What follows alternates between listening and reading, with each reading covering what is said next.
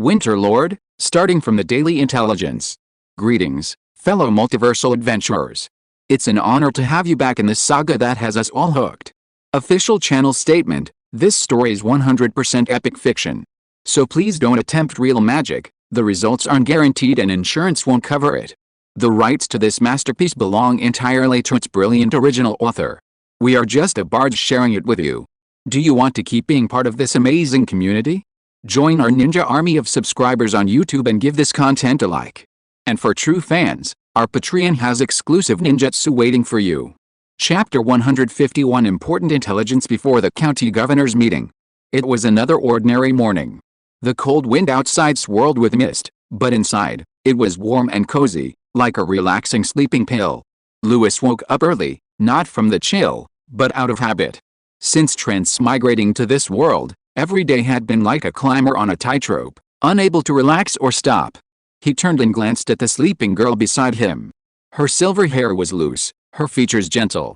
The once cold and wolf-like Sif was now sleeping like an unsuspecting little fox, her brows slightly furrowed, as if haunted by a nightmare.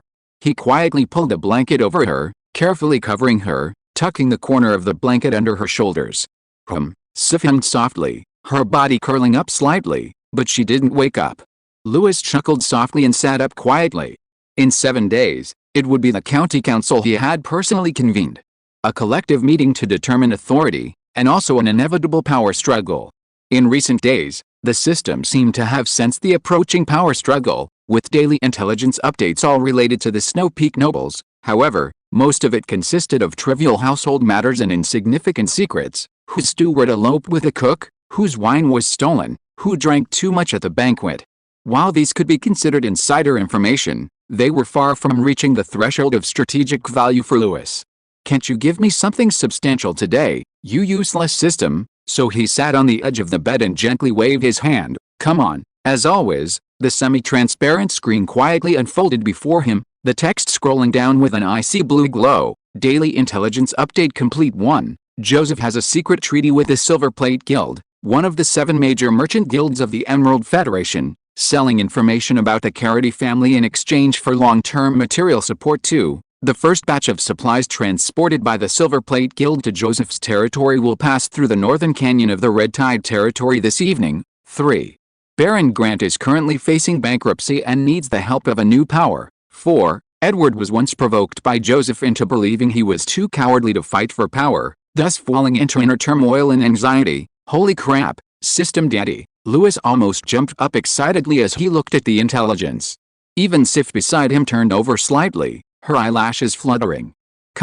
What happened? Her voice was low and husky, her eyes still closed. "Nothing, go back to sleep." Louis lowered his voice. Sif turned over and fell into deep sleep again. Louis's eyes had already regained their composure, and he slowly looked up at the still flickering screen. Joseph had signed a secret treaty with the Silver Plate Guild, one of the 7 major merchant guilds of the Emerald Federation, selling information about the Carity family in exchange for long-term material support. His breathing paused slightly as he stared at that line of text twice, then a third time. "Is he insane?" he murmured, his tone filled with barely suppressed shock. Louis had originally thought Joseph was just an ambitious young nobleman. He was adept at forming alliances, probing, and instigating, and ambitious for power, but not so audacious as to be outrageous. But now it seemed he might have underestimated his courage and overestimated his rationality. He actually dared to collude with the Emerald Federation. And with the Silver Plate Guild no less. This wasn't ordinary border smuggling, nor was it a gray area transaction. It was a secret treaty signed with one of the Federation's 7 major merchant guilds.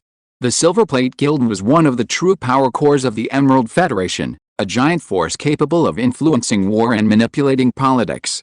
And the Carity family, their territory was located in the southwest, closest to the Federation, serving as a barrier and strategic buffer between the Empire and the Federation. Selling their information to the Silver Plate Guild was tantamount to opening the Empire's gates himself. "This isn't just collusion, it's treason." He lowered his voice, his eyes gleaming with an increasingly bright light. Even in the corrupt circles of the great nobles, such an act could instantly make one a target of public condemnation. Was this his method? Selling information on border nobles in exchange for long-term material support from the Federation? Indeed brilliant, if done discreetly enough. It could indeed yield a large amount of resources with nothing. Fortune favors the bold. This was incredibly daring. But even more exciting was the next piece of intelligence. The first batch of supplies from the Silver Disc Guild, destined for Joseph's territory, would pass through the northern canyon of Red Tide territory tonight. Ho ha ho ha! The laughter was low, but couldn't hide the joy. Thanks, this is a bolt from the blue. He had initially worried that Joseph was as cunning as a snake, and that he would have to be as careful as defusing a bomb. But this combination of intelligence was like the enemy had tied the knot himself, saying, "Come on." The key wasn't just suspicion, but solid evidence. Even the transport route and timing were known. Caught red-handed, a golden opportunity. I don't even need to act anymore. Lewis's eyes shone with excitement. As long as I send people to keep an eye on the northern canyon tonight, once the convoy arrives, we can check the goods, arrest the people, and open a case. Joseph's political life and life will be over. As for how much trouble this case will cause, that's not my concern. He was only responsible for detonating it. The remaining troubles were left to the governors, the court, and the emperor to deal with. Lewis suppressed his excitement and continued scanning the third intelligence report. 3. Baron Grant is currently facing bankruptcy and needs a new power. His daughter, who has married out of the country, inherited the title but lacks governing ability. She is weak and ineffective, and could become a destabilizing factor. Oh, he raised an eyebrow. Sure enough, the Baroness had finally given in. A daughter returning from abroad to inherit the territory, with no governing experience whatsoever? In the turbulent north, this was like building a paper bridge in a snowstorm. Weak, helpless, and just what she needs. Lewis gently stroked his chin, a slight smile playing on his lips. This kind of noble was best suited for gentle takeover. No need for military force, no need for threats, just a little food support, a group of Red Tide civil officials, and a letter of appointment for cooperative governance, and she would willingly relinquish control, even be grateful. He muttered to himself, a cold calculation flashing in his eyes. It seems this remnant territory of the old nobility will soon become an extension of the Red Tide. The last piece of information seemed much lighter than the previous 3. 4. Edward was provoked by Joseph into believing he lacked the guts to fight for power, thus falling into inner turmoil and anxiety. Lewis read this and simply smiled faintly. Tisk, still the same old Edward. He leaned back in his chair, his gaze darkening. Although this message lacked concrete details, it was enough to confirm 2 judgments. First, Joseph was indeed already laying the groundwork, openly trying to win him over. Second, Edward was more like a pawn being used than an enemy. Weak, arrogant, indecisive, and easily provoked. Bradley was absolutely right, Lewis murmured. He even needs someone to push him to decide whether he should act. Such a person, once successfully won over, might be useful. But if left unchecked, waiting to be controlled by others, that would be disastrous. It seems it's time for Edward to make a choice. He closed the intelligence panel, a glint in his eyes. Whether he becomes an ally or a pawn, it's up to him. He gently scattered the intelligence panel, letting out a long breath, his mind already rapidly formulating several countermeasures. But first, he needed to cultivate. His progress in both martial arts and magic was quite rapid. About 4 hours later, he finished his daily cultivation routine, but it was only 9 o'clock. After changing his clothes, Lewis first went into the spacious office on the east side of the outer courtyard. Bradley was checking several lists at the table. The old butler, as always, was impeccably dressed and focused. Seeing Lewis enter, he reported, "The Gale Birds have sent out 21 lists. Only 3 nobles' confirmations are pending, but according to the schedule, there shouldn't be any surprises." What about the banquet venue arrangements? Lewis walked to his side, his gaze sweeping over the drawings and lists on the table. "I've seen your request and made the arrangements." Bradley paused, then pushed a sheet of paper over. "This is the seating arrangement draft. You can approve it." Lewis glanced at it, raising an eyebrow slightly. "Joseph's seat is too close to mine. We can move him further away." Understood. Although Bradley didn't understand why, he still agreed. "Good. Continue at this pace." Lewis nodded slightly, then turned and left. "I'll go to the knight's camp first. We'll confirm the details of the ingredients and etiquette when I return this afternoon." Lewis then went straight to the knight's camp and found Lambert, who was training. "I need you to gather 30 Crimson Tide Iron Cavalry and depart immediately." "Target?" Lambert was taken aback, stopping what he was doing. "The Northern Canyon," Lewis said casually. A merchant guild will be passing through there, and we should give them a warm welcome." Lambert, sensing the implication in Lewis's words, was somewhat shocked and tentatively asked, "Should we wear masks?" Lewis glanced at him sideways. "What are you talking about?" "We're acting out of justice." The northern wind howled. At dusk, the Silver Disc Guild's caravan slowly made its way along the canyon path. The iron wheels creaked and groaned as they rolled over the snow-covered stone road. The caravan appeared ordinary, but it was far from being an ordinary merchant group. Behind more than 10 heavily laden wagons, beneath draped cloths bearing the insignia of the Northern Merchant Guild, lay numerous boxes of supplies. The heavy boxes contained refined gold coins, high-quality flour, cured meat, and a large quantity of medicinal herbs that the Empire prohibited from smuggling. At the very front of the caravan, a middle-aged man in a silver-gray robe, his hair neatly tied back, was the commander of this operation, Kalen, a senior agent of the Silver Disc Guild. Karen, 37 years old, is one of the senior agents under the Silver Disc Guild, long active in the gray areas bordering the Emerald Federation and the Empire. He is in charge of this important mission. In the enclosed carriages at the rear, huddled in cages, are not ordinary slaves. Though dressed in uniform coarse cloth, they are clean and tidy, sitting upright, almost without a sound or disturbance, creating an eerie silence. These people have been trained. The Silver Disc Guild is known for its efficiency above all else, especially in slave training, where it has developed a cruel and efficient process. From verbal commands to reflexive actions, from task adaptation to psychological obedience, these slaves were trained into highly efficient tools before departure. Craftsmen know how to complete customized tasks within a limited time, healers know how to administer medicine without asking a question, and slave managers can skillfully perform fiefdom affairs without ever showing any desire. Their eyes are calm and empty, without struggle, without pleading, and even without resentment towards their enslavement. They have been molded to near perfection. Obedient, capable, skilled, and trouble-free. These were the stepping stones for Karen's mission. They're all useful, smart guys. Karen lifted the curtain of one of the prison's cells, looking at the apathetic craftsmen, doctors, and others. Once these people are in Joseph's hands, they can fix his mess in less than a year.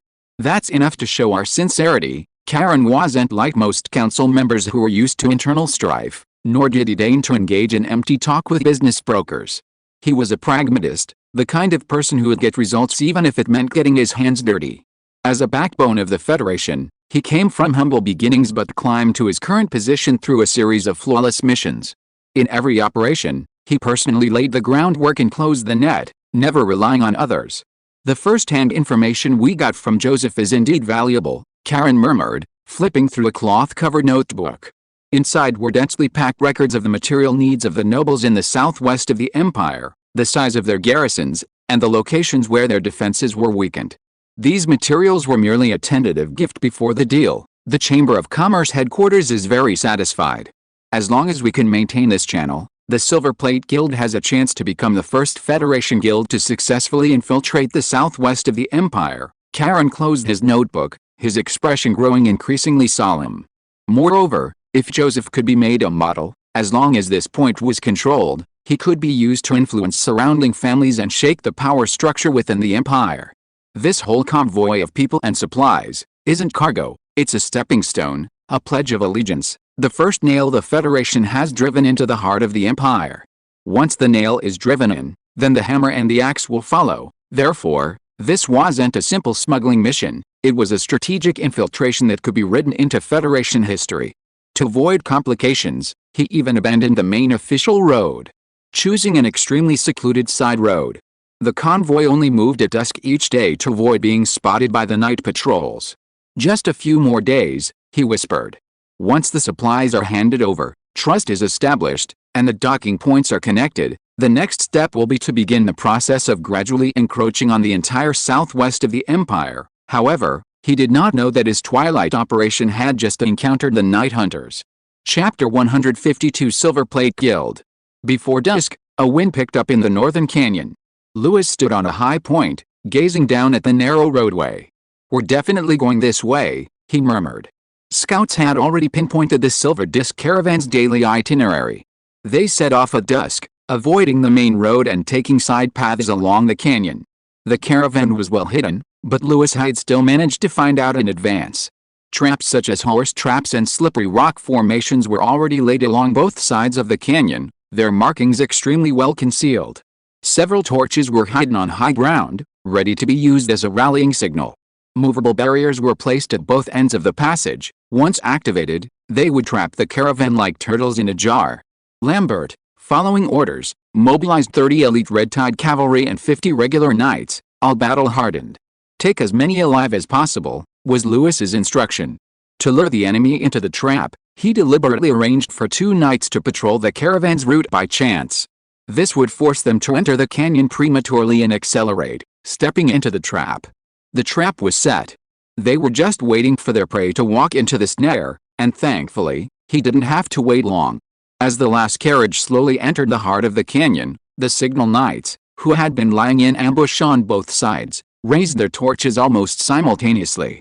Light the fire, the flames exploded in the wind, and the ambushing knights, receiving the signal, immediately activated the traps.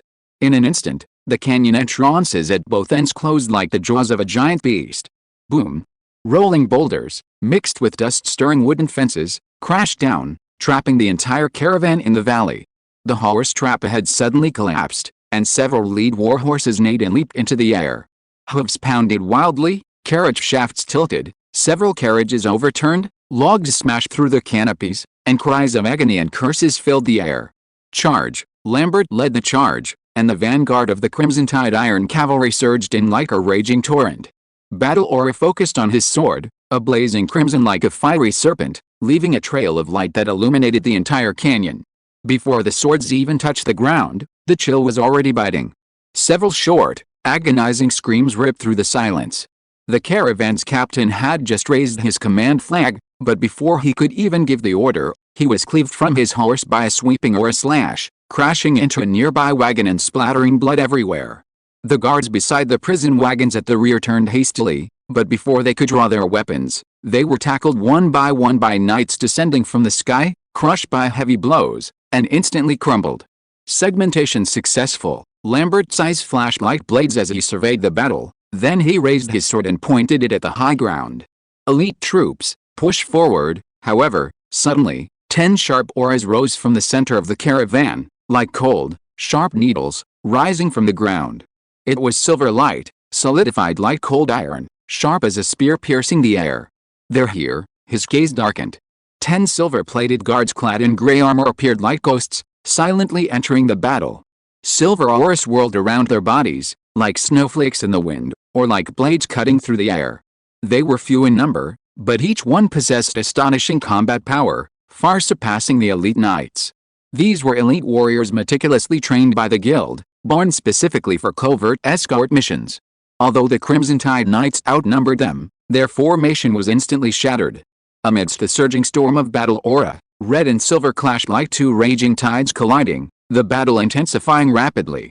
"Don't let them break through," Lambert roared, crimson battle aura erupting from his feet. He leaped from the stone wall, his sword flashing like a meteor, instantly blocking their path. A direct confrontation. His sword pointed directly at a silver-plated leader. The 2 battle auras collided in mid-air, creating a distorted halo and a thunderous roar. Although the Crimson Tide Iron Cavalry had a numerical advantage, they were briefly thwarted by these 10 gray-armored warriors. Some fought 3 against 1, yet remained steadfast, their movements as swift as shadows.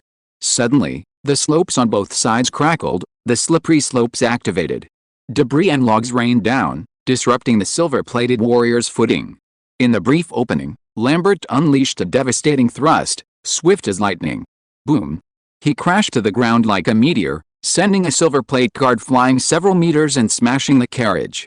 Another powerful figure tried to use the momentum to leap to the back of the carriage and break through the chaos, but was intercepted in mid-air by Lambert.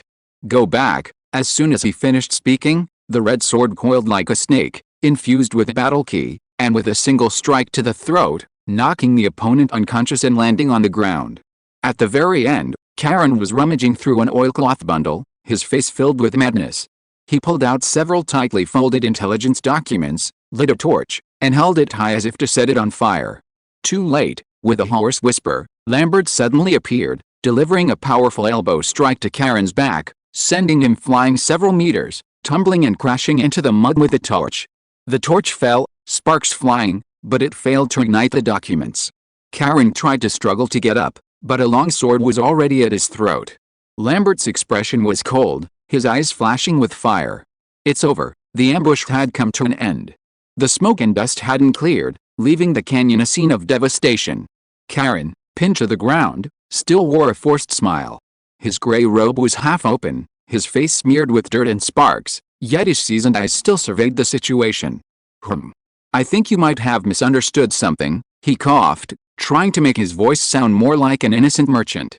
I'm a lower-ranking manager of the Ice Flame Merchant Guild, just here to transport some medicinal herbs. Before he could finish, a young but undeniably authoritative voice came from the edge of the canyon. You're from the Silver Plate Guild, aren't you? Karen froze, his head snapping upwards.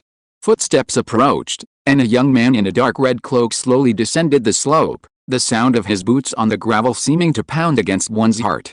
He didn't draw his sword, nor did he unleash any battle aura. He even appeared somewhat too young. But the air in the entire canyon seemed to drop several degrees instantly. Karen's eyelids twitched, a warning bell ringing in his heart. How could this be? How did he know we were? This group set off without a word. The route was randomly chosen, and even the goods were concealed. Unless Joseph had tampered with it. Who are you? Karen gritted his teeth, still trying to stall for time. Do you know how much responsibility the name Silver Disc carries? You're just a bandit. Release my merchant guild and we'll give you a hefty ransom, the ledger, Lewis said, unmoved. Lambert immediately took out the thick book wrapped in oilcloth from his pouch and handed it over. Lewis flipped through a few pages, his fingers paused, and his eyes narrowed slightly.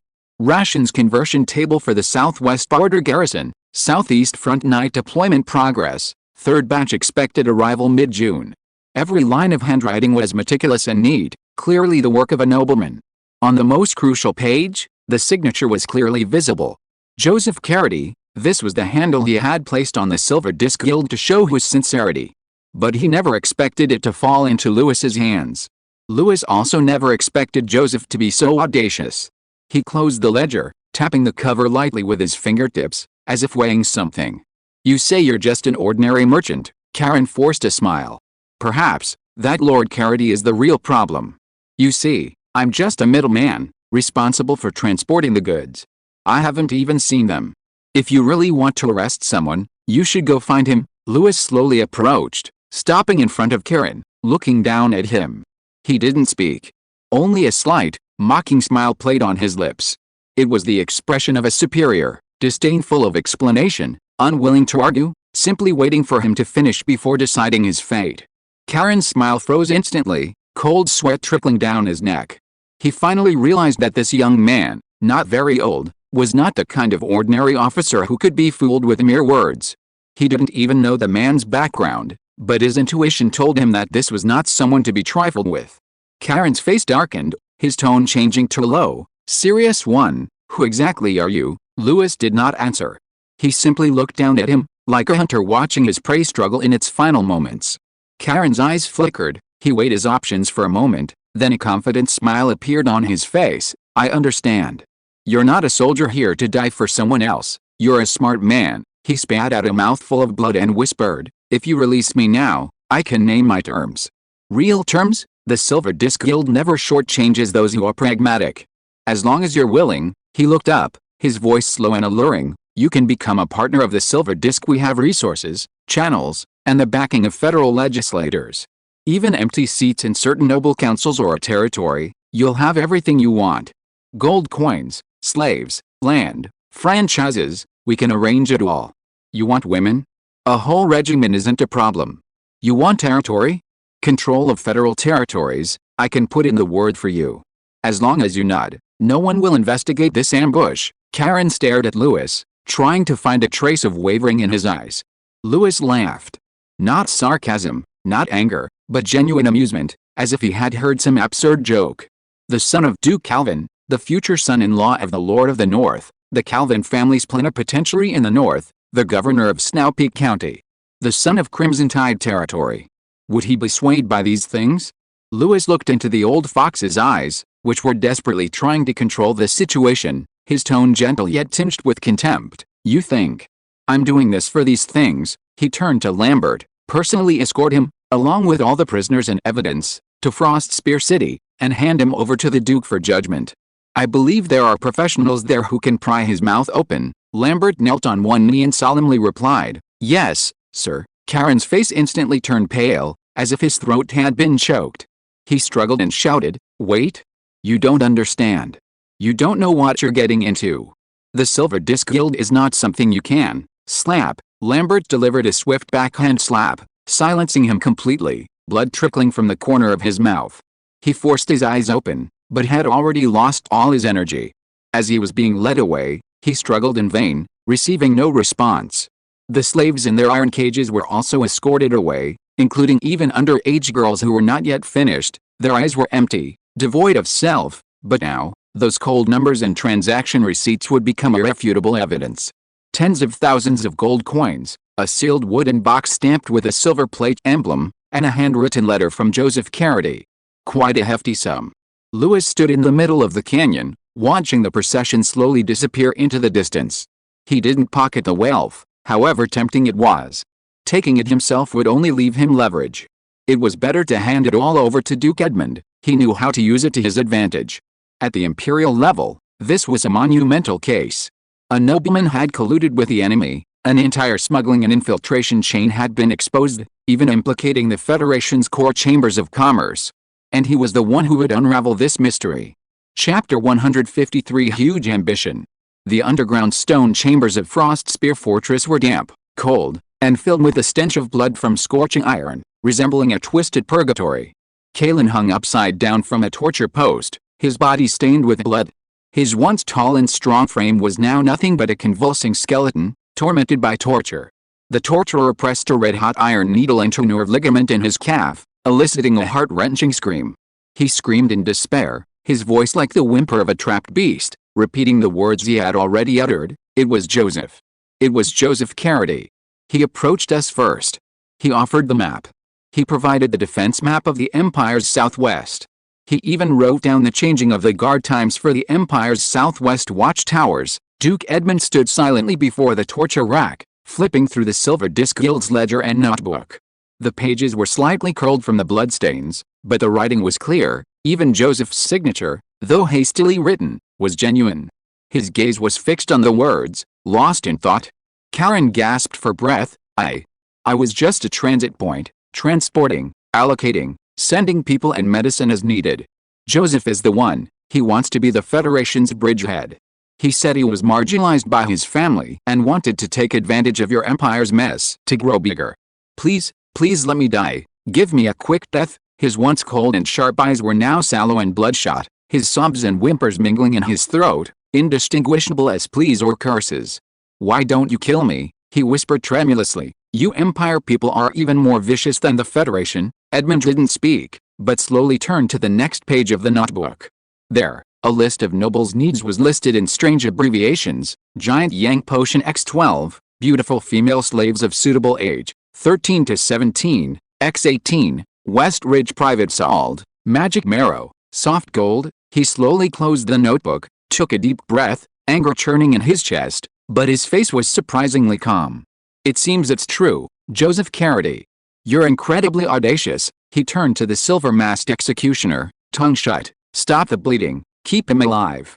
I want him alive, alive enough to vomit up every single word Joseph said, every single picture he drew." "Yes," Caradine whimpered in despair, like a hound whose bones had been broken, forced to bite out the name of its companion in despair. Edmund's figure had already stepped into the long corridor at the end of the stone chamber, his voice low as a command, yet also as a judgment. "Prepare a secret letter to the Emperor. If this is true, it's not just treason. It's a heinous crime that shakes the foundations of the Empire's southwest." Duke Edmund returned to his office, silently picking up his wineglass, the liquid swirling gently within, reflecting a dim light. He took a sip, the aroma slightly easing his inner rage. His sharp gray eyes pondered for a moment, then he slowly exhaled, his gaze filled with unspeakable fury. "This madman," he murmured softly, his voice low and heavy with disbelief and resentment. "This young man not only participated in the financial transactions involving collusion with the Federation and infiltration of the military, but he also dared to openly record these crimes in black and white. He understood why he did this. It was simply to show loyalty, but the audacity was utterly astonishing. Duke Edmund gently stroked the cover of the ledger, his fingertips slightly cool, but a raging fire burned within him. Thinking of the other young man who had returned with this evidence, Duke Edmund's lips curled slightly, a deep light gleaming in his eyes. His gaze was fixed on the table, a hint of smugness in his tone. Lewis, truly worthy of my selection. To be able to solve such a major case, and to obtain every piece of evidence, capture every prisoner, and even keep every single piece of gold, sealing it all up and sending it here. He picked up his wine glass, took a small sip, the wine leaving a faint sweetness in his mouth. His gaze passed over the candlelight, as if piercing through the vast northern border, landing on the distant red tide territory. Steady, decisive, clean and efficient, and knows what can and cannot be done, he murmured to himself, his smile wide, even with a sense of having snatched a bargain. Once this boy grows strong enough, his future is unimaginable. It's good that I struck first. After finishing his wine, his gaze sharpened again, as if shattering all his gentle facade, his aura suddenly becoming heavy. As for Joseph, he slammed the ledger shut, his eyes narrowing. Guards, a servant immediately entered, bowing respectfully, seemingly sensing the Duke's anger. Go to Red Tide territory and arrest Joseph Carity immediately. No accidents are allowed, the Duke coldly ordered. This case is too big for us to handle directly. Send it directly to the capital for His Majesty to decide. He paused, his tone laced with a cold laugh and deep contempt. Let His Majesty see for himself whose mess this southwestern swamp has been swept away by the north. A man stood atop a northern mountain peak, gazing at the sky. His name was Joseph Carity, the sixth son of the prestigious Carity family of the empire. He was neither a good-for-nothing nor a neglected outcast. From a young age, he displayed exceptional intelligence and courage. At 19, he was appointed to assist in managing the finances of the Southern Territory, and even once served as the family's trade agent in 5 provinces. In the Carity family's rigid, hierarchical system, he was a truly trusted and empowered individual. But he knew all of this was ultimately not his. In this ironclad family tradition, titles, ranks, and the position of patriarch were forever barred from him from the moment of his birth. I am the sixth son. I was born only to be used, not to be inherited. All glory ultimately belongs to my elder brother, who sits on the throne, all show and no substance. Even if I conquer the entire empire for him, I will only be a useful steward. So, with a northern expedition order, a substantial sum of aid, and a mere 200 knights, he volunteered to go to the north. The territory near Kingayu Ridge was desolate, remote, and bitterly cold. But it was a strategic location, a place where he could achieve great things. He chose this place like a gambler betting his last chip. If he won, he could rise to prominence and force the entire Carity family to take him seriously again. However, the snow and winds of the north were far more brutal than he had imagined. Before winter even arrived, the ground was frozen solid, the ox cart could barely move, the night wind outside the tent was like a knife, and even breathing carried the stench of blood. Half of the capable craftsmen he brought from the south fell ill within 3 days. And the rest either fled or wept by the fire. Joseph stood in the wind and snow, draped in a gray cloak, but there was no sign of retreat in his eyes. He had long anticipated the difficulties. The north was not a greenhouse, it was a place of numerous factions, harsh and wild, and governing a region was not an easy task. But he was not a rash man. He never considered taking a desperate gamble and had made multiple preparations. A week before his departure, he secretly met with representatives of the Silver Plate Guild. It was in the backyard of his family's spice shop, very secluded. A lightly drawn map was slowly unfolded, outlining the locations of the fortified outposts along the Empire's southwestern defense line, the frequency of troop movements, and the detailed routes of supply lines.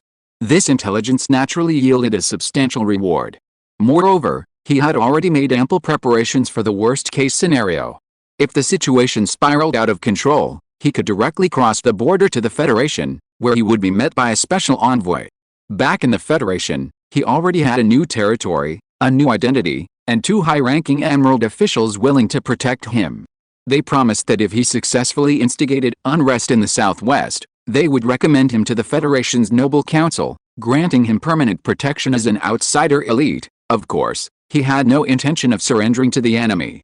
With his intelligence and the strong support of the Silver Disc Guild, he believed he could make a name for himself in the Ironblood Empire's northern border. Going to the Federation was his last resort, a way out when all else failed. He still hoped to establish himself in the North through his own abilities and opportunities, becoming a powerful figure, rather than willingly becoming a puppet of the enemy. He had planned all this for a long time, with a meticulous layout that would amaze any old fox. Of course, this wasn't betrayal, it was foresight. He always told himself, if the Empire can't see my value, then I'll let others recognize it. He even felt that those nobles who laughed at his fall from grace would one day regret it. Just as he stood atop the Imperial Council, looking down at them. Just then, a snow-white invitation was handed to him. The wax seal was still wet, and the paper was as clean as new. A guard carefully held the letter, saying, "Lewis, the governor of Snowpeak County, invites you to a banquet in Red Tide territory." Joseph raised an eyebrow, his eyes slowly lifting. "He's here." A new broom sweeps clean. He opened the letter, his gaze sweeping over the smooth, elegant handwriting, a disdainful smile playing on his lips. He thinks this banquet is his stage? Too bad, I've been waiting for this moment. He had already won over the newly risen nobles of the South, as well as some northern border nobles eager for power. These people, like him, held the so-called young governor from a military background in contempt. In their eyes, Lewis was nothing more than a nobleman who had risen to power by chance, skilled in warfare but completely ignorant of politics. They believed that Lewis was utterly incapable of winning people's hearts. As long as they could quietly erode his power base and undermine his authority, they would soon become the true masters of this territory. Of course, all of this depends on the strong support of the Silver Plate Guild. Judging by the timeline, their resources should be arriving soon. An eagle without claws is nothing more than a beautiful bird. Joseph fastened his cloak, which billowed in the wind, a cold glint in his eyes. "Lewis, I will show you with your own eyes. Your position is nothing more than a stepping stone for me to climb." Chapter 154 Joseph's Plan. Lewis Calvin's inauguration banquet as county magistrate and the first council meeting of Snowpeak County were to be held in Red Tide territory. Upon hearing the news, nobles from all walks of life set off ahead of time for this fiefdom of the young nobles. Each had their own calculations, hoping to gain more benefits for themselves. Snowpeak County had just been ravaged by war last year, followed by the long winter of the north. Logically, everyone should have been in chaos. But upon entering Red Tide territory, everyone fell silent. This was far from what they expected. They had imagined a scene of ruins and smoke, but instead, they found smooth cobblestone roads, streets so clean they reflected their reflections, and even the trees planted along the roadside were neatly arranged in a line. Have we taken the wrong road?" a southern baron murmured, gripping his saddle. "What a joke. If this is a post-war wasteland, then our own territory is a primeval forest," another northern noble said defiantly, his eyes involuntarily drifting towards the orderly village. Farmers were tilling the fields, children were running into a simple school with their books on their backs, and a notice board in the residential area displayed the rice distribution standard for this month. The nobles were completely silent. Their territories were still worrying about the lack of grain in the spring, and here they were already distributing grain? Occasionally, patrolling cavalry would pass by, their armor gleaming, their steps perfectly synchronized. They were clearly knights with battle auras, not at all like a hastily assembled army. Their cloaks fluttered in the wind, and just their presence alone made the nobles feel oppressed.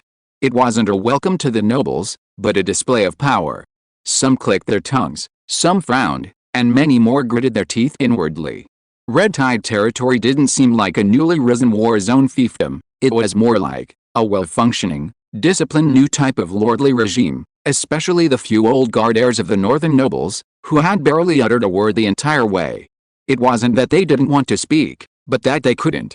A year or two ago, some of them had come here and seen this place with their own eyes. This was a wasteland ravaged by war, villages destroyed, and even tree bark stripped and eaten by the natives. No nobles had ever bothered to cultivate it. But now?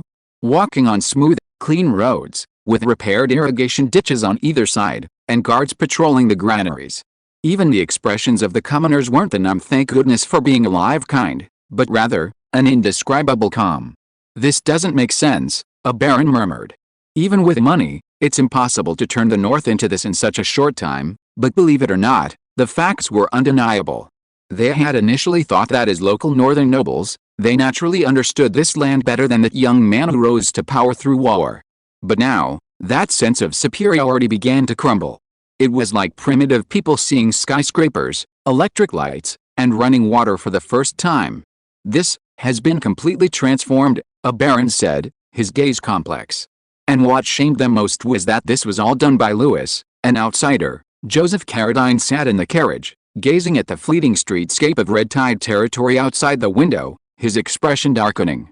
No matter where he looked, this place didn't seem like a war-torn region. Rather, it resembled a core territory that had been stable for years. He slowly frowned. This Louis seemed stronger than I imagined. He didn't want to admit it, but it was the truth. The order and prosperity of this land were precisely the goals of his original 3-year plan. A 19-year-old had achieved it in just 1 year. He paused for a moment, then smiled slightly, his tone carrying a self-comforting confidence. Governing a territory well is just the beginning.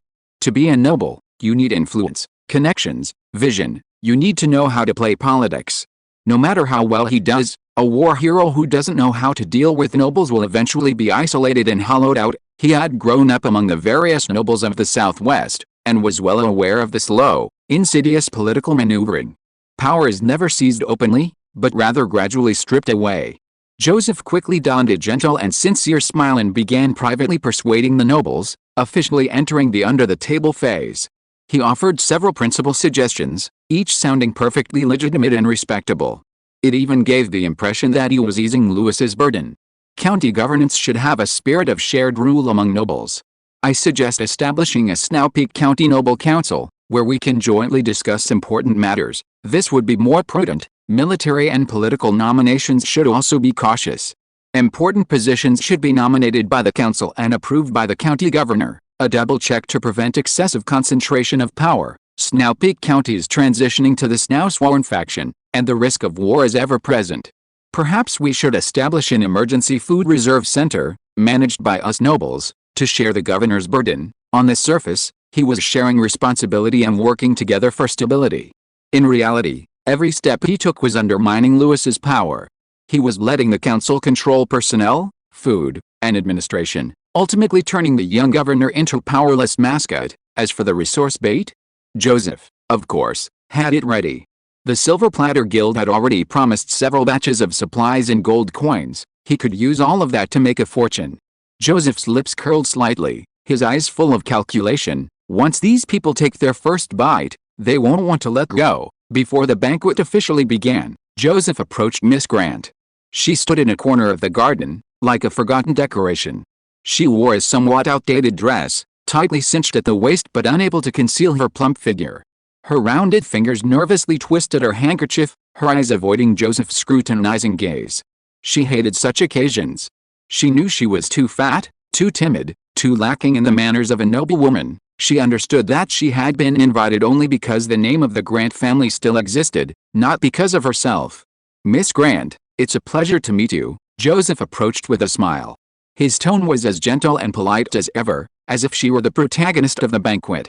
She was taken aback for a moment, then responded softly, somewhat flattered, hello. No one had ever spoken to her so proactively, at least not with such respect. You are the rightful heir of the Grant family. An indispensable bloodline among the old nobles of the North, Joseph said calmly, a hint of pity in his voice. But do these people truly respect you? Her plump face trembled slightly. She wanted to retort, but the words wouldn't come. His few words pierced her heart like needles into its softest, most vulnerable spot. They didn't invite you, didn't drink with you, didn't mention your title. Even though you're sitting here, it's as if you don't exist. Grant lowered her head, her lips pressed into a thin line, her eyes slightly moist. She had endured for many years. Her father's death, the decline of her family, being married off, and being ostracized by her husband's family. And since returning to the North, she had never truly been accepted. She wanted to revive her family, but she knew nothing, and no one taught her. But I am not them. Joseph's voice brushed against her ear like a gentle night breeze. I know the glory of the Grant family, and I know the place you deserve. Her heart pounded. A long-lost feeling of being taken seriously washed over her like a tidal wave. Joseph leaned closer, speaking softly as if sharing a secret. Join us, and you'll get a seat on the Council of Nobles. Not just for show, but a real voter with a voice. Grant was taken aback, looking up at him with a glimmer of expectation in her eyes for the first time. But she hesitated, unsure if she truly deserved to sit at that conference table. And, Joseph smiled slightly, we're about to receive a shipment of medicinal herbs, grains, spices, and rare fabrics from our family. I'll give you priority in managing a share of it. It's not just about wealth, but an opportunity to prove I'm not useless. Of course, I'm not giving you charity. He paused, his tone softening. It's just respect. Grant gripped her handkerchief tightly, her heart pounding. She wasn't stupid, she knew he had ulterior motives. But could she refuse? All these years, she had been waiting for an opportunity. An opportunity to stand up again, to no longer be seen as a poor, married-out daughter. She bit her lip, her eyes glistening with tears, and finally nodded, whispering shyly, then I'll trust you this once. Joseph showed no smugness, simply nodding politely and thanks before turning to leave. But inwardly, he almost laughed. The old nobles of the north are nothing more than this, he sneered. Even if they pride themselves on their noble lineage, if they've been ignored for too long, a little kindness and resources will make them grateful. Grant is the first brick. Once this corner is pried open, the old nobles' collective defenses will begin to crumble, falling one by one. With just these 3 moves, you deserve respect, a promise of a seat you two can have status, and a few tangible benefits. Joseph had won over several hesitant nobles in just 2 days, almost like conquering territory. Each conversation was like a precisely positioned chess piece being advanced. Some nobles, insecure about their family's declining power, dared not defy the new order, so Joseph gave them the illusion of a voice. Some nobles, strapped for cash and unable to exploit their own territories, were promised generous quotas under the guise of family support. Several seemingly unruly old nobles were also persuaded to nod repeatedly by his statement, "You are the true foundation of the North, and should not be marginalized." But the most crucial prerequisite for these methods to be effective was Louis Calvin's silence. In the days leading up to the banquet, Louis barely appeared, nor did he proactively receive any of the nobles. His butler, Bradley, arranged for their reception. Joseph had expected him to at least speak privately, arrange for connections, or even make a gesture. But there were no pleasantries whatsoever. It was as if the arrival of these nobles was merely a routine procedural meeting arranged by him. This infuriated and amused Joseph. He felt his opponent was far too weak. How could someone like this become a sheriff? He scoffed inwardly, his contempt almost turning his eyes away. What good is good governance if you don't know how to win people's hearts and how to navigate power struggles? You're not fit to stand in the position of governor? He glanced at the strange castle, a cold smile playing on his lips. You think showing them clean streets and orderly troops is enough? Naive, nobles aren't commoners. If you don't give them real power and dignity, they'll take it themselves. He felt he had seen through this young, newly minted nobleman. He was inept at politics and social maneuvering, sitting on a winning position, yet destined to lose it. Before the banquet even began, he was already certain, the outcome was decided. Of course, Joseph's approach wasn't effective on all nobles. Especially when he tried to persuade Jorn Harvey, it was like banging his head against a brick wall. He knew Jorn and Louis had a good personal relationship, but he firmly believed in one thing, no noble can resist temptation. If only Jorn was willing to relent and help persuade Louis to open up power, handing over some authority to the so-called noble council, then you'll be the third in command, second only to me and the prefect, he promised, his tone so certain it was as if he could already see Jorn nodding in surrender. Not to mention he'd laid out a whole set of resources, grain quotas, troop coordination, even priority access to the Southern Chamber of Commerce's distribution channels. He added a meaningful remark at the end, if Louis holds all the power, in the end we'll all be pawns. If he fails, we'll all be sacrifices. He poured himself a glass of wine, waiting for Jorn to hesitate, weigh his options, and be tempted. Jorn took the glass, a half-smile playing on his lips, but his tone was relaxed and cooperative. You make a good point. Indeed, we should think about the future, he nodded, even adding, Louis should also relinquish some of his power so we can all share the burden. After all, we're all concerned about Snowpeak County. Joseph smiled, his eyes growing even more certain. He felt this was a done deal. Of course, he didn't know that Jorn's upturned lips weren't in agreement. Instead, he simply found it amusing. The resources Joseph had just mentioned probably wouldn't even amount to a single hair sent by his old man, Deng, every month. The third in command? You're dreaming too much? Besides, I'm only sitting here today because of the boss, the one you call the one in complete control. 6 or 7 years ago in the capital, he was my protector. I've practically perfected clinging to his coattails. Who would betray their own brother for some nobody's leg? But your rhetoric sounds a bit like that of a southern nobleman. Although he was extremely disdainful inside, and even wanted to laugh out loud, John maintained his usual composure and dignity on the surface, even deliberately showing a bit of slow-to-react obtuseness. He pretended to listen attentively, occasionally showing an "I see" expression. He seemed to have developed a strong interest in the reforms in council system Joseph mentioned. Then, their conversation quietly slipped into another dimension. Wine, women, festive balls, which noblewoman's daughter had an affair with her coachman, which countess made a fool of herself at a banquet after getting drunk. Joseph became more and more relaxed as he spoke, even patting Jorn on the shoulder, as if to say, "We have something in common. Baron Harvey is definitely not a bookworm. I knew you knew how to enjoy life." He smiled smugly, as if he had already brought Jorn under his wing. Jorn laughed along, a somewhat silly laugh. I don't really know much about it, I've just heard it a lot. That's all right, I'll treat you to some Marrow's wine sent by my family another day. I heard it's something even the Emperor loves to drink. That would be an honor." When the conversation had completely run its course, Joseph checked the time, stood up and said, "We've talked for quite a while today. I won't disturb your rest. Let's talk more another day." "I am indeed a bit tired today." Jorn nodded cooperatively. He even had a dazed expression, as if his mind was still stuck on Marrow's wine and the affair between the noblewoman and the coachman. Joseph walked away satisfied, his steps light, as if he had just won a bet. "It's so easy it makes me question my existence. I thought Harvey would be a tough nut to crack, but he's nothing special. After all, how many young nobles can resist the temptation of power and profit?" he thought to himself in the corridor. Everything had been going so smoothly lately that he had no suspicions. But when he stepped out of the room, the slightly dazed eyes of the two men were now clear as blades. John smiled slightly, a smile tinged with sarcasm, but more so with, he had already anticipated the tedium of it all.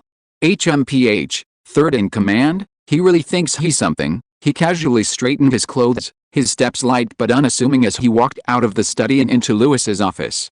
"Boss, that Joseph isn't friendly. He offered me a ton of prices. You should be prepared, he might have a lot." Lewis sat by the fireplace drinking tea, listening with a faint smile. "Let him be. Aren't you worried?" "Worried about what?" "I have my own preparations, don't worry." Lewis's tone was as indifferent as if you were talking about the weather. John blinked, seeing that Lewis seemed to understand, and said nothing more. He had 100% faith in his boss's methods. Meanwhile, Varys, being Lewis's older brother, sensed something was amiss even before anyone tried to win him over. "That Joseph, he's been whispering to people everywhere, making too many moves," he said, frowning as he approached Lewis, his tone unusually uneasy. "I suggest you stay calm. Make sure you show your face to the nobles you need to meet. Don't let them think you're too aloof, or you'll be at a disadvantage." Lewis simply nodded slightly. "Understood. Don't worry, I have my plans." Seeing his composed demeanor, Varys didn't say much, but he had a nagging feeling that a storm was brewing. Meanwhile, Joseph was still contentedly laying out his game, unaware that an unseen hand had already gripped him at the edge of the board. Chapter 155 Clash at the Banquet. Lewis's inauguration banquet finally began amidst the biting wind. Nobles from all over the north arrived one after another, whispering amongst themselves as they surveyed the peculiar castle before them. This castle, built only a few months prior, was hardly beautiful, even somewhat ugly. It was simply a cylindrical structure, decorated only with a few small carvings, looking more like a military fortress hastily constructed from the snow. But when they stepped into the banquet hall, their impressions underwent a dramatic transformation. It was a spacious domed hall, paved with polished red gold slate, the flames in the fireplaces flickering warmly, keeping the chill of the snowy night at bay. More than a dozen handcrafted wrought iron chandeliers hung from the ceiling, their oil mixed with magic powder, casting a soft, non-glaring light, like sunlight falling on snow. Thick red gold carpets stretched along the main aisle, and the red banners of the Red Tide territory and the Calvin family's coat of arms hung on the walls, their colors subdued yet undeniably dignified. The most surprising thing was the warmth inside the hall. Outside, the wind was biting cold, but inside the castle, it was as warm as spring. The nobles took off their cloaks, wondering to themselves, how did they manage to do this? Joseph stood in the crowd, looking up at the ceiling, examining the design of the ventilation vents, and glancing at the edge of the carpet, trying to find the source of the heat. But no matter how he looked at it, it didn't seem like something that could be achieved with an ordinary fireplace. Interesting. It seems this young lord is really willing to go to great lengths. A thought struck him, and a cryptic smile unconsciously appeared on his lips. When I build my castle, I'll do the same. In the banquet hall, dishes were brought out one by the waiters. Gold plates and silver bowls gleamed, and the food on the plates was dazzling, with all kinds of fine wines and meats, and even some monster meat. Of course, it wasn't any rare monster meat, but it still showed their sincerity. Monster meat, how did they get that? A nobleman murmured in surprise. How much did this cost? They praised the food, but their hearts were filled with uncertainty. This banquet was clearly an ostentatious display of wealth, resources, and tactics. Yet the host, Louis, had yet to appear. This lad, he's utterly lacking in manners, several older nobles murmured, their expressions shifting slightly. Is he just going to leave us all hanging here? Perhaps he really thinks that after a few victories, he can become the true ruler of the North. This was Joseph Caridy's opportunity. He moved through the crowd with ease, exchanging pleasantries and glances. Those nobles who had initially hesitated gradually drew closer to him. At least he knows manners, yes, compared to that sheriff. Mr. Joseph is more like a nobleman. As the atmosphere shifted and everyone's thoughts stirred, Joseph secretly rejoiced. This young man is still too young. He raised his glass, ready to claim the first victory in this political struggle. Just as the conversation grew quieter, and everyone's gazes increasingly turned towards the head of the table, the double doors at the far end of the banquet hall silently opened. A gust of cold wind was kept at bay by the door, and a figure slowly entered, bathed in the warm light. It was a tall, steady young man. His black hair fell loosely, his eyes were as calm as the night, and he wore a dark tuxedo, tailored yet understated, the metallic shoulder ornaments and straps gleaming softly under the light. He had no superfluous expression, his face calm and composed, as if the banquet was not for him. In this banquet hall, warm as early summer, there was an inherent chill of the night wind, impossible to ignore. This was Louis Calvin, the new governor of Snowpeak County. Behind him followed two armored knights, one on each side. Silent and solemn like gargoyles guarding a throne, their strong physiques and sharp eyes clearly indicated they were not mere figureheads. This scene silenced the entire banquet hall for a few seconds. So young, that's Louis. He actually has a aura that makes him someone to be reckoned with. He's just like an officer I've seen on the battlefield, not some spoiled brat. Some nobles whispered among themselves, their words tinged with surprise and a hint of confusion. Some had initially thought he was just a hotshot who rose through the ranks on military merit, but his calm, composed demeanor, which commanded respect from everyone, made them instinctively straighten their backs and dare not whisper among themselves anymore. Joseph also looked at him. His wine glass hovered in midair, his gaze slightly narrowed, the smile on his lips lingering, but a warning bell rang in his heart. This is bad. A sense of crisis suddenly rose in his heart, an inexplicable unease. This young man was too calm, without much preparation, directly taking his place in the main seat. This kid, isn't that simple? But Joseph still forcibly suppressed that wavering, secretly tightening his grip on his wineglass. Youth is still youth, no matter how composed he is, it's just an empty shell, he told himself this. A bead of cold sweat still slipped silently from his temple, its chill particularly keen in the warm banquet hall. Louis slowly walked up the high platform in the center of the banquet hall. The two knights behind him stopped at the bottom of the steps, silently guarding him, their figures as straight as spears. He had no prepared remarks, nor had he prepared any grand speech. He simply stood still, nodded slightly, and surveyed the entire hall. His gaze fell on the faces of each nobleman, neither provocative nor obsequious, but a calm and steady eye contact, as if confirming their identities one by one. As if to say, I remember your faces, and I know what you are thinking at this moment. The hall fell silent for a moment. He spoke, his voice not loud, but clearly reaching everyone's ears. Thank you all for taking the time to attend amidst your busy schedules. I apologize for keeping you waiting. I just had some urgent business to attend to, which caused the delay. His tone was calm, without much self-explanation, which only made him appear more tactful and even caused several nobles who had initially expressed some dissatisfaction to nod secretly. He even joked, I know the castles in Red Tide territory aren't very refined, In some places, you could even say they're rough. A nobleman in the audience chuckled awkwardly, exchanging embarrassed glances. But I hope tonight's banquet will be a feast for all of you. He spread his hands, his posture composed and generous. Monster meat, spiced soup, snow eagle wine, these were all prepared 3 months in advance on my orders. For today, for all of you. Please forgive any shortcomings. After Louis took his seat, the banquet resumed, with melodious music playing and bright candlelight.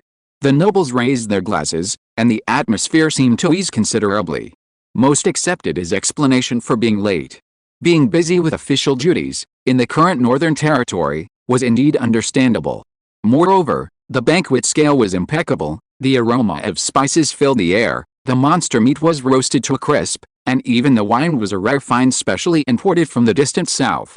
Many nobles gradually relaxed amidst the fine food and wine, even developing a certain appreciation for this young prefect.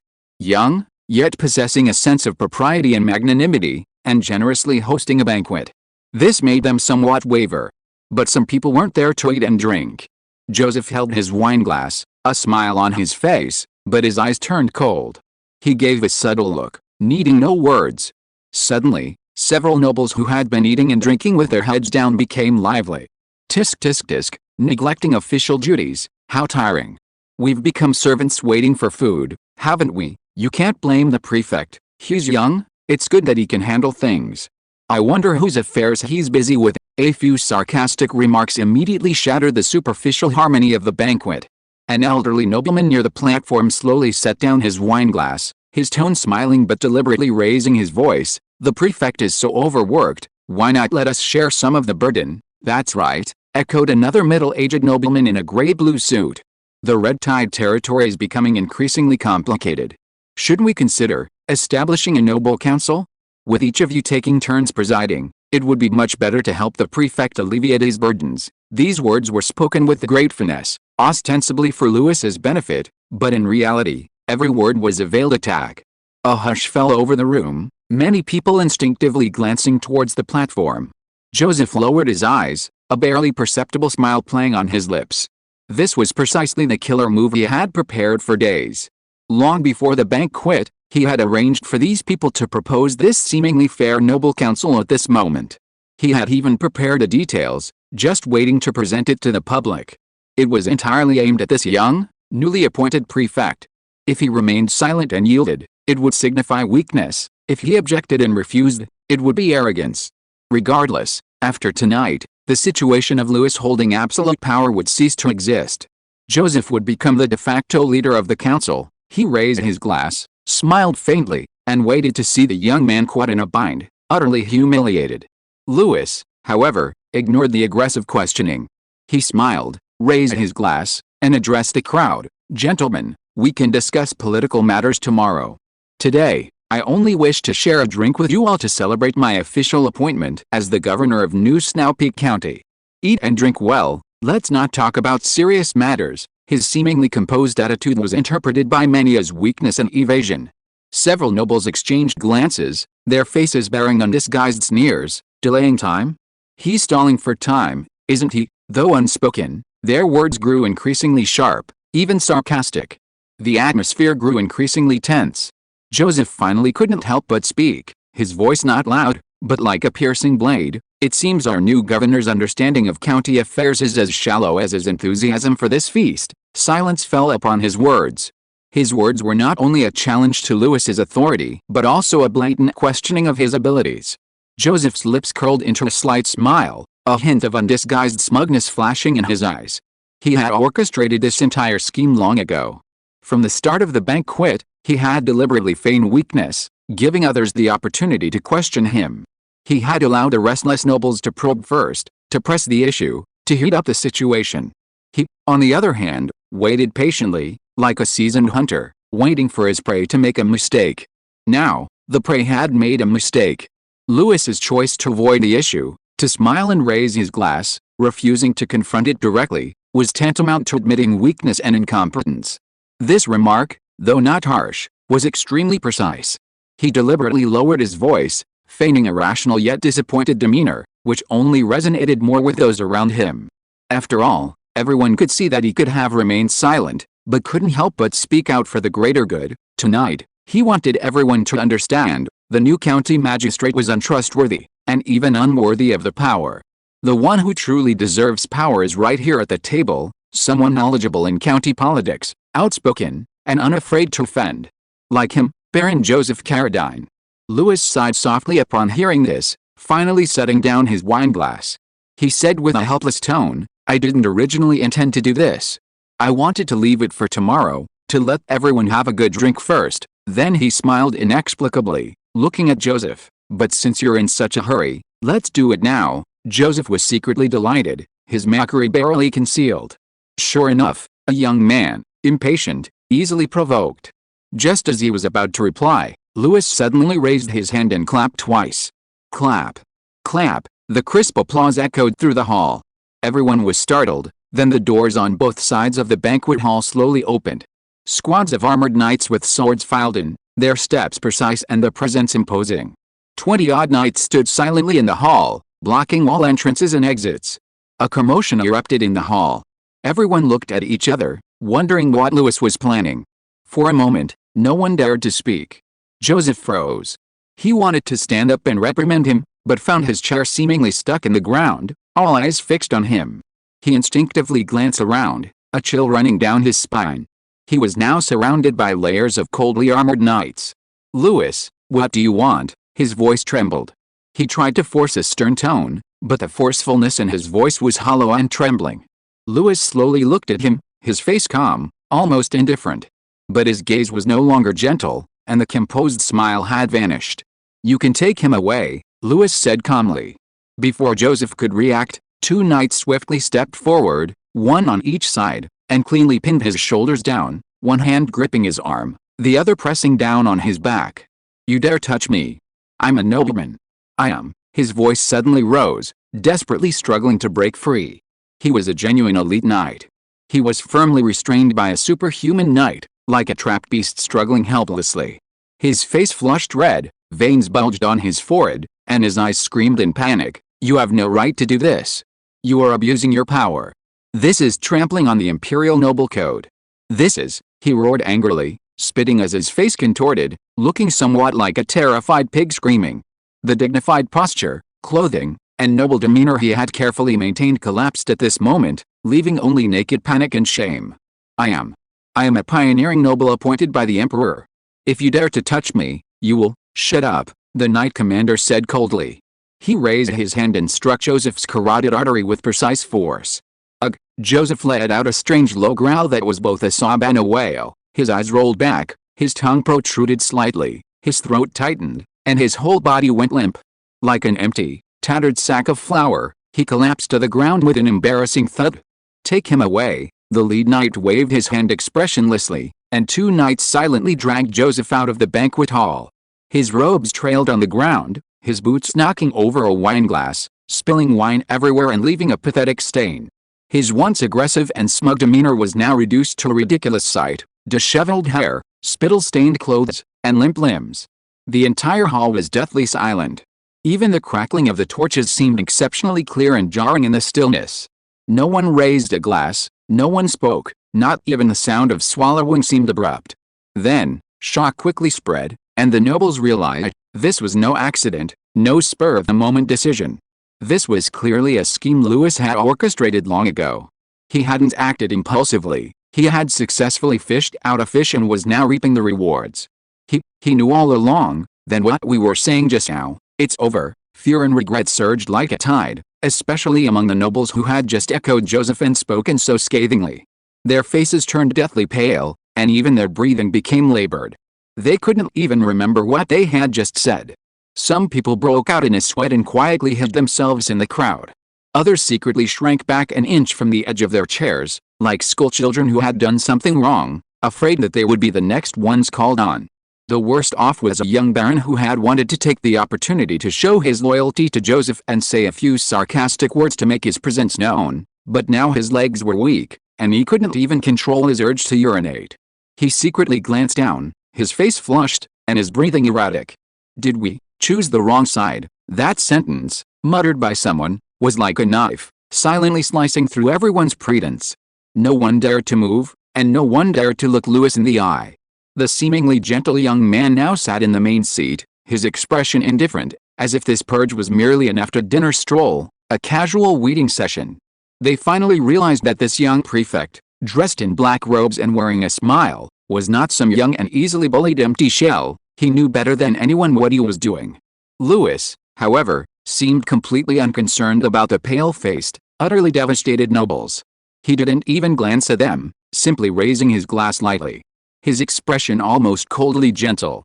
His tone was unhurried, as if the previous scene was just a brief interlude during the meal. Continue with the music, continue with the dancing. A strange sense of disconnect filled the air. On one side, there was music and dance, clinking glasses. On the other, the awkward atmosphere of the nobles who had just been taken away, their cries still lingering. The absurd, oppressive atmosphere was almost suffocating. But Lewis seemed oblivious, simply smiling as he gently downed his drink, elegantly setting the glass down, as if nothing had happened. If you are listening to this novel on a channel other than Fanfic World, it means it was downloaded and re-uploaded without effort. We warmly invite you to visit our channel, Fanfic World. There you will find the original version of this story and many other novels of various genres. We look forward to seeing you dive into a world of incredible novels. Chapter 156 Undercurrents. Keep the music playing, keep dancing. With Lewis's words, the music began. The entire banquet hall transformed into an eerie theater, everyone forcing smiles, each sip of wine feeling like it was 7 parts poison. No one mentioned Joseph again. It was as if that man had never been at the banquet, as if his piercing cry of "You dare" was merely an illusion. Edward also feigned laughter, but his eyes were unfocused, and a fine layer of cold sweat beaded on his forehead. He mechanically echoed the pleasantries around him, secretly relieved. Thank goodness I didn't agree to Joseph's offer that day. He remembered that meeting clearly. Joseph had pulled him aside to discuss land rights and fiefdoms, confidently declaring their intention to join forces to control the council and sideline that idiot Lewis. He had been tempted, but due to his cautious nature, he hadn't agreed. Now, he suddenly felt as if he had dodged a guillotine hanging over his head. But that relief was quickly swallowed by another wave of panic. But what if Lewis thinks I'm involved too? If I had said a few more words, would I have been the one taken away? A mix of relief and fear tore at his heart. He couldn't even tell whether he wanted to escape this bizarre banquet or the young prefect sitting in the main seat. His expression always gentle. Meanwhile, John, sitting not far from him, was a completely different story. He had long disliked the pretentious, self-serving Joseph. Now, watching the man being forcibly dragged away by the knights, he was beaming with glee, his mouth practically stretched to his ears. He laughed like a mischievous spectator, sipping his drink and muttering, "Tisk tisk, this time he's really screwed." He deliberately nudged Willis beside him with his elbow, his eyebrows flying. "See? I told you he was too pretentious, too affected. Did he really think the boss was easy to fool? Well, now he's got himself into jail for his pretentious act." Willis, however, was far from relaxed. He didn't retort, his gaze passing over the glasses to his brother at the head of the banquet table, who maintained a gentle smile as if nothing had happened. Was he all along, waiting for Joseph to fall into his trap? Or did he just make a last-minute decision and launch a sudden attack? Willis considered himself to have seen his fair share of ruthless people. But he'd never seen anyone like Lewis, who blended calmness, intimidation, and performance so seamlessly. He even wondered, how many more cards did this unfamiliar brother still have up his sleeve? And so, amidst the barely maintained music and the awkward atmosphere of forced smiles, the banquet, originally intended as a celebration, finally came to a close. When the last piece ended, the musicians almost breathed a sigh of relief as they put down their instruments, sweat beading on their foreheads. But no one dared to leave first.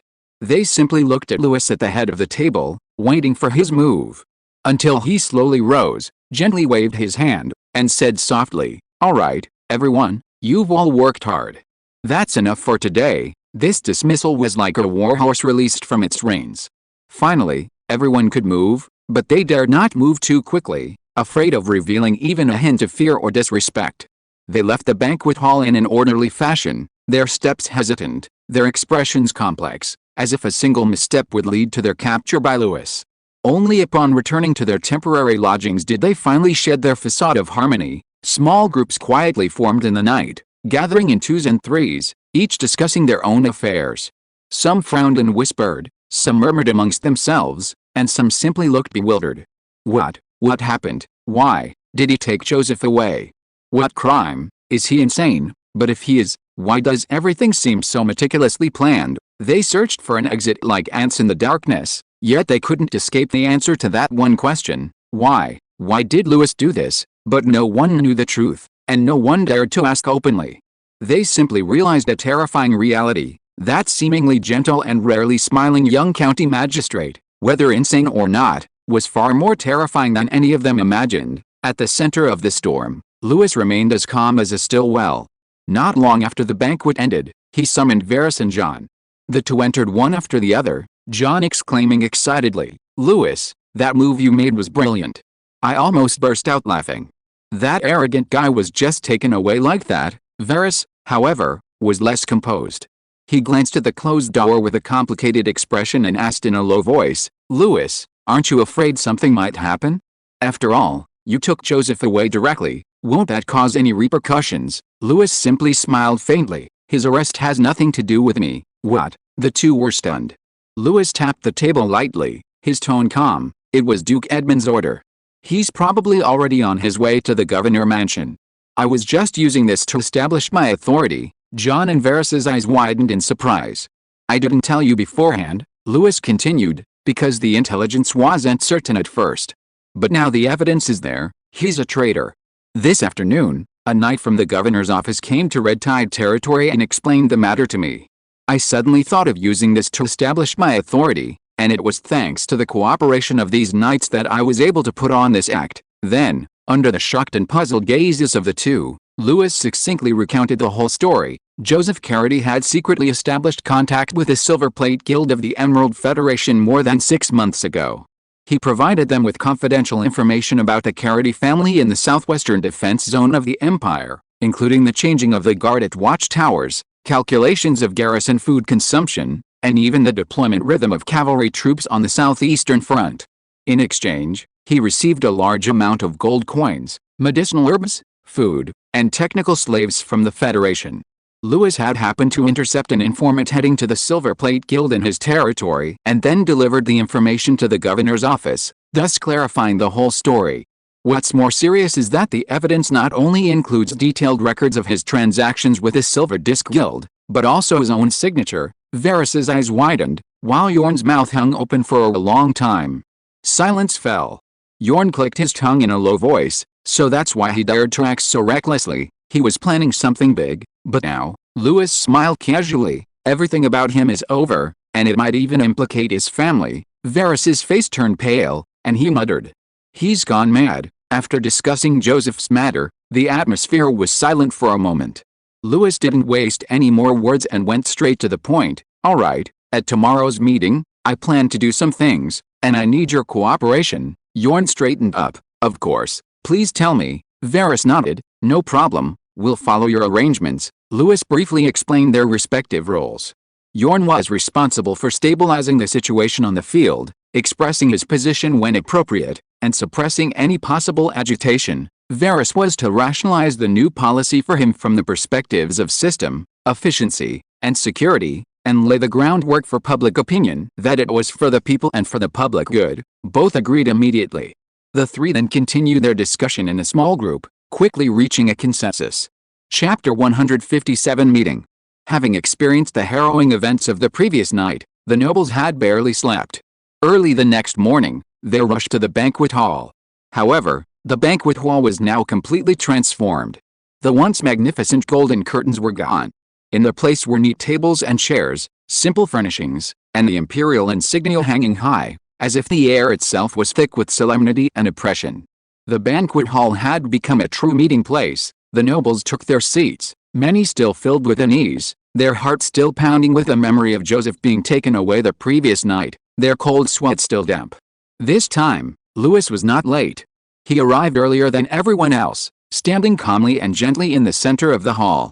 He wore a well-tailored black and gold-trimmed military uniform, even sporting the shield of the North pinned to his chest.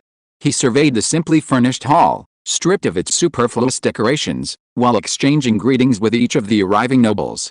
"Lady Grant, the violet brooch suits you very well today," Addressing the middle-aged noblewoman, whose cheeks were slightly round and who always seemed cautious, Lewis spoke gently, even giving a slight nod. Lady Grant was startled, seemingly flattered, and quickly lowered her head to hide her flustered expression, stammering, "Thank you, Your Excellency. She had been apprehensive about Lewis. The scene at yesterday's banquet had almost kept her awake all night. Today, she had planned to minimize her presence, but unexpectedly, she was addressed by name in her very first sentence. However, Lewis only exchanged polite greetings before moving on to the next noblewoman. This relieved her. "Baron Bernard, your journey must have been arduous. The snow hasn't melted yet. It's truly remarkable that you arrived on time, Viscount Welland. I heard you've already begun spring planting? The North needs more pragmatic people like you." Every sentence was neither servile nor overbearing, neither too much nor too little. Polite, appropriate, even friendly. But the more polite he was, the more tense each noblewoman felt. Because they all remembered that Joseph had been taken from the crowd yesterday, his fate still unknown. Many preferred Lewis to remain aloof and cold, as that would make him seem like a predictable magistrate. The more gentle he was now, the more chilling he became. Just as the last nobleman took his seat, the bell rang precisely. Lewis turned and slowly walked to the head seat. He surveyed the entire room from his elevated position. There were no superfluous pleasantries, no preamble, only a concise and powerful opening. "Gentlemen, the winter snow has just receded, and the spring chill has not yet dissipated. The North is in turmoil, and the intelligence brought by the Gallabirds is increasingly alarming. This year, a battle with the Snowsworn is inevitable. This is not only a contest on the battlefield, but a test for the entire Snowpeak County. If we continue to act independently, engaging in open and covert struggles, we will only allow the enemy to reap the benefits.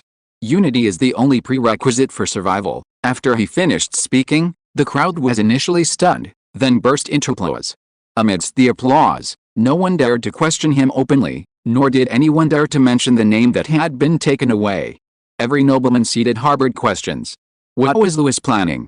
Some guessed he intended to weaken their power, others suspected he wanted to further centralize military power, unifying the command of knights and armaments. Still others whispered that he might be implementing some new policy the empire had never tried before, or even altering the traditional status of the nobility. The more cautious began quietly considering their escape routes. After the applause subsided, Lewis cut to the chase without hesitation. "Regarding Joseph, I know many of you are speculating," he said calmly, his gaze sweeping across the room. "This matter is indeed significant, and details cannot be disclosed at this time, but I can tell you one thing. He was escorted to the northern governor's mansion last night, personally guarded by the Duke's trusted confidants." A murmur rippled through the room. Many had initially thought Joseph was merely being held captive by Lewis, perhaps with room for maneuver, and some had even worried he might be next. But now, hearing the words already sent to the governor mansion, a deeper shock spread through the banquet hall. Even the governor's mansion has been alerted. What exactly happened? It's not a personal grudge? Then it really is. Whispers rose and fell, many with complex expressions, clearly realizing this was far more serious than they had anticipated. Most nobles now truly understood that Lewis wasn't just making arrests in a frenzy, but dealing with a case too serious to be concealed. Those who had been close to Joseph and had even written for his help the previous night felt a chill run down their spines. They could only silently pray that they wouldn't be implicated. Lewis ignored the whispers and speculations below. His eyes were calm, his voice low but clear, reaching everyone's ears. "I know that Joseph has recently contacted some of you." These words were like a bucket of cold water poured into the hall. Those nobles with guilty consciences immediately straightened their backs, their expressions wary, some even instinctively gripping the armrests. Some lowered their heads, some held their breath, and others cautiously glanced towards the head of the table. Lewis, however, remained composed, seemingly not intending to delve deeper. He paused slightly, then continued, "I am not a dictator." He surveyed the room, speaking calmly and confidently. "On the contrary, I am willing to share some power." He held up a sheet of paper bearing the names of several nobles and waved it gently. "I have decided to establish a new system, the Snowpeak Council." The crowd involuntarily held their breath. "This council will be composed of some of you who are prestigious, capable, and genuinely concerned about the future of Snowpeak County. You can participate in deliberations, offer policy suggestions, report on the actual situation in your respective territories, and assist in monitoring resource usage. This surprised many. Lewis's authority had reached its peak, yet he was willing to relinquish power.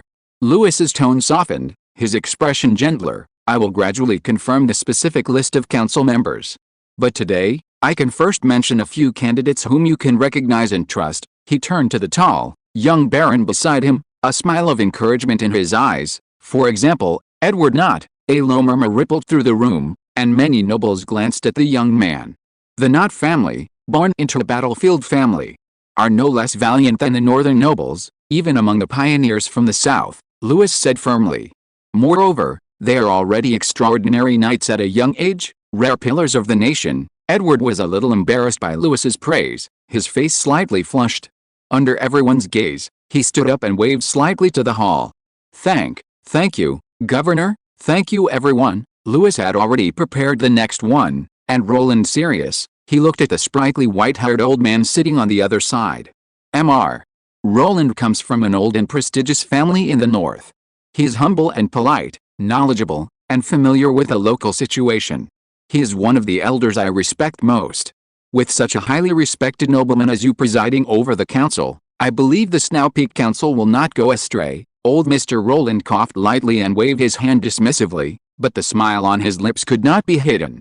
He nodded slightly, calmly replying, if the prefect truly intends this, I will naturally do my utmost. He even stroked his beard somewhat sheepishly, glancing furtively at the reactions around him. The third, as soon as Lewis finished speaking, many already knew who he would name. Jan Harvey. His territory is well governed, his wealth abundant, and more importantly, he always adheres to the prefectural laws, never overstepping his bounds. He is a trustworthy partner. As soon as he finished speaking, Jan stood up abruptly, grinning from ear to ear. I am willing to contribute to Snow Peak County. It is my honor to work with the prefect. With several others leading the way, the atmosphere was completely ignited. Lewis pressed his advantage, firmly gesturing to quiet the crowd, and continued, of course, this is just the beginning. Everyone here has the potential and the qualifications to enter the Snow Peak Council. This is not a reward, nor is it charity. His gaze was piercing, each word distinct. This is our opportunity to govern Snow Peak County together and weather the winter. After a brief silence, thunderous applause erupted. At first, it was the high-ranking nobles in the front row, such as John, Edward, and the old man Roland Sirius, who applauded first, their expressions filled with excitement and pride, as if it were proof of their selection. Then, more people stood up, and the applause echoed in the banquet hall, spreading rapidly like a rare warm current in the winter snow. Lewis's words sounded pleasant, and they were pleased. But in reality, the so-called parliament was ultimately just an empty shell. Its establishment was merely a smokescreen on Lewis's chessboard. On the surface, it was an unprecedented sharing of power, a sign of the governor's respect and trust in the nobles. But in reality, the final decision-making power, the power to issue directives, the power to appoint personnel, and the power to allocate finances were all firmly in his hands. The meeting was merely a way to make them feel they had a chance to participate. A sense of participation, a touch of sugar-coating of glory, was enough to soothe their uneasy hearts and satisfy their vain stomachs. It was safer and more effective than blatant oppression. And Lewis only needed to stand calmly in his high position, occasionally nodding, smiling, and listening. That was enough. Lewis never promised to truly delegate power. He merely placed each noble in a seemingly respectable high position, then made them willingly bow their heads. However, some minor nobles began to show disappointment and lack of enthusiasm in their applause. After all, they wouldn't be among the meeting members anyway. At this moment, Lewis spoke again. I know that not all territories possess a powerful army, abundant mineral resources, or the prestige to be considered representatives. His tone was unhurried, his gaze sweeping over the middle and lower-ranking nobles sitting on the edges, silent for a long time. But I do not intend to disappoint others. The meeting room fell silent again. Starting this quarter, I will establish a special program called the Revitalization Fund. He paused, his eyes firm. All nobles with scarce resources and troubled territories, as long as they submit detailed development plans, whether it's mining salt, developing farmland, developing fur and hunting industries, as long as it's reasonable, my administrative office will provide initial material, technical, seed, and labor support, and will grant tax reductions as appropriate. Many people were already whispering among themselves, surprised that this policy was directly aimed at the lower-ranking nobles. "I will personally oversee this plan, ensuring fairness, transparency, and freedom from interference," Louis said succinctly, yet his words were enough to ignite the eyes of the marginalized nobles. The powerful nobles of the past would never have given them such an opportunity. To gain resources, they had to rely on sycophancy, appeasement, and mere survival. But now, this governor had personally opened a window. Applause rang out again, this time not just perfunctory politeness, but genuine anticipation. Louis wasn't trying to be a philanthropist. On the surface, it was a benevolent and far-sighted act of supporting the weak and marginalized nobles. But this wasn't charity, it was the art of allocating power. While the revitalization fund came from the red tide territory, it wasn't a free gift. Once resources were distributed and support implemented, those minor nobles who had previously relied on the protection of other powerful northern nobles would naturally gravitate towards more reliable patrons. And Louis, this young governor who held resources, funds, and policies in his hands, was their only option. More importantly, each support plan required the submission of detailed data on the territory's current status, asset valuations, and personnel structure. This seemingly open, transparent, and professional execution. Louis quietly completed his thorough investigation of the geography and resource structure of the minor nobles. Based on this, he gradually built a direct vassal network surrounding the red tide territory, bypassing the control of the major nobles. Without using troops or swords, relying only on a few documents and cartloads of seeds, he was able to break the major nobles' monopoly on resources such as furs, salt mines, forests, and reindeer herds. Once these minor nobles became dependent on him, voluntarily entrusting their finances, military affairs, and even territorial administration to the county governor's office, Louis indirectly gained control over their land. This was, in effect, a true takeover of power. No war was needed, nor was the stripping of titles required. He only needed to make them relinquish power out of gratitude. Of course, not everyone was truly convinced. Among the nobles present were not unintelligent individuals. They might not yet see through Louis's entire plan, but the subtle sense of control and the step-by-step encirclement were enough to raise alarm. It wasn't a simple parliamentary establishment, it was more like a carefully laid trap, and they were being gracefully drawn into it. Yet, no one dared to question it. After all, Joseph's screams in this very banquet hall yesterday still seemed to echo in their ears. The cold sweat hadn't dried, and their courage had already crumbled. So they simply sat quietly, their gazes shifting, falling silent amidst the applause and echoes. They joined the crowd, conforming to the superficial discussion. The doubts and unease in their hearts were quietly hidden behind their wine glasses, beneath their lowered eyelids, and within the applause that pledged loyalty. Then Louis raised his hand, as if to introduce a mundane matter, the last item on the agenda. Along with the establishment of the parliamentary mechanism, I intend to add a new auxiliary agency. Everyone was taken aback. He paused, his tone as light as discussing tomorrow's weather. It will be named the inspectorate. These three words caused the air to freeze slightly. Louis spoke calmly, as if soothing unnecessary panic. Its duties are not complicated, and they are none of your concern if you all follow the rules. He gave a faint smile. The inspectorate will be responsible for 4 things. First, ensuring that taxes are paid on time. Second, verifying whether the war preparedness of each territory meets the standards. Third, keeping an eye on those who attempt to collude with foreign enemies and endanger the borders. And fourth, monitoring whether the conduct of our council members is in accordance with their oaths. The nobles below did not respond immediately. Their smiles froze on their faces, like masks frozen in the wind. Some unconsciously tightened their grip on their wine glasses. Some glanced at him, then lowered their heads in silence. "You don't need to be afraid," Louis said casually. "The inspectorate is not here to monitor you, but to protect our common future from being eroded by scoundrels." He looked around, enunciating each word clearly. "So do not follow in Joseph's footsteps." When he finished speaking, the hall was so quiet that the air seemed to freeze. Even the crackling of the firewood in the fireplace sounded particularly jarring and clear. The nobles, who had been whispering amongst themselves, fell silent. No one spoke. No one was willing to be the first to step forward at this moment. The nobles exchanged glances, their eyes filled with complex emotions, suspicion, unease, and struggle. But ultimately, all were swallowed by silence. Louis's sharp gaze swept across the room, his tone suddenly becoming frank. If any of you still have questions about the establishment of the inspectorate, I am willing to hear different opinions. We can have an open discussion." His tone held no provocation, even carrying a lingering sincerity. But it was precisely this sincerity that chilled everyone to the bone. Who dared to speak? Joseph's scream still echoed from last night. The scene was still vivid in everyone's mind. Moreover, Lewis had indeed just mentioned two righteous acts, the establishment of Parliament and the Revitalization Fund, both truly good things. If anyone were to jump out and oppose the inspectorate now, wouldn't they be putting themselves in the position of the villain? Opposing the new policies of protecting the borders and investigating taxes, wasn't that a guilty conscience? A few breaths of silence fell. No one responded to him. Lewis nodded, seemingly unsurprised, his tone calm and almost gentle. "In that case, the establishment of the Oversight Bureau is settled." With a single sentence, he sealed the deal. Sitting slightly to his right, Yorn slightly twitched his fingers, as if about to rise and say something. Seeing no one else move, he simply nodded slightly, making a gesture of agreement and support. Varys had also prepared a speech, rationalizing the Oversight Bureau's responsibilities from a system design perspective, supplemented by considerations of efficiency and security, but at this moment, he only needed to show a slightly relieved expression.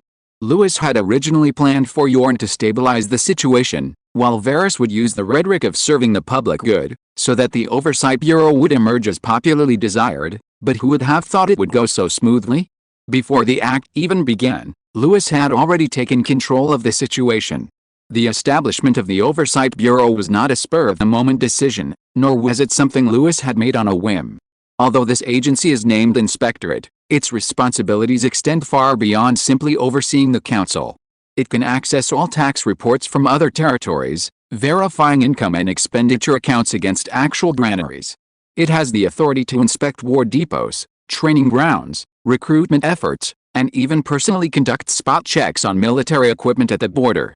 It records the statements, actions, and private interactions of every council member, monitoring all unauthorized contacts, suspicious communications, and clandestine collusion.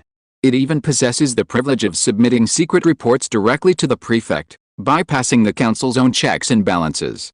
This power, originally belonging only to the intelligence system, has now been given legitimacy and the cloak of public authority. It no longer carries the title of spy, but acts as a lackey, and it is not subject to council accountability, following only the prefect's orders. It can be considered the eastern depot of Snow Peak County. As soon as Lewis finished speaking, applause rang out. Initially, it was scattered, like a tentative exploration. A viscount seated in the middle hesitated before clapping twice. Seeing no objection, he quickened his pace. Then, more people followed. Clap, clap, clap. The applause grew louder and more synchronized, like forced footprints in the snow, one after another, yet no one dared to stop. But behind the applause, the hearts of the intelligent people had already turned cold. Baron Eugene, sitting in the far corner and originally a close friend of Joseph, now had icy palms and cold sweat on his forehead. He clapped his hands, maintaining a polite smile, even deliberately nodding to meet Lewis's gaze. But inside, it felt as if someone had pricked him with needles. The inspectorate, this isn't about overseeing the council at all, but about tying us all up, tightening the ropes around us. The applause surged, echoing endlessly in the high-ceilinged banquet hall, as if crowning a new king. But just as the applause was gaining momentum, Lewis raised his hand. A simple gesture that severed the applause like a knife. The hall fell silent instantly. He didn't speak immediately, but stood there, his gaze slowly sweeping over each face, as if taking a final roll call, confirming who had submitted, and who still harbored resentment. Only then did he speak, his tone no longer sharp, but carrying a warm, inclusive tone. "From today onward," he said, "Snow Peak County will no longer be a loosely connected entity. We are no longer just families and nobles barely together, no longer just pawns each pursuing our own interests." His tone was slow but firm, like driving stakes into the ground, fixing hearts in a common direction. "We are a community. Because from today onward, we finally have a direction, a path, a sword." His voice lowered, yet carried an undeniable weight. "From now on, we are all one family." These words sent a shiver down many spines. Lewis smiled slightly, a smile devoid of sharpness, instead revealing a gentle, approachable warmth. "I trust you, and you can trust me. I will not let you down in any of the steps to come. As soon as he finished speaking, the oppressive atmosphere seemed to finally find a way out, and applause rang out again in the hall. Some people clapped louder, as if eager to show their loyalty. Others clapped slowly, as if they were assessing Lewis's true intentions. Chapter 158. Mrs. Grant. The council chamber of the county seat had just dispersed, the chill of the wind still lingering in the room. A timid figure quietly appeared at the study door. It was Lady Grant. Head bowed, like a withered leaf about to be blown away, she hesitated for a moment before the heavy oak door before gently knocking twice. "Lord Lewis, may I speak with you?" Her voice was as soft as a feather, trembling slightly. The door opened, and Lewis sat behind his desk, reviewing documents. Lewis glanced up at the door, unsurprised, as the servant had already announced his arrival, and smiled warmly. "Of course, please come in." Lady Grant's gown was clearly out of season, the tight waistline left slightly red marks, and the gauze hem was somewhat worn. She entered, clutching a crumpled handkerchief, as if it were her only source of comfort. She hesitated for a moment by the chair before gently sitting down, legs together, her expression as tense as a newly arrived court maid. Grant spoke softly, as if afraid of disturbing something. "I really don't know what to do." She then spoke of her family's predicament, of the barren land that couldn't grow wheat, and how she tried to manage the accounts according to her father's records, yet couldn't even manage the most basic income and expenditure. Her voice was intermittent, her gaze shifting, never once looking up at Lewis. "I tried asking the previous lord and my husband's family, but no one was willing to listen to me. Those men, they think I'm just a temporary replacement, and that territory has no value." By the end, Grant was almost sobbing, biting her lip to hold back her tears. Lewis listened quietly, his fingers tapping lightly on the table, like a conductor controlling the entire rhythm. When Grant finished, he finally spoke, his tone steady. "I can see, madam. You've been working hard for your territory, but you lack direction and resources." These words were like a drop of water falling on frozen earth in early spring, gently seeping in, yet instantly bringing tears to her eyes. "Would you be willing to help me?" Grant's voice was barely a whisper, as if asking the question had already exhausted all her courage. Lewis smiled, as if responding to a long-awaited plea for help. "Of course, I would." Lewis leaned slightly forward behind the table, his gaze focused intently on her, his voice devoid of any intimidation, yet possessing an undeniable power. "Do you think your territory has any resources or industries worth developing?" Grant paused, as if struck by a revelation. She opened her mouth, intending to deny it, but then, as if making a firm decision, slowly nodded. "Actually, I've done some research." Her voice no longer trembled, but a hint of unease flickered in her eyes. "I've had some people try a few crops. We have a piece of land near the old riverbed. Although it's always been considered wasteland, a few crops survived during the trial planting." She paused, subtly tightening her handkerchief, but continued, "And the foxes and minks in the mountains. No one cared about them before, no one systematically hunted them, just the occasional hunter would take a few. Their pelts weren't worth much." She paused, as if recalling something. "Over there by the stream, the ice freezes late in winter, and the village elders say that water used to raise fish. Not many, but I think, maybe it could." She lowered her head, as if afraid of saying too much, of being foolish. "Very good." Lewis's two words were spoken softly, yet they seemed to ignite a spark in the quiet night. He pulled out his notebook from a pile of documents, quickly noting the 3 directions she mentioned, then looked up, a newfound certainty in his eyes. "Specialty crop cultivation, cold water fish farming in winter streams, plus small scale for harvesting.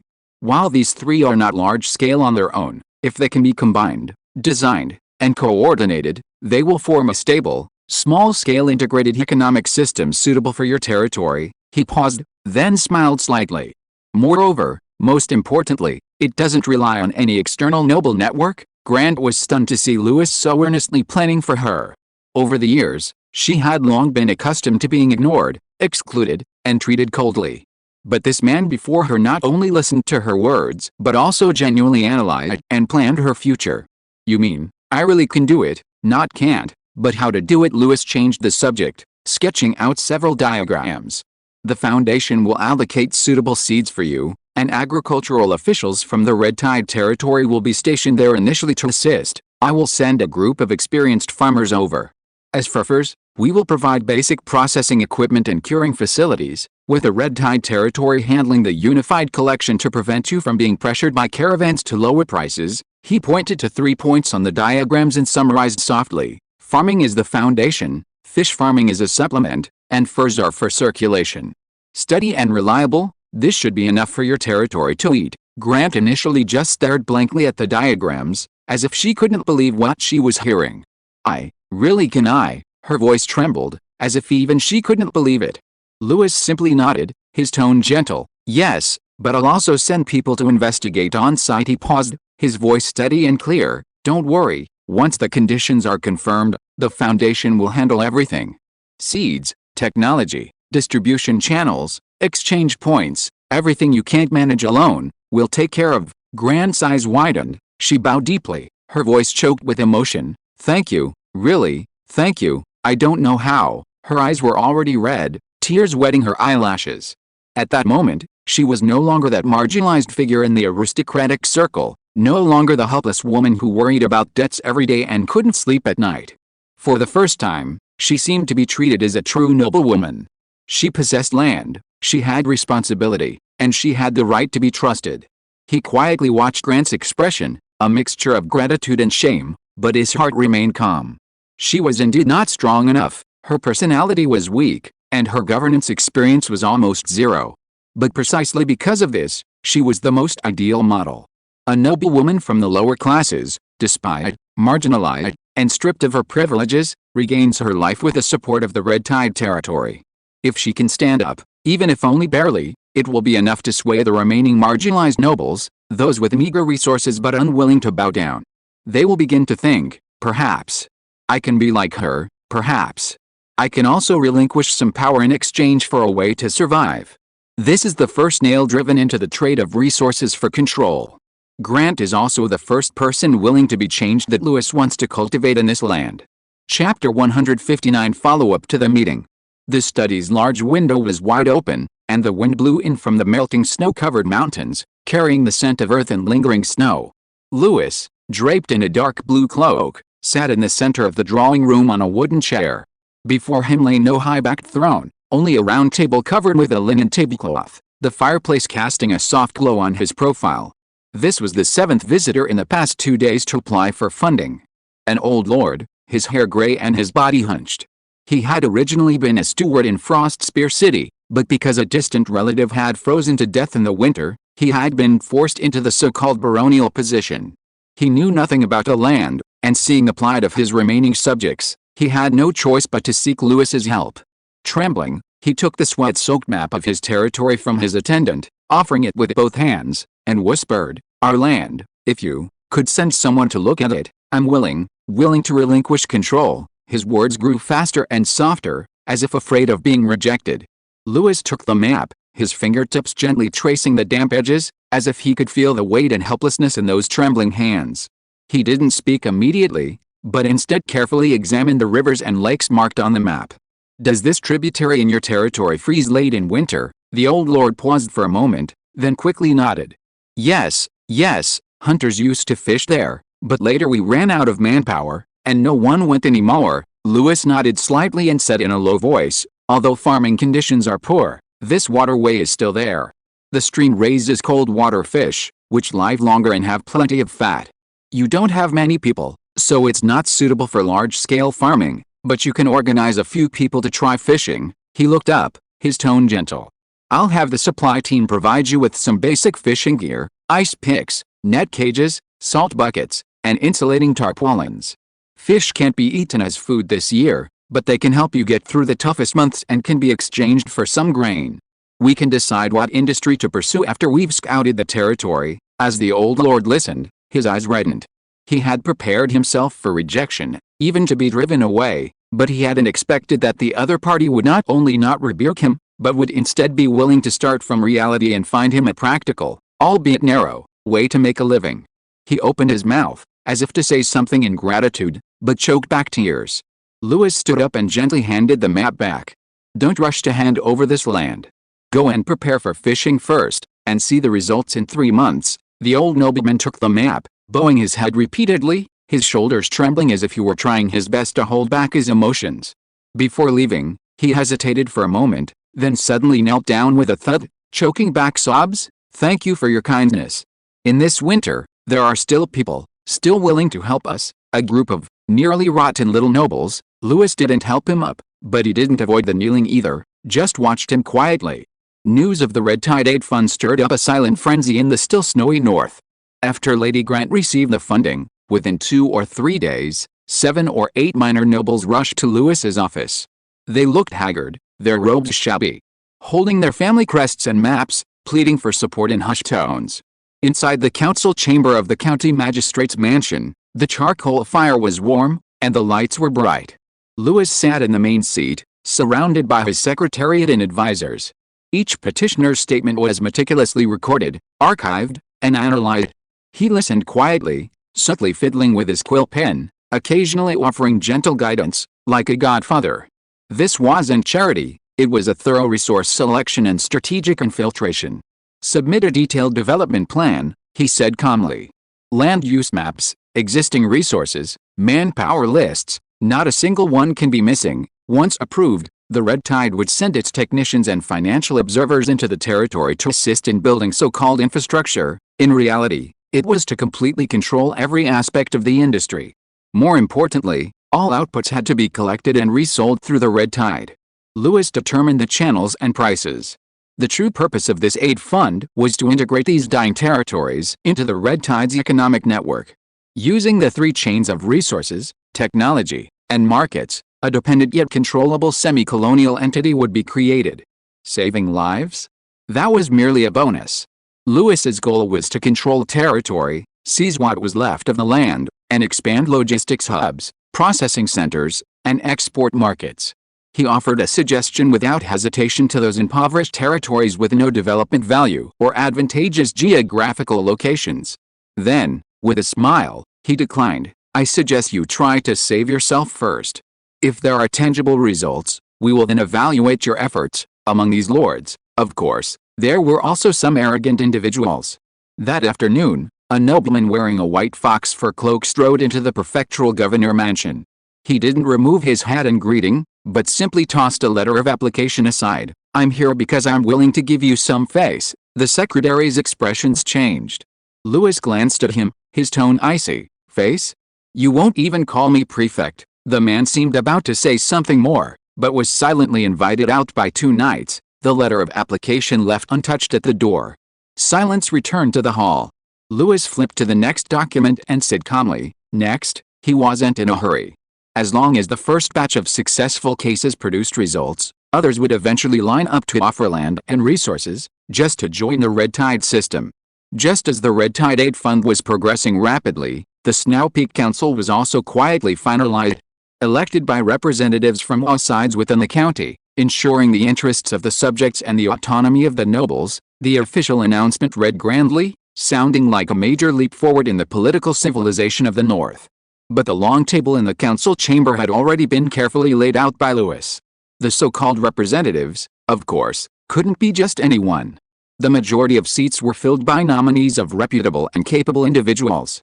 In other words, Louis's confidants could go, those who obeyed could stay, and those who disobeyed? Sorry, the door was over there. John and Willis sat near the head of the table, their smiles composed. Edward, Roland, and others, although not close to Louis, were included because they were reliable and easy to control. As for those old-fashioned nobles who still clung to their noble dignity, after several private banquets and exchanges of agreements, they barely managed to squeeze in 1 or 2 as decorative vases. The council ostensibly possessed the right to advise, but in reality, it was a voting mechanism with a hidden veto power.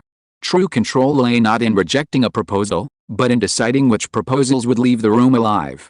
On the first day of the council, the atmosphere was mild yet enthusiastic. A grassroots representative proposed using part of the road repair budget for epidemic prevention in border villages. Louis listened, smiled, and nodded. "A good suggestion. We can try adjusting a small portion." John led the applause, and the others echoed. For the council's first day, a little something sweet was needed to create a good atmosphere. The next proposal, put forward by one of the arranged decorative nobles, suggested that the council have the right to consult on the troop movements of various territories. The room suddenly fell silent for a moment. Louis remained impassive, Behind the subtle movement of picking up his water glass, his secretariat had already been quietly passing notes. "You're nuanced. The timing isn't quite right." Willis was blunt. Military matters shouldn't be touched lightly. Edward's lips twitched, but he shook his head nonchalantly. A few seconds later, the proposal was shelved due to majority opposition. Lewis put down his water glass, offering a polite smile. "Since everyone has different opinions, we'll respect the majority and discuss the next item." His words were unhurried and his tone gentle. But the nobleman who had proposed the proposal had already lowered his head, sweat beading on his forehead, as if he understood the taboo he had committed. His non-confidant circle around him fell silent at that moment, like a frozen forest on a snowy night. The Snow Peak Council continued to operate, like a clock, its gears perfectly meshed, its dial pristine, its hands precise and clear. Only Lewis could adjust his time as he pleased. This county council, which had lasted a full week, finally came to a close on the night of the 7th day. Nobles from various regions left Snow Peak City with different feelings, returning to their fiefdoms. Some remained silent, some wore worried expressions, and others beamed with joy, as if they had just left a substantial sum of money from a casino. As they departed, no one dared call him Kid, Lucky One, or that young man who rose to power after the war behind his back. They knew that the person now sitting in the main seat of the prefectural governor mansion was the true lord of Snow Peak. He controlled Snow Peak, integrated resources, and commanded absolute obedience. They had assumed the meeting was over and everything would return to normal. Little did they know that the real aftermath of the meeting was just beginning. Just as these nobles stepped into their territory, preparing to sip a long-awaited glass of red wine and hum a tune before the warm fireplace, they saw those figures. Clad in black cloaks, with the Snow Peak prefectural governor's insignia pinned to their chests, the inspectors, their steps as steady as shadows, seemed to have grown out of the snowy night, silently alighting from their carriages and crossing the city gate. They made no announcements, carrying appointment letters stamped with Snow Peak prefectural governor wax. With a standard professional fake smile, he said, "Don't be nervous, we're just here for a routine inspection. It'll be quick, won't interfere with your dinner." The nobles' faces turned green, then black. The inspectorate? He actually pulled this off. This isn't just talk, he even sent people directly to the fiefdom. What's the difference between this and confiscating property? They couldn't help but burn with anger, slamming their fists on the table and stamping their feet. But in the end, they could only grit their teeth and snort coldly. "It's just a formality." Despite their words, the nobles still obediently handed over their fiefdom records. Of course, hiding some false reports in the accounts and some goods in the warehouses was a traditional skill. The inspectorate knew this, but they remained calm, only recording, summarizing, and sending it back to the prefectural government. Lewis didn't act immediately, didn't interrogate them, and didn't overturn the table to settle scores. He just smiled faintly, carefully collected the records, labeled them with dates, and put them in a wooden box called the observation period. These black marks, big and small, as long as they weren't matters of principle, would be brought out when the time was right. The nobles of Snow Peak County thought they were still on a chessboard of power, only to realize after the meeting that they were merely pawns. With 3 key moves, Lewis played his trump card to control Snow Peak. First, the Revitalization Fund. This was a gilded carrot. Those who obeyed and cooperated received priority in grain, medicine, ironware, and artisan aid. Conversely, those who didn't wouldn't even get a peep into the granary, let alone receive aid. Second, the Snow Peak Council. Ostensibly a platform for brainstorming, it was actually a legitimate stage for establishing rules and regulations. While the council seats were nominally recommended by local lords, they had already been filtered through Lewis's loyalty sieve. Most proposals passed immediately upon being put forward. Those that didn't, well, after a few routine inspections by the inspectorate, the truth became clear. Third, the inspectorate. Cold and ruthless, independent of the noble system, wielding the prefect's special order, ostensibly routine inspections, it was actually Snow Peak County's second nervous system. At the slightest sign of trouble, it would send signals like a nerve reflex to the nerve center, the Red Tide territory. Thus, the Snow Peak Council and the Oversight Bureau became Lewis's right and left hands. The council controlled direction, policy, and institutional design, the rational brain. The Oversight Bureau controlled order, execution, and deterrence, the cold, hard blade. And beneath them, a whole system of resource allocation and public opinion guidance emerged. Whoever shouted the loudest slogans, Whoever obeyed and cooperated with governance would receive priority access to provisions, tools, firewood, and technical support. At this time, Louis was no longer the young man parachuted in after the war, rising to power through family connections as others described. He was the true governor. Military, political, financial, public opinion, and oversight powers were all in his hands. The governorship was a name and a reality. He was not merely one person sitting on the governor's throne, but the central hub of a whole new political power system. A young, decisive, calm, and ambitious ruler of Snow Peak County had been born. Of course, not all nobles were willing to submit. Some resentful old men secretly took a roundabout route, writing letters, sending gifts, and even proposing marriage alliances to establish noble families in the north outside the county. They didn't believe a young man could truly rule Snow Peak alone. With outside help, wouldn't Louis's new order collapse? Suddenly, several established noble families in the north began to stir, preparing to use the guise of peace and stability to teach this unruly young county governor a lesson. Then two pieces of news arrived, instantly bringing everyone to a standstill. The first was the fate of Joseph Carity and his family. The second piece of news was even more speechless. Duke Edmund's daughter, one of the most important noblewomen in the north, was officially engaged to Louis of the Calvin family. At that moment, many of the old nobles who had been eager to try put down their wine glasses. Chapter 160 Joseph's End. The ninth underground level of the imperial capital's dungeons, a deep prison forever untouched by light. The air here carries no smell of dust, only the pungent stench of dampness, rust, and decay. The walls are covered in mottled moss, bloodstains seeping into the cracks of the stone, congealing into dark patterns like some kind of eerie emblem. Joseph Carity, once a spirited nobleman of the northern frontier, is now nothing but a mass of flesh stripped of dignity, skin, and human form. He huddles in an iron interrogation chair, his hands dangling, his ankles tightly bound by rusty chains, his wounds festering and festering, a sight even a raven wouldn't deign to glance at. His head hangs low, his hair matted into black robes, indistinguishable as mud, blood, or tears.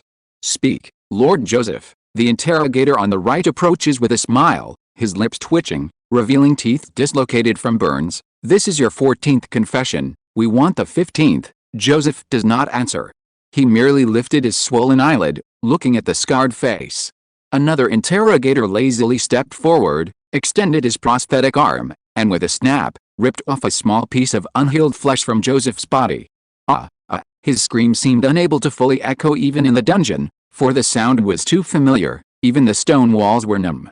The pain only allowed him to repeat the words he had said countless times. At first, even in his screams, he would still think, who betrayed me? What role did Louis play?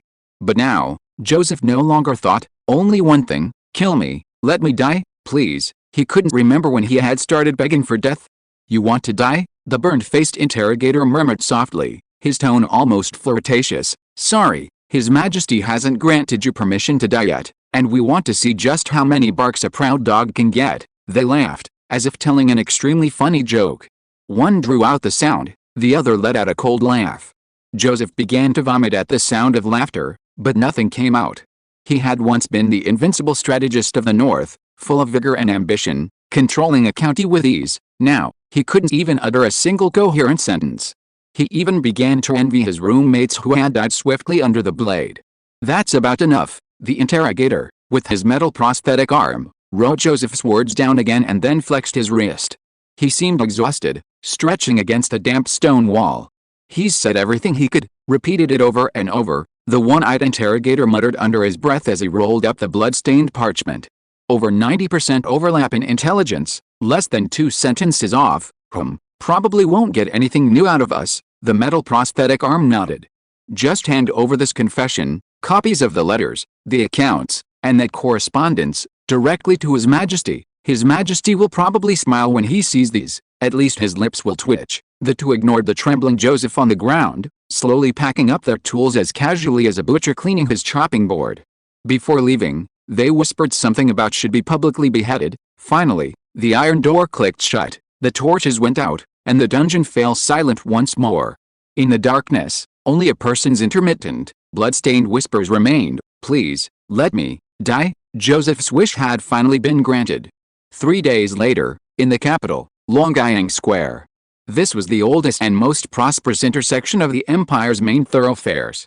The streets were half closed, patrolling troops stood guard with swords drawn, their positions like a forest. 3 layers of iron chain fences were erected around the square, ostensibly to prohibit unauthorized personnel from approaching, but outside the fences, a dense crowd of onlookers had gathered. This was the usual scene at Longyang Square. Since the current emperor's ascension to the throne, it had become one of the capital's most notorious purge execution grounds. Every 2 or 3 days, someone would behead someone, for all sorts of bizarre crimes, but those most frequently beheaded were not ordinary people, but former nobles. Fallen nobles, wealthy merchants, military officers, scholars, anyone who angered the one above met a tragic end. And in the last 2 years, this purge had become even more frequent. There's a folk joke: if someone's summoned to the imperial household department for tea, their family should be heading to the carpenter's shop to get a coffin. Ironically, despite the bloodshed, the people felt no fear. Here they come again. Who is it? Do you know them? No, probably another nobleman who's committed a crime. I heard it's that arms-selling family. Anyway, I've killed so many over the years, I can't remember who's who. Among the crowd were vendors selling melon seeds and roasted chestnuts, children riding on their fathers' shoulders watching the spectacle, and old men squatting in the front row to reserve seats. It was like a marketplace, not an execution ground. They couldn't see the charges on the platform, nor did they care who the person was. They only knew that another powerful person was going to die today. In the center of the square, the high platform, forged of cold iron and covered with black cloth, stood solemnly. Notices hung on all 4 sides, reading: treason, aiding the enemy, plotting rebellion in the north, deceiving the kingdom. Outlined in gold, secured with silver nails, gleaming coldly. But to the onlookers, it was merely a customary decoration. You think he begged for mercy? Nobles usually put on a tough act, but they scream loudly when they're about to behead someone. I bet he passed out. Whispers rang out as the bells tolled. The iron cage carrying the prisoner slowly pulled in. The cage creaked to a stop, the iron gates opened, and several fully armed guards stepped forward and dragged out the person inside. It was a blood-stained, twisted humanoid skeleton. Joseph Carity, once a nobleman who sat high at banquets and spoke eloquently, now barely remembered who he was in this shadow. He was dragged by 2 soldiers like a sack of broken scarecrows. Just last night, the interrogator had unusually summoned a military medic. Make him at least look like a person. A beheading should be done with some dignity, otherwise it'll frighten the children. So his face was washed, his broken nose was forcibly straightened, the scabs on his face were scraped away, and the fractures were bandaged, making him appear intact. They even dressed him in his custom-made noble black robe, now stained with blood, washed until it was ashen, and with 2 tears in the cuffs, like an old garment unearthed from a coffin. Joseph didn't know how he got to stand there. Perhaps he was pushed, perhaps he was hung up. The executioner opened the execution list and read aloud: Joseph Carity, for violating the imperial code, treason, selling secrets, colluding with merchants, and inciting separatism. The evidence is conclusive. All 3 crimes are combined, and he is sentenced to death, beheading, to be displayed publicly. He was pressed onto the cold iron pedestal, his neck wedged into the icy execution rack. The cold wind of Longyang Square seeped into his clothes, biting him to the bone. Suddenly, he heard laughter and cheers. He opened his swollen eyelids and saw the sea of people, seeing them scrambling to look, comment, and bet. They didn't know who he was, nor did they want to know. He was just today's show. Where did I go wrong? Joseph asked himself, but no one answered. In the front row of the stands, several newly rich knelt behind a curtain, heads bowed and silent. Some older nobles had also arrived, their expressions indifferent, their clothes impeccably dressed, as if this were some kind of mourning ritual they had to perform for social obligations. It really is the son of the Carity family. The Carity family is doomed this time. Tisk. 3 crimes combined. Even the noble privilege of execution is gone. His Majesty the Emperor has never shown mercy in recent years. These whispers did not travel a foot far. Everyone knew that the red-robed inspectors hidden around the square were recording every word. The executioner glanced back at the clock tower. The timing was perfect. The raised executioner's blade gleamed silver in the sunlight, as if even the air itself trembled. Execute. The blade fell, the head rolled several feet, blood gushing forth, splattering the steps. The moment the head hit the ground, the entire square seemed to freeze for several seconds. Then, Someone shouted first, "Well done," then, a second, a third, shouts rising higher and higher. He deserved it, cut another one, that was a clean cut. Laughter and cheers mingled with children's screams and vendors' shouts. Some waved handkerchiefs, some threw coins, and a few young men leaned on the railing, as excited as if they had just watched a thrilling gladiatorial match. They didn't know who the fallen man was, nor did they care. To them, it was just a morning show in the capital. Blood, guilt, verdict, beheading, that was it. As for the Calvino family, the military secrets, they didn't understand, and they didn't care. In this day and age, as long as it wasn't their own head that was rolling, it was a good day. By the square, the blood on the execution platform hadn't even dried, and crows had already landed, pecking at the broken remains. And not far away, the clock tower began to play the imperial-style chimes again. Because of this incident, Joseph wasn't the only one who suffered. Elman, the head of the Calvino family, sat at his desk, his eyes bloodshot. His face, devoid of its usual iron will and imposing presence, bore only an inexplicable weariness and bewilderment. His right hand trembled incessantly, the ink leaving a blurry trail on the memorial. In the name of Calvino, I sever ties with the traitor. I request divine judgment, offering 3 border fortresses and 30% of the military power. He gritted his teeth, signing his name on the last line, slamming his seal down as if to crush the entire document of his sin. That was the only thing he could do. As a father, he severed ties with his son. As the head of the family, he cut off his own arm to save himself. Then, he finally slumped back in his chair, as if all his bones and strength had been drained, aging him 10 years in an instant. Damn it, damned waste, he cursed under his breath, his throat hoarse and bloody. Colluding with foreign merchants, betraying military intelligence, playing these shady tricks, what kind of political drama does he think he's playing? He slammed his fist on the table, the force so great that the wine cup jumped. He ruined himself, and dragged the foundation I built over decades, the blood and sweat of generations of the Calvino family, into the mire. His anger reached its peak, but in the end, only a very soft, almost inaudible sigh remained. He didn't want to cry, but his eyes reddened. Elman Calvino had fought countless battles in his life, dodged 3 political traps, and pulled the Calvino family from the mire to the center. But he had never imagined that the one who would deliver the fatal blow to him would not be his enemy, but his own family. It was the baby he had once held in his arms, who had now traded his entire family for a death sentence. The bastard, he repeated, this time muttering to himself, as if trying to erase that name from his memory completely. All he could do now was hope that the emperor would show mercy this time.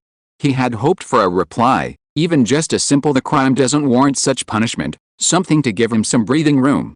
But nothing came.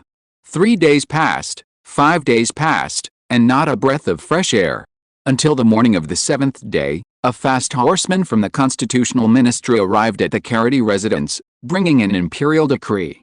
When the heavy letter arrived, he was still in his study reviewing military reports.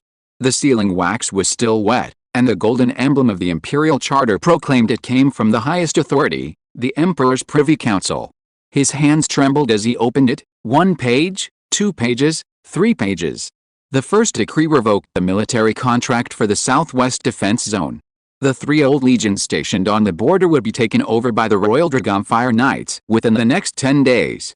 The Calvino family's banner would be lowered from the fortress, replaced by the Golden Dragon banner. The second decree stripped the nobility of 3 rights: permanent seats in the Noble Council, the right to recommend for military academies, and the royal hunting ground permit. This was a blatant stripping of titles, practically tantamount to expelling the entire family from the imperial capital's aristocratic circle. The third decree ordered an investigation into the capital's assets, freezing of noble bank accounts, and the sealing off an investigation of 2 residences. Every word left no room for negotiation. Elman stood in the center of the hall, holding the 3 sealed edicts that had just been delivered by the royal envoy. The edges of the letters were still warm, the gold-lacquered imperial emblem dazzling and sharp, as if mocking him. He read them word by word, expressionless, yet each word felt like a nail driven into his heart. Revoked, stripped, frozen. When the last sentence fell, effective immediately, the special envoy will be stationed in the territory of Calvino to implement transitional control. He felt as if his bones had been removed. Collapsing instantly into the main seat he had sat in countless times, the symbol of power. The heavy chair back slammed against him with a hollow sound, Like the last gasp before an old house collapses. The retainers, stewards, guards, and several clan sons beside him all fell silent, too terrified to utter a sound.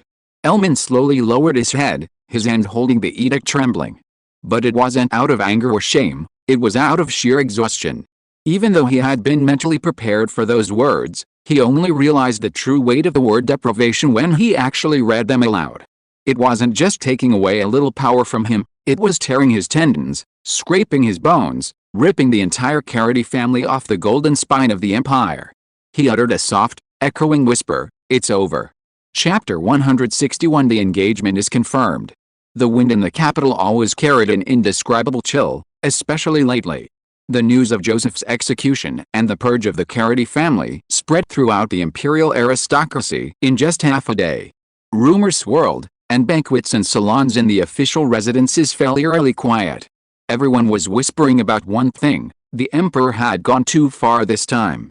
No matter what, they were 5 generations of nobles, not a single word was spared, they were uprooted. Alice, the Carity, in the end, they weren't someone the emperor personally promoted. Don't forget, this is the 3rd high-ranking noble to be purged this year. It's the same old balance of power. In the end, no one but the emperor can stand firm. No one dared openly criticize the emperor, but beneath that thin veneer of respect lay unconcealed fear and vigilance.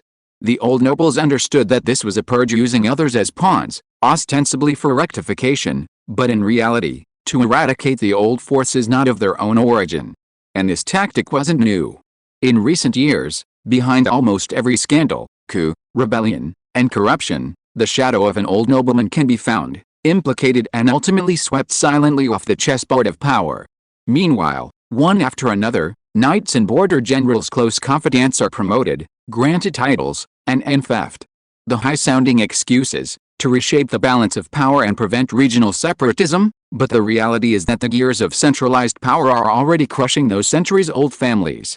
The study is filled with the scent of sandalwood, the fire in the fireplace flickering gently, casting a golden glow on the family crest hanging on the wall. Duke Calvin closes the intelligence letter in his hand, narrows his eyes slightly, and leans back in his chair. For a long while, he remains silent. The news of Joseph's beheading and the complete purge of the Carity family has not shocked him much. The head of the Carity family, a typical old-school nobleman, arrogant, dull-witted, using old power as a shield, failing to see that the times have already changed. Their defeat was not unjust. Calvin picked up a glass of warm wine, took a small sip, its smooth texture carrying a subtle herbal aroma. His gaze fell on the fireplace, and with a flick of his wrist, a spark crackled from the firewood. Another mountain has collapsed, he murmured to himself. Not out of fear, but out of a sense of melancholy. Men like him had witnessed far too many rises and falls. The aristocratic circle was never a stable fortress, but a battlefield constantly crumbling and rebuilding. The fall of the Carity family was merely another old pillar collapsing. The empire no longer needs the old nobles, he knew in his heart. Names that had once drunk side by side, clashed in the noble council for years, were now cold, hard criminals, stripped, shattered, and purged. The empire's aristocratic class was being reset by an iron-fisted emperor. In another 10 years, perhaps half the surnames of these great nobles will be changed, he thought thoughtfully. Heavy thoughts swirled in his mind like a thick fog. Calvin gazed at the flickering firelight in the fireplace and suddenly sighed softly. Thinking about these things is too heavy. His gaze softened, and another matter surfaced in his mind. Compared to power struggles, aristocratic infighting, and the emperor's iron fist, this matter seemed much milder. But its significance for the future was no less than any political duel. The engagement between Louis and Emily was finally settled. After rounds of probing, polite maneuvering, private exchanges, and secret letters, Louis's marriage to the daughter of the Edmund family had finally come to fruition. It would be a lie to say he wasn't relieved. When he received the letter that day, the Duke of Calvin stood before it in silence for a long time. He was satisfied with this marriage.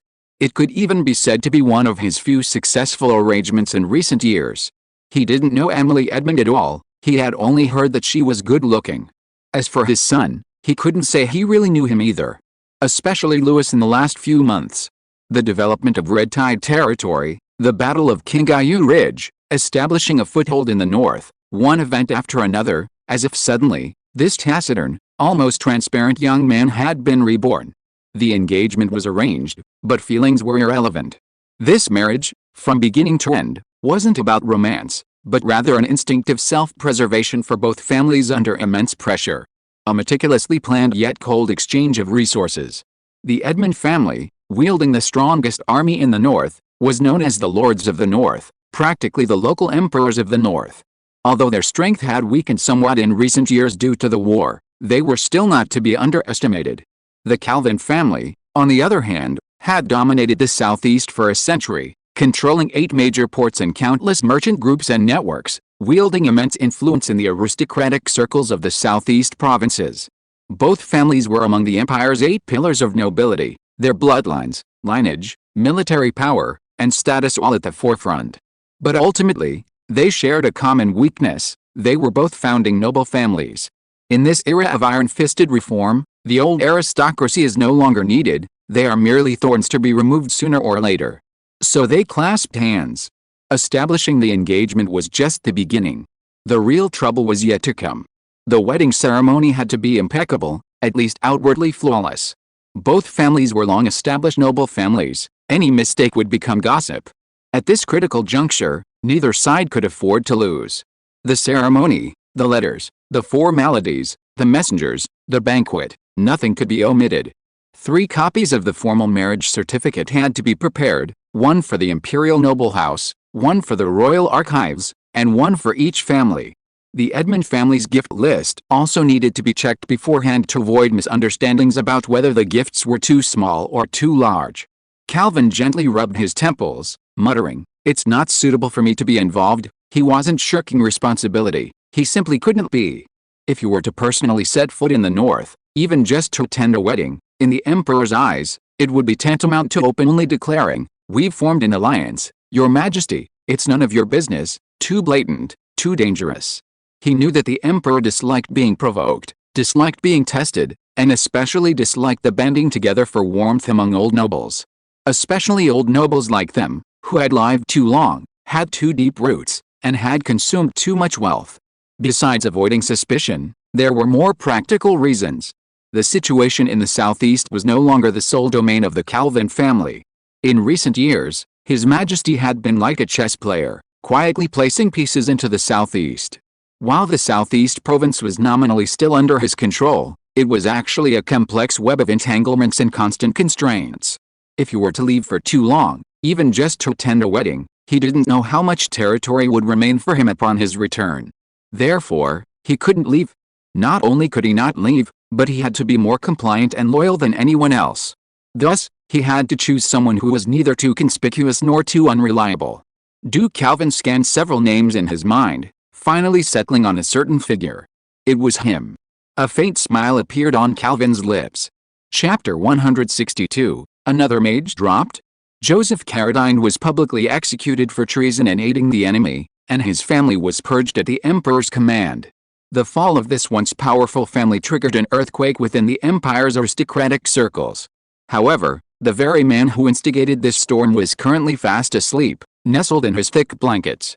It was no wonder. The intense work he had been doing lately, coupled with the days spent building the parliament, establishing the oversight agency, and investigating and cultivating various noble factions, he was truly exhausted. Thus, Louis Calvin, the youngest county magistrate of the North, the founder of the parliament, the mastermind behind the oversight system, and the designer of the revitalization fund, was sound asleep in bed. "Young Master Louis, it's time to get up," Sif's voice rang in his ear. The heavy curtains were drawn back, and a beam of sunlight suddenly slanted in, filtering through the sheer curtains and landing on the figure curled up on the bed. This was his own instruction. No matter how tired he was, he had to be woken up before 9 every morning, to prevent himself from completely falling into depravity. Louis felt the sunlight, frowned, muttered something, and finally opened his eyes with difficulty.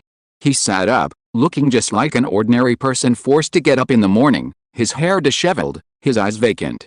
"It's been over a year," he murmured, looking at the dawn light outside the window, "since I transmigrated until now. I've truly degenerated into a nobleman." But no matter how tired his body was, or how half awake his mind, the habit was already deeply ingrained.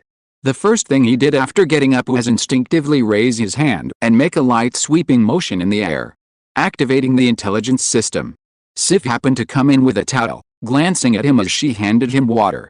Seeing him staring blankly at the air again so early in the morning, she couldn't help but chuckle. Staring blankly again, she approached, casually rubbing his face, like petting a sleepy kitten. He didn't seem to care, still focused intently on what was ahead. He never worried that Sif or anyone else would notice anything amiss. In fact, he had already verified that this daily intelligence system was only visible to him. Whether it was Sif or anyone else, even if they stood before him, they would only see his dazed expression and wouldn't notice the light screen and text slowly appearing in the air.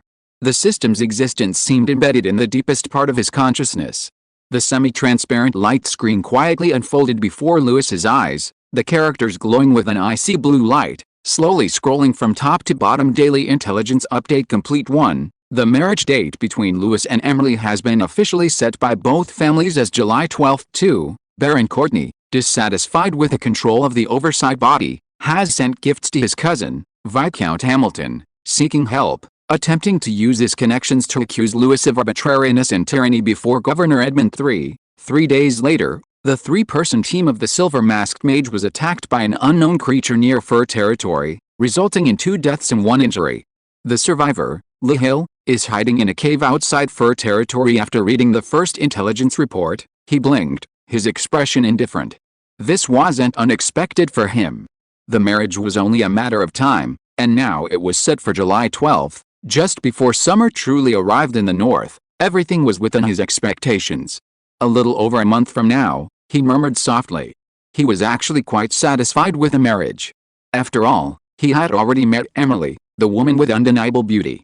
Unlike Sif, she possessed a more elegant and dignified style, as if she were born to wear a wedding dress and walk down the aisle.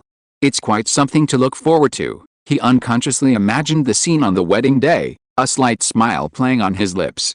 Of course, as a marriage between prominent families, he didn't need to personally handle much. The procedures, the ceremony, the dowry, the guest list, everything would be arranged.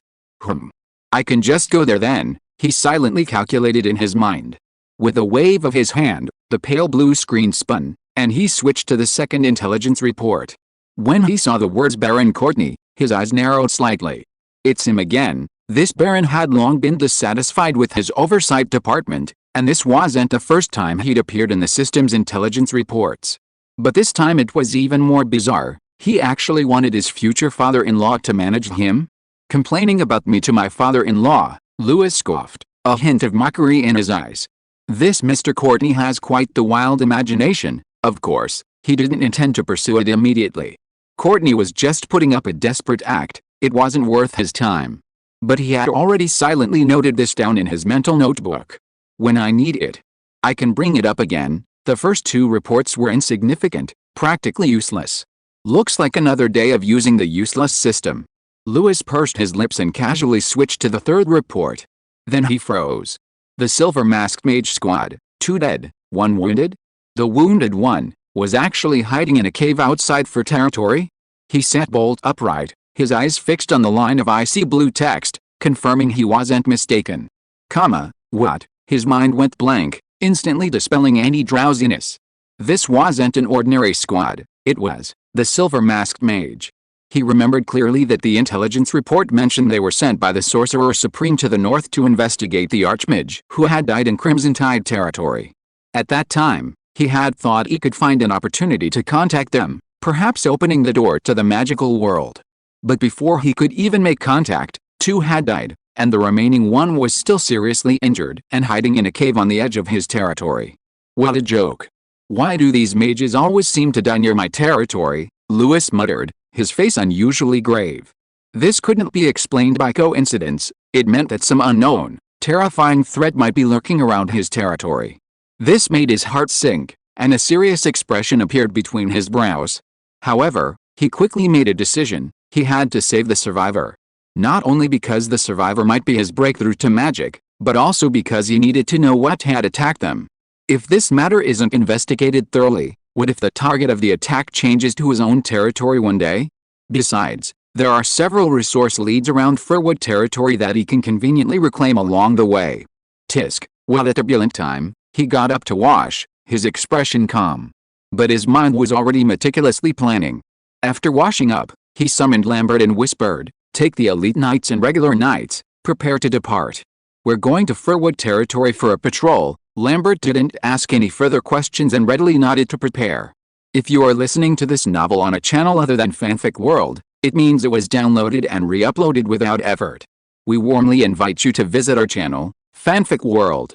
There you will find the original version of this story and many other novels of various genres. We look forward to seeing you dive into a world of incredible novels. Chapter 163: The Fierce Battle of the Mages. Months ago, Archmage Jurgen Loken suddenly lost contact. The Sorcerer Supreme then issued an order to dispatch 12 of his personal silver masks to the north to find the truth. Their target was the northern border and the ruins of tribes further north.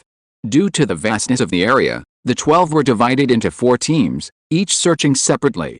It wasn't a particularly difficult mission, they were just looking for someone, at least, that's what they initially thought. But reality quickly taught these determined silver masks what it meant to be completely clueless. The winds of the icy lands were cold, and clues were even colder. Weeks passed in a flash, no ruins, no corpses, not even a trace of residual magical energy.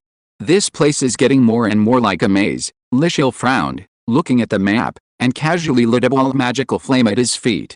The 3 sat around a campfire by a stream, taking out their rations and beginning to eat, their faces expressionless. "I told you, climbing into management is the right path in life." Modai crunched on a loaf of bread so hard it could kill someone. Silver-masked mages sound glamorous, but what's the difference between them and beasts of burden? A single word from a mage, and we have to come to the northern forest and search for someone we couldn't find for a month. If you want to become a golden-masked mage, you'll have to learn to lick asses first. Lishil glanced at him, his tone flat. "Then forget it." Modai gave him a sidelong look.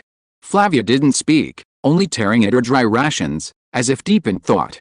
Her gaze occasionally drifted to the shadows in the forest. The wind there seemed a little off. The firelight flickered, the snow and shadows creating an inexplicable sense of oppression. "Speaking of which, do we really have to go on?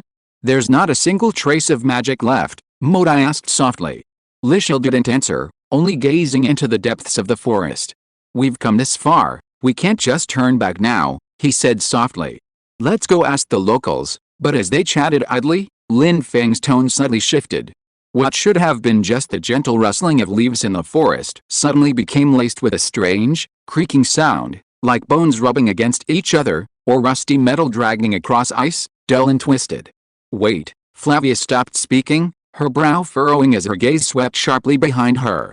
"Something's coming." The next second, the shadows of the trees parted, and 5 or 6 figures rushed out of the dark forest.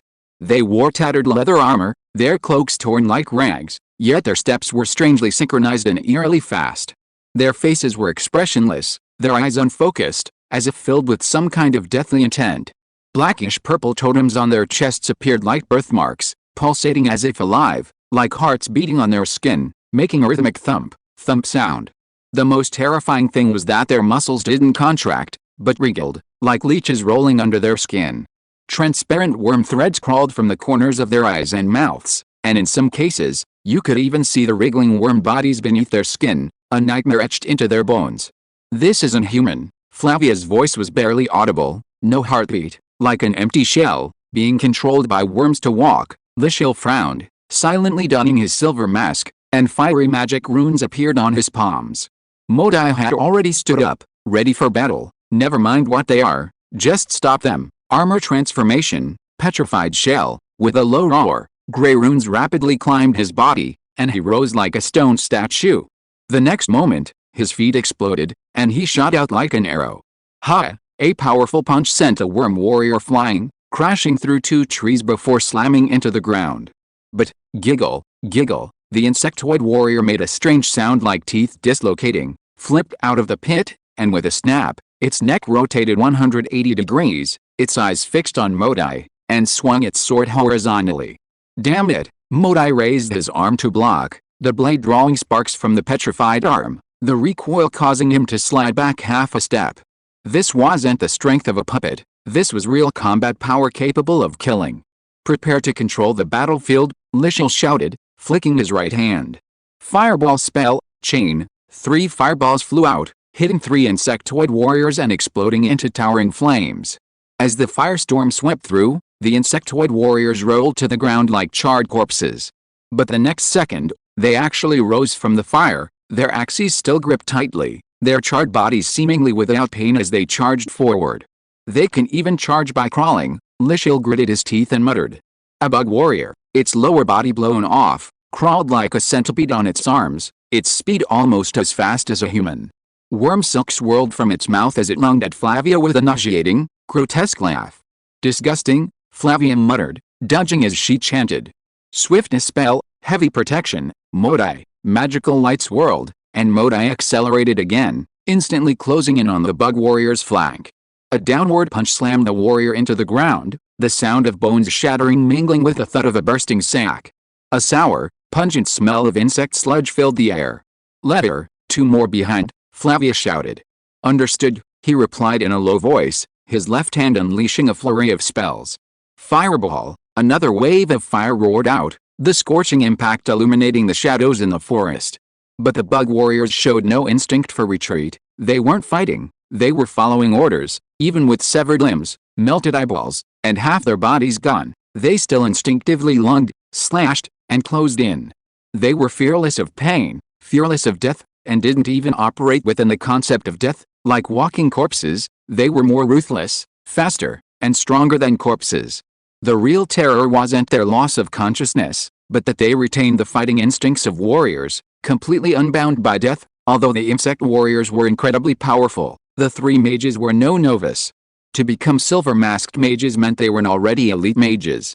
Numerous life or death missions had imprinted experience, skill, and reflexes into their very being. Even against these monsters, they proceeded cautiously and steadily.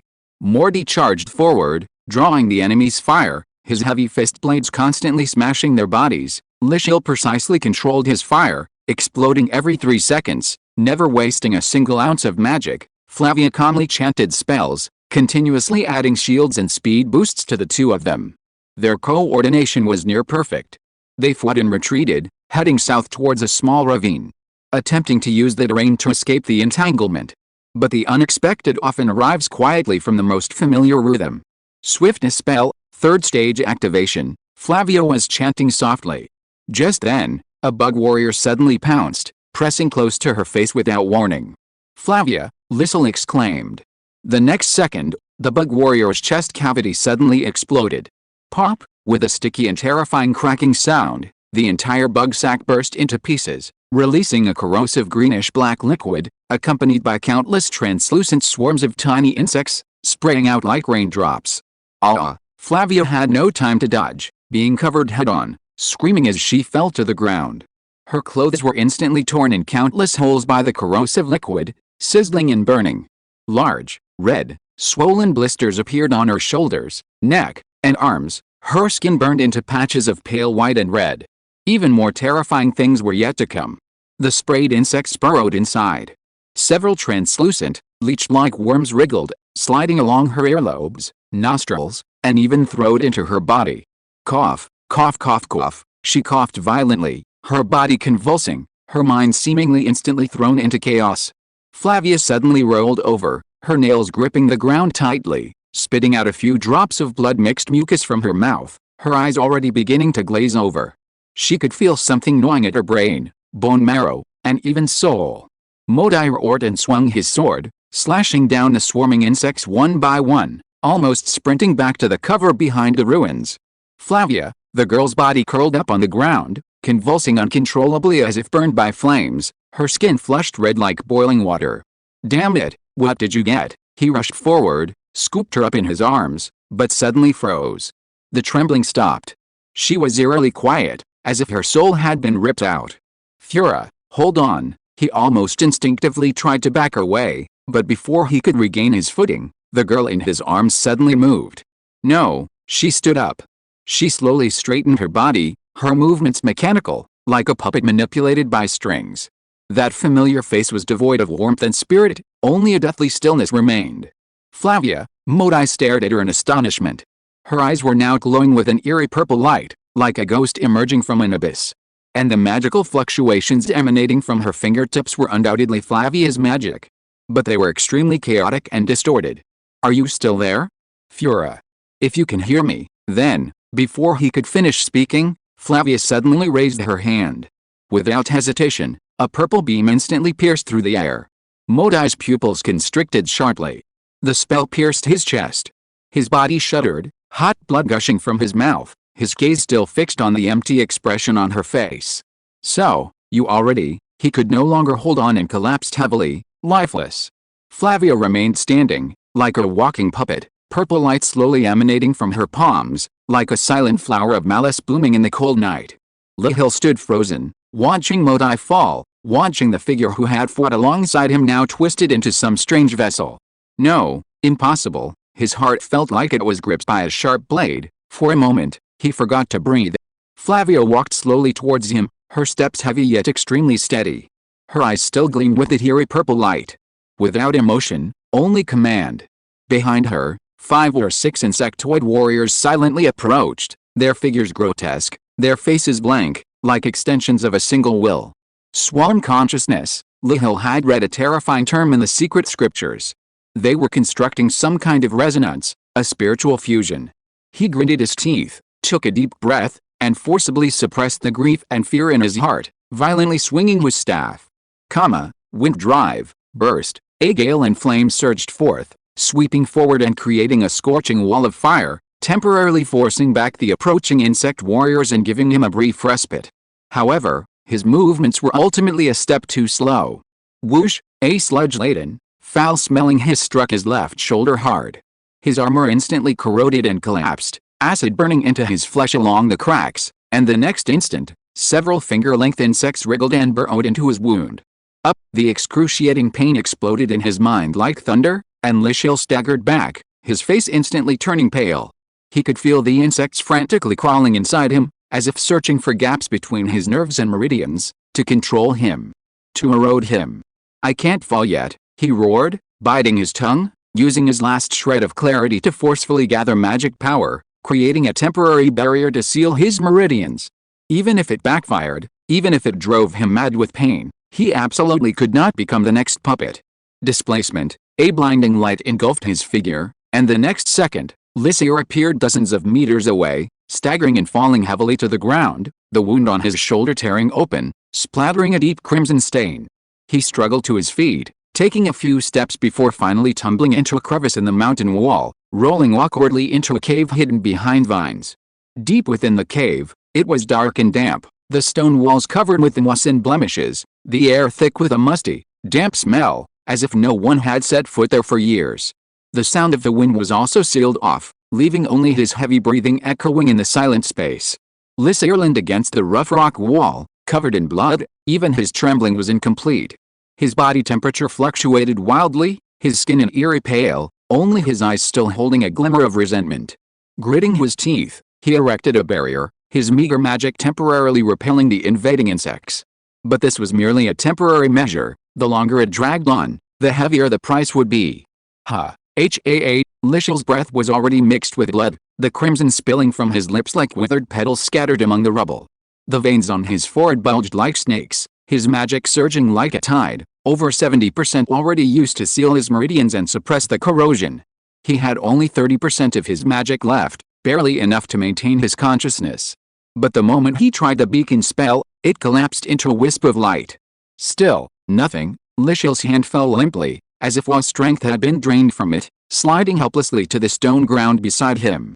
Time seemed to freeze. Every second dragged him towards the brink of death. A day and a night. No water, no food, no light. Only the relentless swarm of worms clinging to him, and a will nearly shattered by torment, remained. Lihil had thought he would die on the battlefield, at the end of some glorious battle. But he never imagined he would rot silently in this dark cave, like a discarded rag doll. The dawn of the next day had not yet arrived. The worm body finally fell silent. Perhaps it was suppressed to its limit, perhaps its instincts had dissipated, or perhaps it was simply a deep sleep. He finally managed to catch his breath, his taut nerves snapping like a broken string. He felt as if all his flesh and strength had been drained away, slowly collapsing to the ground, everything going black.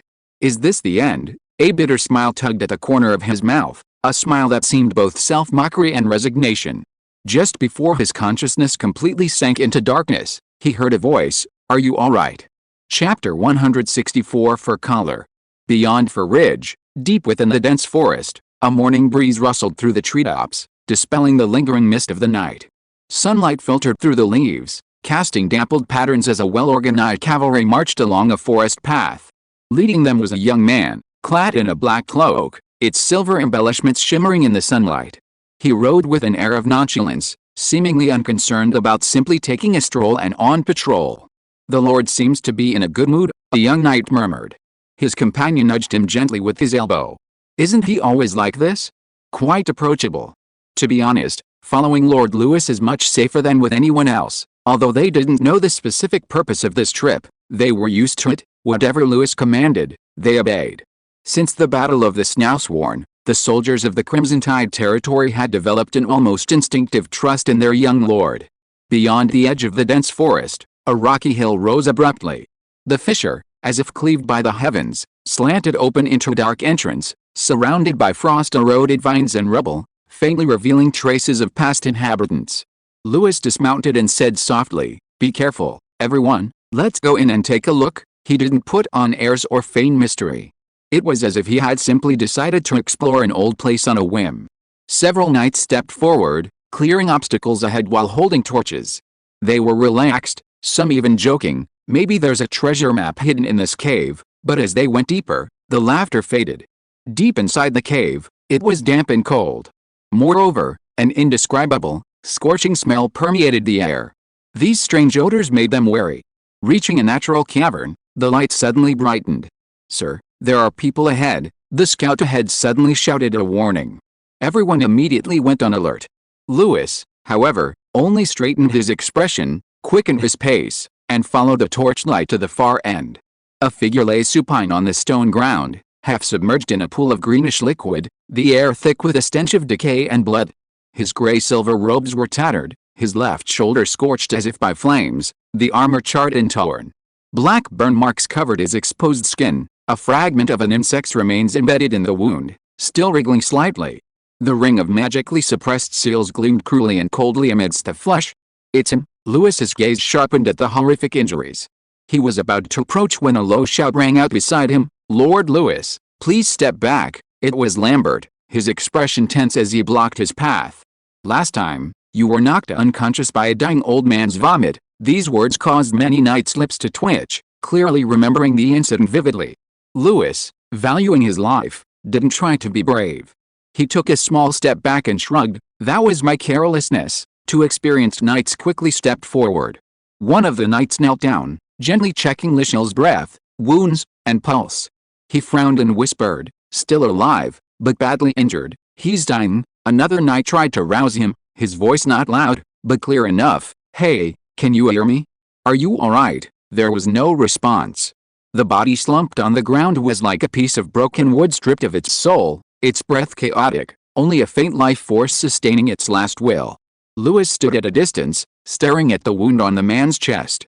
An entire piece of armor had been completely corroded, the flesh charred black, blood and remains mixed together, exuding a nauseating stench. The sight was chilling.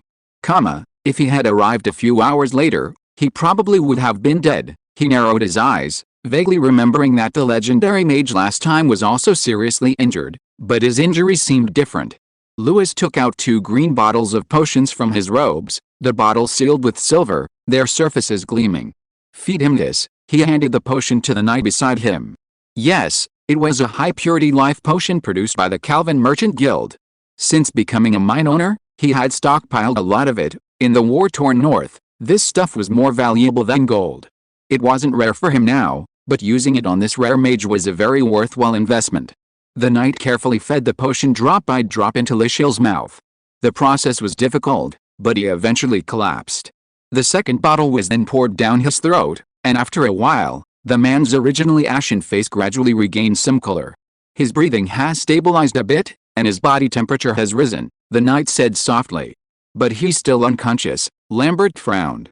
"Then take him back." Lewis stood up, dusted himself off, and spoke gently. He sighed softly, his gaze falling on the wounded body, a sense of unease rising within him. What on earth could have reduced a mage party to this state? And this thing is even near my territory, he silently prayed for the unfamiliar mage. You better survive. I wonder what could have done this to you. After rescuing the dying mage, Lewis didn't return to Crimson Tide territory. Instead, according to the source plan, he embarked on the journey to Fur territory. Well, it's about time I went, he stretched on his horse. After all, that's one of my territories. This was the first time he had set foot on any territory outside of Crimson Tide territory that was under his control. The reason? In short, too busy. War, reconstruction, food, refugees, winter, the administrative system, the Calvin family's northern affairs, each one was enough to drain a normal person dry. Busy as I may be, I'm still the Lord. He leaned against the carriage window, a rare hint of anticipation in his eyes. I really want to see what Hamspeen territory will become under the influence of my policies. If things went well, the people lived in peace and prosperity, tax revenue remained stable, and local officials were efficient and clean. Then he could confidently pat them on the shoulder and say, well done. But what if not? HMPH, a smile crept onto his lips. Then, everyone will be dismissed and re-examined. After all, the policies had been implemented, and resources had been allocated. If Hamspeen territory was truly ruined, those responsible couldn't escape. Don't blame me for being ruthless, he muttered to himself. Meanwhile, in Hamspeen territory, the moment news of Lord Lewis's impending visit spread throughout the town, the entire territory seemed to be set ablaze. The roads were swept spotless, adorned with colorful banners and the fluttering flags of the Crimson Tide territory. A festive atmosphere spread, and officials ordered a day off for the entire city. No one is allowed to stay at home today. Everyone must welcome the Lord, of course. Even without this order, they would still have gathered to welcome the Lord. The square was packed with people. Since dawn, residents had been gathering on the main street, bundled up in thick clothes, yet their eyes burned with anticipation as they gazed at the end of the avenue. Will he really come? A young boy asked his father, looking up, his voice uncertain. He will, his father said firmly, patting his head. The sunlight was blinding, but the crowd only grew larger. But by noon, there was still no sign of the cavalry. A knight couldn't help but mutter a complaint to the clerk beside him. Are you sure the Lord is coming today? Could he have gotten the date wrong? The clerk shook his head with a wry smile. Something must have delayed him. Just then, a rumbling sound came from afar. He's here. Lord Lewis is here. The crowd erupted like ignited gunpowder. Thunderous cheers ripped through the sky, mixed with cries, kneeling, and near fanatical shouts. Some people held their children aloft, others tossed their own flowers into the air, as if in sacrifice or celebration. An old man even knelt down with a thud, murmuring through tears, the sun has come. In the center of the crowd, a middle-aged carpenter listened to the cheers, tears streaming down his face. Months ago, his daughter Maya was dying of a high fever. It was the Red Tide Knights Patrol who rescued her and brought her to Lord Lewis's camp, healing her with precious medicine. When the plague broke out, he himself was afflicted by the snow spirit curse and was on the verge of death. It was Lewis who personally risked his life to venture into the hot zone, capture a fireback turtle, and establish the first steam therapy shed in Fur territory, pulling him back from the brink of death. Now, Maya had been selected as a knight in reserve. Every week, she sent letters from Red Tide, meticulously detailing her training progress, spear practice, night patrols. This filled him with both pride and heartache. To him, Lewis was not only a lord, but also the one who brought a second life to their family. But this wasn't just a sentiment belonging to his family. In Fur territory, on this land that had risen from snowstorms and war, almost everyone had been saved by that man in their darkest hour. Refugees ate their first bowl of hot porridge by the fire, women gave birth on snowy nights and received medical care and charcoal, children, under his protection, read, studied, and trained, no longer fearing the future. If it weren't for him, we would have died that winter long ago, a woman said tremulously, her eyes still fixed on the end of the road. He was our only hope. Lewis rode a tall, snow-maned warhorse, his deep red cloak fluttering in the wind. He wore no dazzling armor, nor did he carry extravagant regalia, only a simple battle robe. The wind and snow carried a slight chill, yet it made him appear like the first rays of dawn. His features were gentle, his face youthful, yet not frivolous. It was a warm, gentle quality, like the first rays of sunlight on the horizon. Some of the refugees burst into tears, not from grief, but from the overwhelming collapse of emotions, like rain after a long drought. Is that our Lord, so young? But it seems like it's not the first time I've seen him. In my dream, there was a figure, exactly like him. Soft whispers rippled through the crowd. He was the one who built the camp amidst the chaos, distributed bread and potions in the blizzard, buried the dead after the war, and sheltered the refugees. He was the one who brought hope. Not a legend, not a god, but a living, breathing, real sun, walking before them. Some stared blankly, forgetting to wave, others wept and collapsed to the ground. They knelt not out of fear, but out of gratitude. They waved the flag not because of orders, but because of love. Raising the Red Tide Territory's sun flag high was not as a symbol, but because there truly was light on it. Seeing the crowd's emotions almost ignite the air, Lewis paused slightly. He wasn't unfamiliar with such scenes. He had witnessed the Red Tide Territory's celebrations, the post-war welcome ceremonies, the gratitude and tears of the people. But the scene before him was even more fervent and more real. Weeping, kneeling, and shouts of gratitude filled the air. Unfamiliar yet sincere faces all reflected an almost religious devotion. Perhaps it's because this is my first time in fur territory, he sighed inwardly. These people had probably been waiting for him for a long time. He reined in his horse, stopped at the town entrance, and dismounted.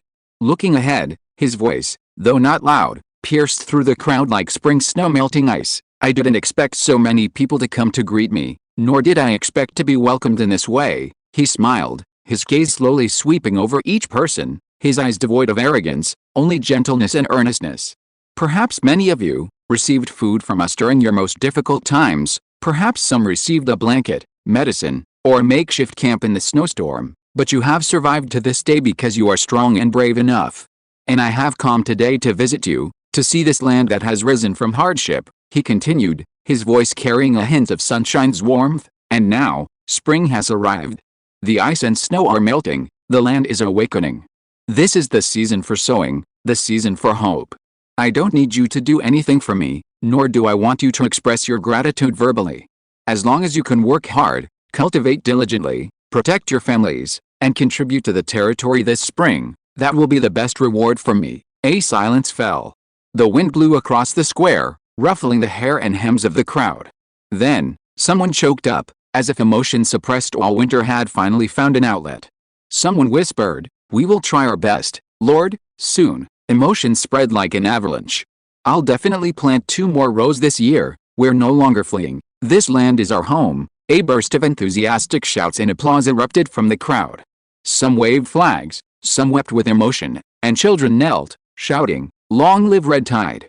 Long live the Lord!" These weren't just slogans, but a testament to their survival.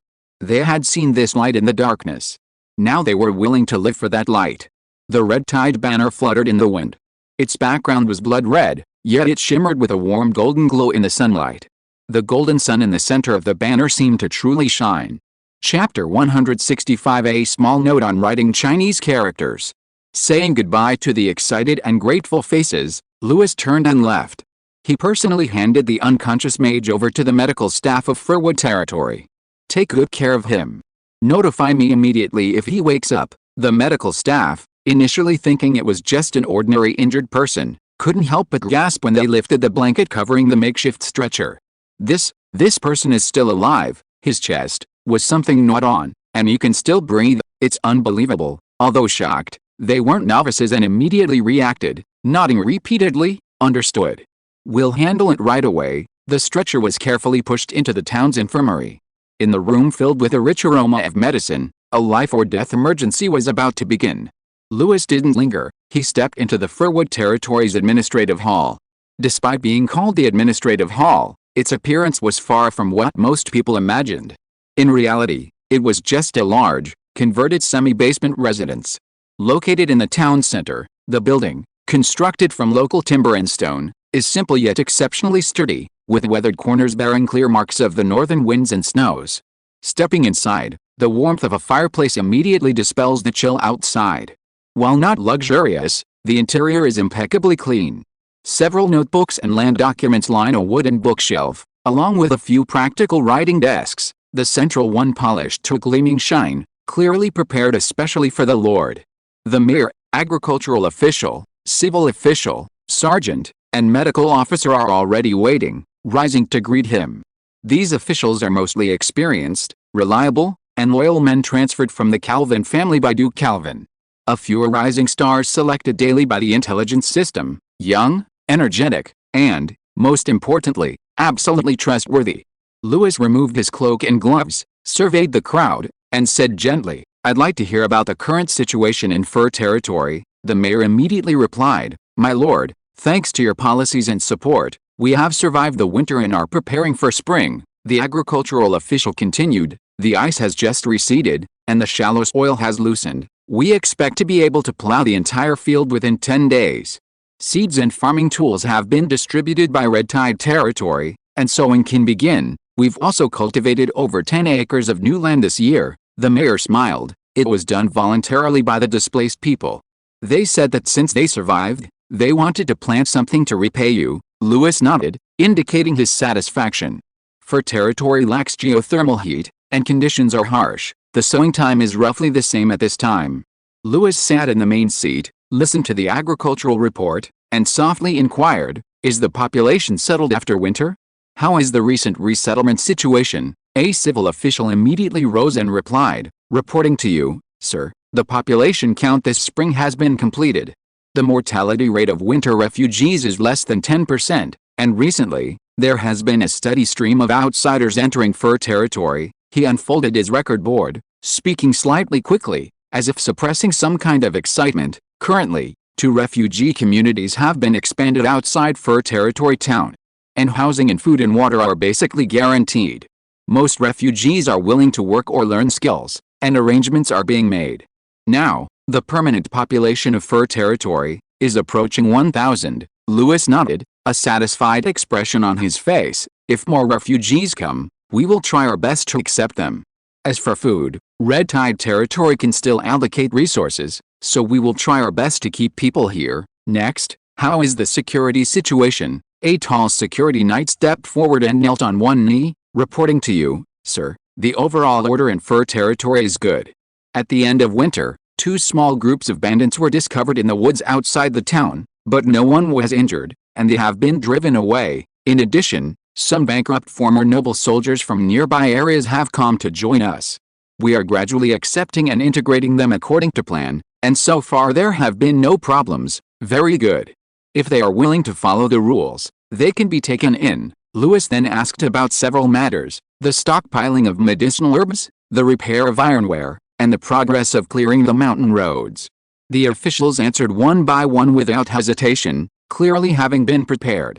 "The thermal energy device for the fireback turtle is operating stably," the agricultural official added again, "and the survival rate of livestock in the breeding area is exceptionally high." Regarding the school, another young official looked up and smiled. "More than 60 children have already enrolled, and this spring we will double the enrollment.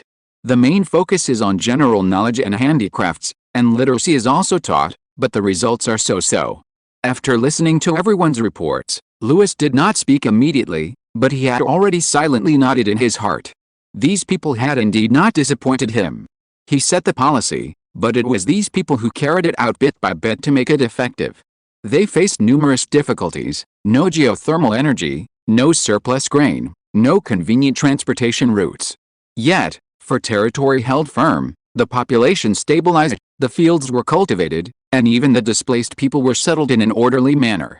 Lewis turned around, his tone calm yet resolute. "You have done a great job." The officials in the hall were taken aback, then rose to their feet and bowed. Lewis continued, "Winter is over, this is spring, a new beginning.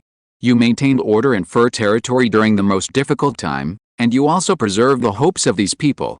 "I remember that." The mayor, moved by these words, couldn't help but say, "My lord, this is all thanks to you. It was your advanced policies and supplies that allowed us to survive. To be honest, without you, we couldn't have accomplished anything with just enthusiasm." The civil official nodded in agreement. "We were simply following the framework you set. The results we achieved are all thanks to your foresight." While sincere, his words still carried a hint of flattery. Lewis smiled slightly upon hearing this. "There's no need to exaggerate. It's not that miraculous, But I know that Hanshin has been able to hold on because of people like you. Words are no substitute for reality. He patted the box on the table and nodded gently. An attendant, already prepared, handed each official a small cloth bag. The bags were small, but heavy. Inside are 10 gold coins.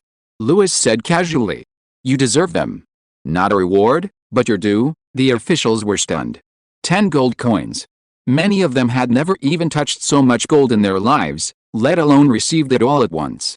The mayor's mouth gaped open, and he could only stammer, This is too precious." After a brief silence, a complex emotion quietly spread through the government hall.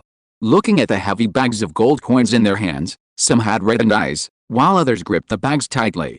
It wasn't just a bag of gold, it was a sign of respect and trust that had been genuinely acknowledged. "Thank you, sir." The mayor bowed first, his voice low and hoarse, yet revealing undisguised excitement. We will definitely continue to work hard to build Fur Territory even better." When my child was born, our family didn't even have enough to eat, the young agricultural officer said, his hands trembling as he clutched the bag of gold coins, his eyes already reddening. "Now he can learn to read at the school, has food to eat, and a place to sleep, all thanks to you." Faced with the grateful gazes of the crowd, Lewis simply smiled. He didn't put on an air of superiority, but simply accepted their gratitude with equanimity. "I said that working under me would be rewarded with effort. You have achieved results, so you deserve what is rightfully yours." His tone carried a sense of entitlement. "I govern the territory, but its fate rests on your shoulders. I believe in you, and I hope you will continue." After these words, the atmosphere in the hall quieted down somewhat. However, Lewis suddenly shrugged, jokingly adding, "I'm not made of iron either. I haven't rested since morning, so I'm a bit tired. Take me to my lodgings. I want to rest for a while." "Yes," everyone responded in unison. The mayor personally led the way, with the group following behind, slowly making their way through the streets of Firwood Town in the early morning. The streets of Firwood Town remained simple, the houses low and practical. The stone-paved roads were lined with freshly melted snow, but every inch of the ground had been carefully swept, even the puddles were swept into the drains. Wherever they went, people stopped what they were doing. There were old men shoveling snow, young men repairing roofs, women carrying buckets returning from the well, and children munching on dry bread by the window. They looked up at the figure in the middle of the street, being escorted by officials as they walked slowly. They wanted to cheer, but were afraid of disturbing this great lord, yet Lewis could still feel their fervent emotions. Finally, the group arrived at the gate of a courtyard. "This is the best house in Firwood Town right now," the mayor said, his expression slightly tense, pointing to a newly built semi-basement house in the distance. Calling it best was only relative. It was a modern dwelling nestled into the hillside, solid brick and stone, with heavy doors and windows, and a roof covered with hay and stone slabs to keep out the cold. Despite its roughness and simplicity, it was clearly a product of thought. The yard in front was paved with tiles, and a bunch of early spring wildflowers, bright in color, clumsily adorned the solid space in a corner. "This is the best house in Firwood Town right now," the mayor repeated softly, seemingly worried that its simplicity didn't suit the new prefect who had returned from the battlefield. "Very good." Lewis's tone was low, but it relieved the mayor. Then he said, "You may all leave, I want to be alone." No one dared to ask further questions, and they all excused themselves, leaving only their attendants to put down his luggage, light the fire, and then quietly leave, closing the door behind them. The moment the door closed, the clamor and salutes finally subsided. The fire crackled, and the distant sounds of a woodcutter chopping wood and roosters crowing drifted from outside. Lewis removed his cloak, placed his sword against the wall, sat on the edge of the bed, and quietly watched the flickering firelight for a moment. He was alone, certainly not to rest. His main purpose in coming to Firwood was to rescue someone. But how could he simply leave after rescuing Rahil? "Now, I need to get everything done," he muttered to himself. Lewis pulled a small notebook from his pocket.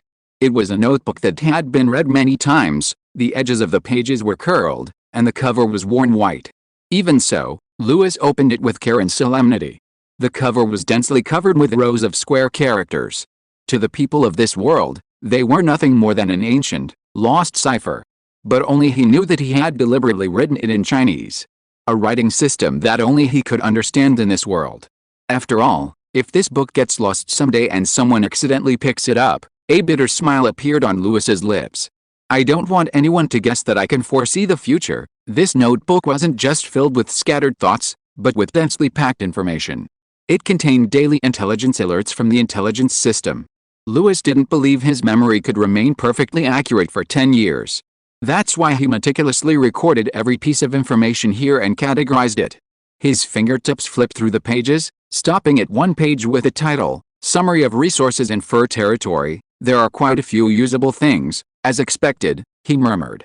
Cold gravel, produced at the North Ridge mines, he murmured, his fingertip tracing the words. Although it's only low-grade stone, it's sturdy and durable, barely adequate for building roads, ramparts, or even city walls. Red-veined fur is also available, not prone to warping or cracking, cold-resistant and tough. He leaned back in his chair, a slight smile playing on his lips. If these two are combined properly, they'll be perfect for building my earthen building-style castle, not only resistant to wind and snow, but also helpful in defending against enemies. His gaze then shifted downwards to a list of food items. Cold berries, shrubs, wild plums, frozen scaled fish. These names held no romantic or poetic meaning for him, only stark value. Although it's a remote place, these food specialties are quite better than in the early days of Red Tide territory, Uie murmured, tapping his fingertips lightly on the table. Cold berries are rich in energy, and although sour, they store extremely well, making them excellent for jams and wines. Wild plums are easy to dry and sun-dry, making them a perfect snack after drying. Frozen scale fish, a specialty of the frigid river section, has firm flesh with a naturally slightly icy texture, making it an excellent nutritional supplement. These can be consumed by our own people, or they can be cultivated and sold on a large scale. He quickly envisioned a scenario. Cold berries and wild plums, collected centrally and handed over to fruit processing workshops, would be uniformly boiled, pickled, dried, packaged, and sold. Frozen scale fish could be stored in simple smoking workshops and cold storage rooms, ensuring long-term preservation. With the addition of smoking techniques from the Red Tide territory, the commercialization of these products would be a natural progression.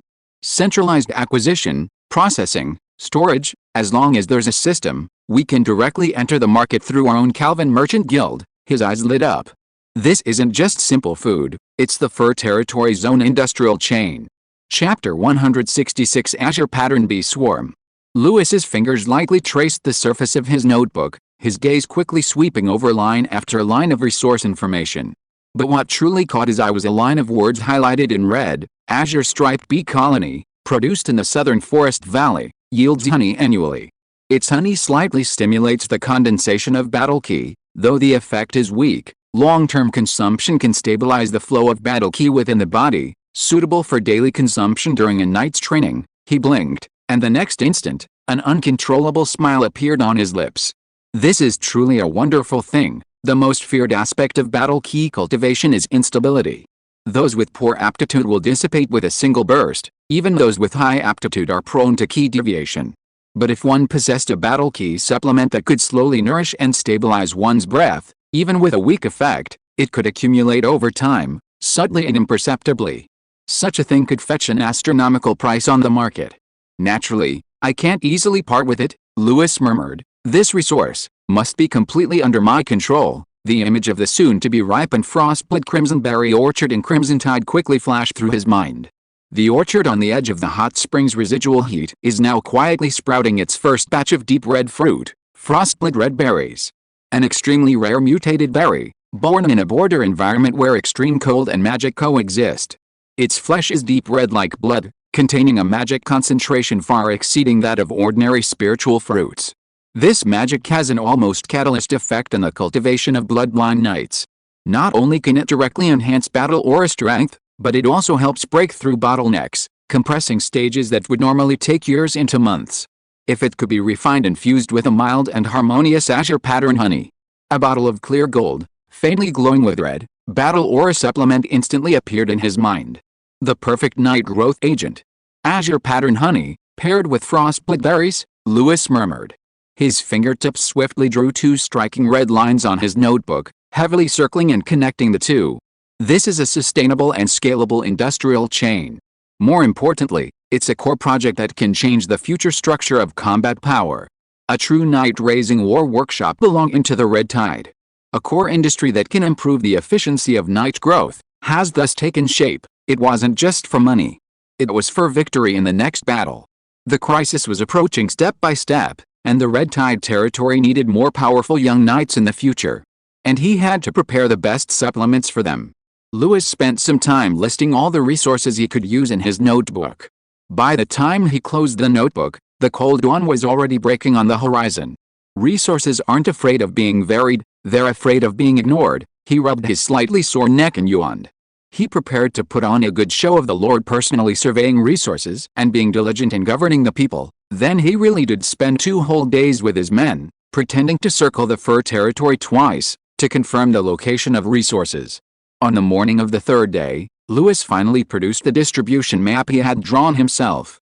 A parchment scroll was spread on the conference table. Pointing to the areas marked with colored pens, he decisively gave the orders: harvest a coldberry bushes and make jam. Set up a small jam-making workshop. It can be stored even in winter. The taste is sweet and sour, perfect for selling to nobles. After processing, it can also be sold to the public. Label it Snow Ridge fruit, and it's guaranteed to fetch a good price. Select healthy mountain plum seeds and transplant them to 30 acres on the southeastern hillside for trial planting. This stuff has shallow roots and is highly adaptable, making it ideal for expanding orchards. As for frozen scale fish, schedule a unified catch every 10 days. Frozen some, and the rest sent to Red Tide territory for pickling and drying. A small processing point can be built along the nearby river, so the people can earn some hard-earned money while working. Not to mention the cold gravel and red striped fur, they can be used to build roads and walls, and also to make arrows and carts. Have someone mark the mineral veins in forest areas first, and then cut down and mine them in batches. They can be transported to various territories. With each item mentioned, the mayor's eyes lit up. After Lewis finished outlining all the arrangements, the entire conference table fell silent for a few moments. Then the mayor let out a heavy sigh.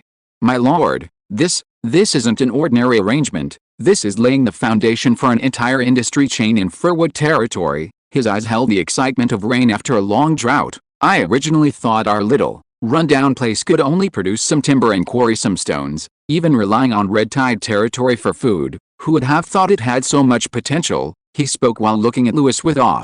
This young man, not yet very old, had only circled Firwood territory twice, yet he seemed to have a clear understanding of the entire territory's resources, as if he could see through the earth's veins.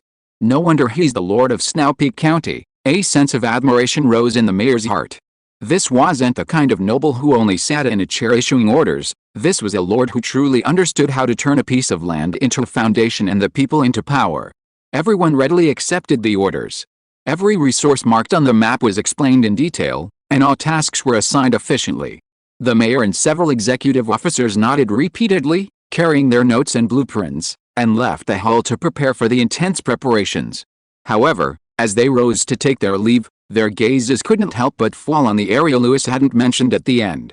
It was the valley area at the very bottom of the map, near the southern forest line, marked with a line drawn in bold red ink. Lewis noticed it and smiled. "I'll handle this personally." The shadows of the trees swayed, and vines entwined the branches. The moment the group stepped into the southern forest valley, an unusual damp chill and oppressive atmosphere filled the air. This place was shrouded in cold mist year-round, making it difficult for sunlight to penetrate directly. The ground was covered with decaying leaves, and the dense forest resembled a sleeping ancient behemoth. Lewis walked at the head of the group, wearing a thick cloak, his gaze slowly sweeping across the forest. The dozen or so people accompanying him were all carefully selected combatants of the rank of official knight or higher from the Crimson Tide territory. Protected by their battle aura, they would be unharmed even if attacked by bees. However, they weren't here to fight. They were here to bring the bees home. "We're here," Lambert whispered. Suddenly, the bushes before them broke open, revealing a discordant dark gold that swayed slowly within. It wasn't sunlight, but a swarm of bees. Thousands upon thousands of azure-striped bees, each with a wingspan no larger than a thumb, were deep blue with subtle blue stripes on their wings, densely packed like brocade in a massive hive on one side of the forest wall.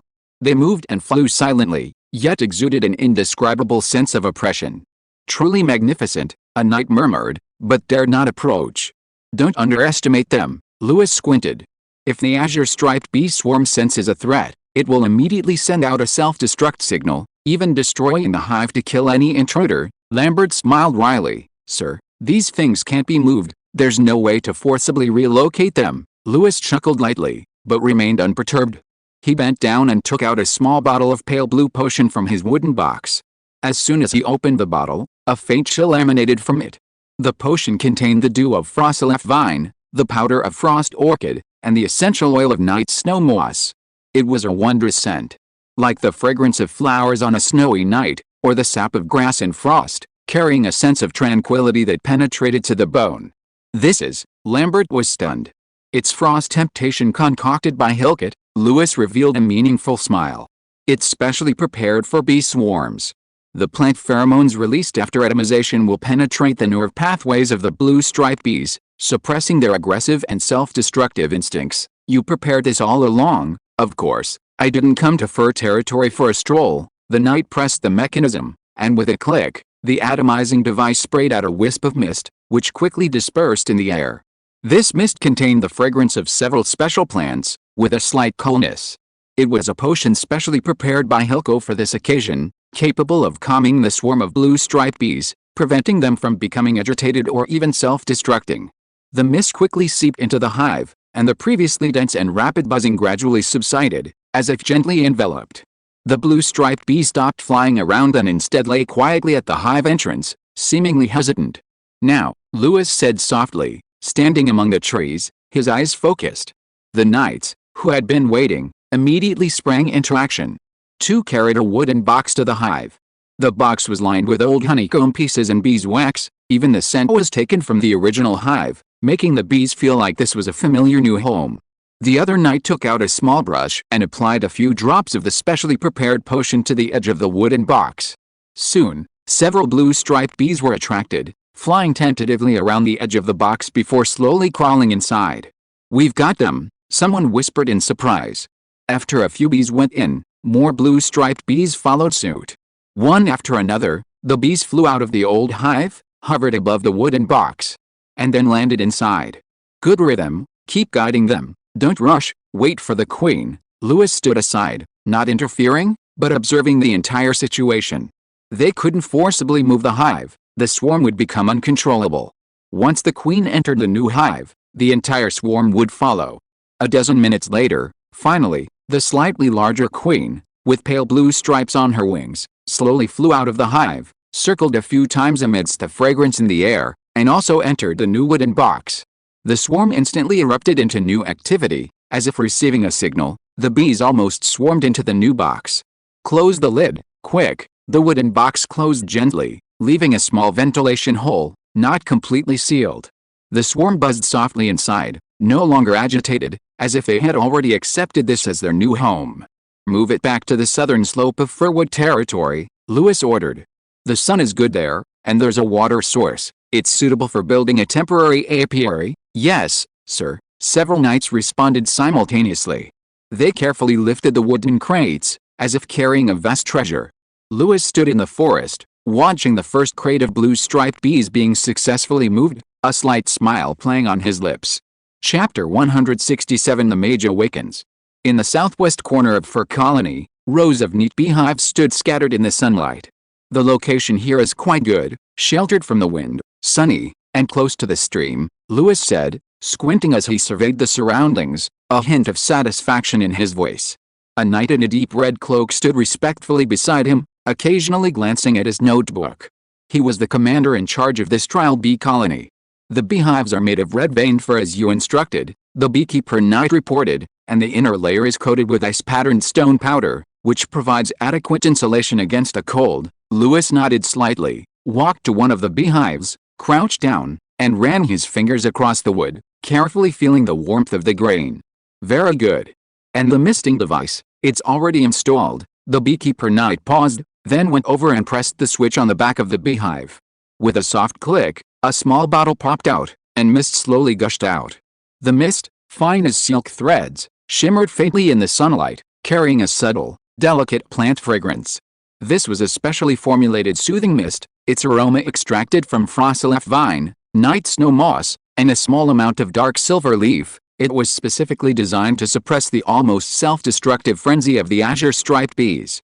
The misting frequency is set to once every 4 hours, the beekeeping knight said, pointing to the rotating wheel at the top of the beehives. The nighttime interval has been shortened to 3 hours, and an automatic sensing array has been added based on your last suggestion. Lewis smiled approvingly.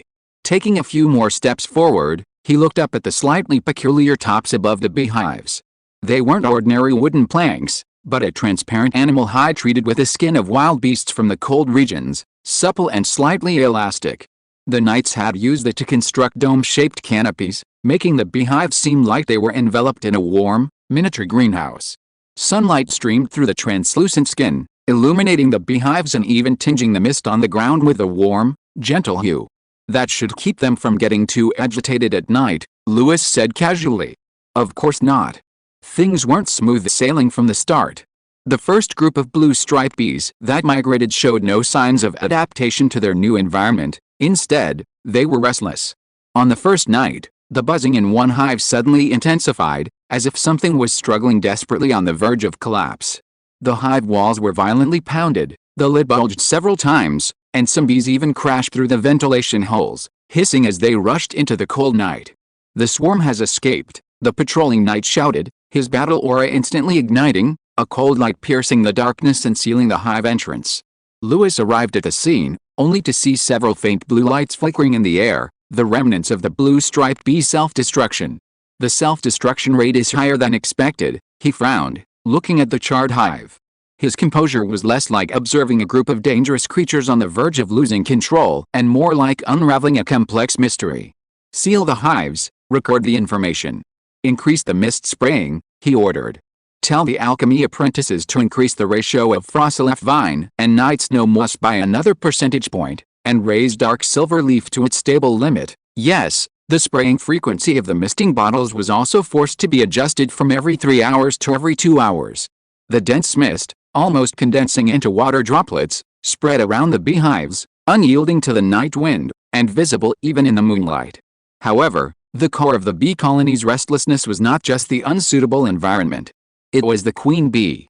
The queen bee refuses to build a nest, the beekeeper reported in a low voice. They seem to still have a strong attachment to the pheromone scent of the old hive. Once the queen bee refuses to settle down, the entire bee colony will fall into chaos. Colony disorder and self-destruction are only a matter of time. Lewis stood on the edge of the slope, silently watching a lone bee fall into the night in the distance, feeling a pang of heartache. After all, it was all money. Early the next morning, he personally drew up the plans and rearranged the beehive array. The original planar arrangement has been replaced with a step layout, lower in the southeast and higher in the northwest, with the distance between each hive mimicking the hanging height of a natural beehive in a secluded valley. He explained while sketching on the drawings, the internal structure is hollowed out to mimic the recessed cells of a rock wall, and residual queen pheromone liquid is added. This was a completely new attempt to simulate the natural hanging nest layout of the Nanlin Valley. The beehives were no longer cold rows of tools, but homes constructed in imitation of nature. The alchemy apprentices who came along were exhausted. The knights worked in groups of 3, taking turns to keep watch at night, recording 3 times a day, the number of bee colonies, the queen's activity, the frequency of honey collection, and nighttime activities. After several days, the wind on the frost-covered slope could no longer dispel the soft buzzing sound around the beehives. The 3 hives of blue-striped bees had established a stable nest. The atomizing device continued to spray fragrant mist on time, and the knights took turns keeping watch at night. But the initial sense of pressure that made people tense had slowly dissipated. The queen's activity range was marked, her status was recorded, and her behavior was predictable. The biggest uncertainty was now under control. There were a few minor disturbances, but the self-destruction phenomenon ceased. "They've really settled down," a knight murmured, watching the blue-striped bee slowly crawling among the hives, somewhat incredulous at the tranquility before him. During the day, the bees were able to fly out autonomously and begin collecting honey.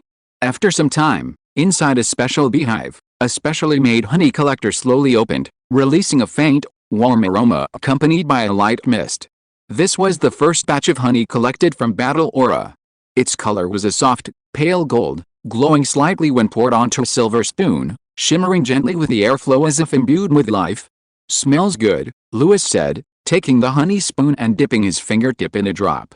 Louis put the honey in his mouth. It was sweet with a hint of bitterness, a coolness that followed by a warm sensation within his body. It was a very subtle, but real acceleration of battle aura flow, like a gentle breeze brushing against a core of battle aura, bringing a slight boost. Not strong enough yet, Louis said calmly, opening his eyes. But it's acceptable. After confirming the successful domestication of the azure striped bee colony at the trial base on the edge of fur territory, Louis felt a surge of joy, but it wasn't time to relax. Important resources must be transferred back to Crimson Tide territory. Only there can we have sufficient protection and resource guarantees. Crimson Tide territory was not only the foundation of his territory, but also the core of his military power. Only there could Louis feel at ease with important assets like the azure striped bee colony. To ensure the colony's safety, Louis personally oversaw the preparation of a specialized transportation plan. The transport wagons were converted into mist lock boxes, sealed beehives with controlled temperature and humidity. They contained built-in magical distillation devices that slowly released a fragrant mist, blended with frosylef vine, at low temperatures, continuously and stably suppressing the bee colony's agitation. Meanwhile, affairs in fur territory were gradually getting back on track. The coldberry processing workshop was completed and ready to begin trial production of the first batch of fruit pulp. Mountain plum seeds had taken root and sprouted on the mountainside.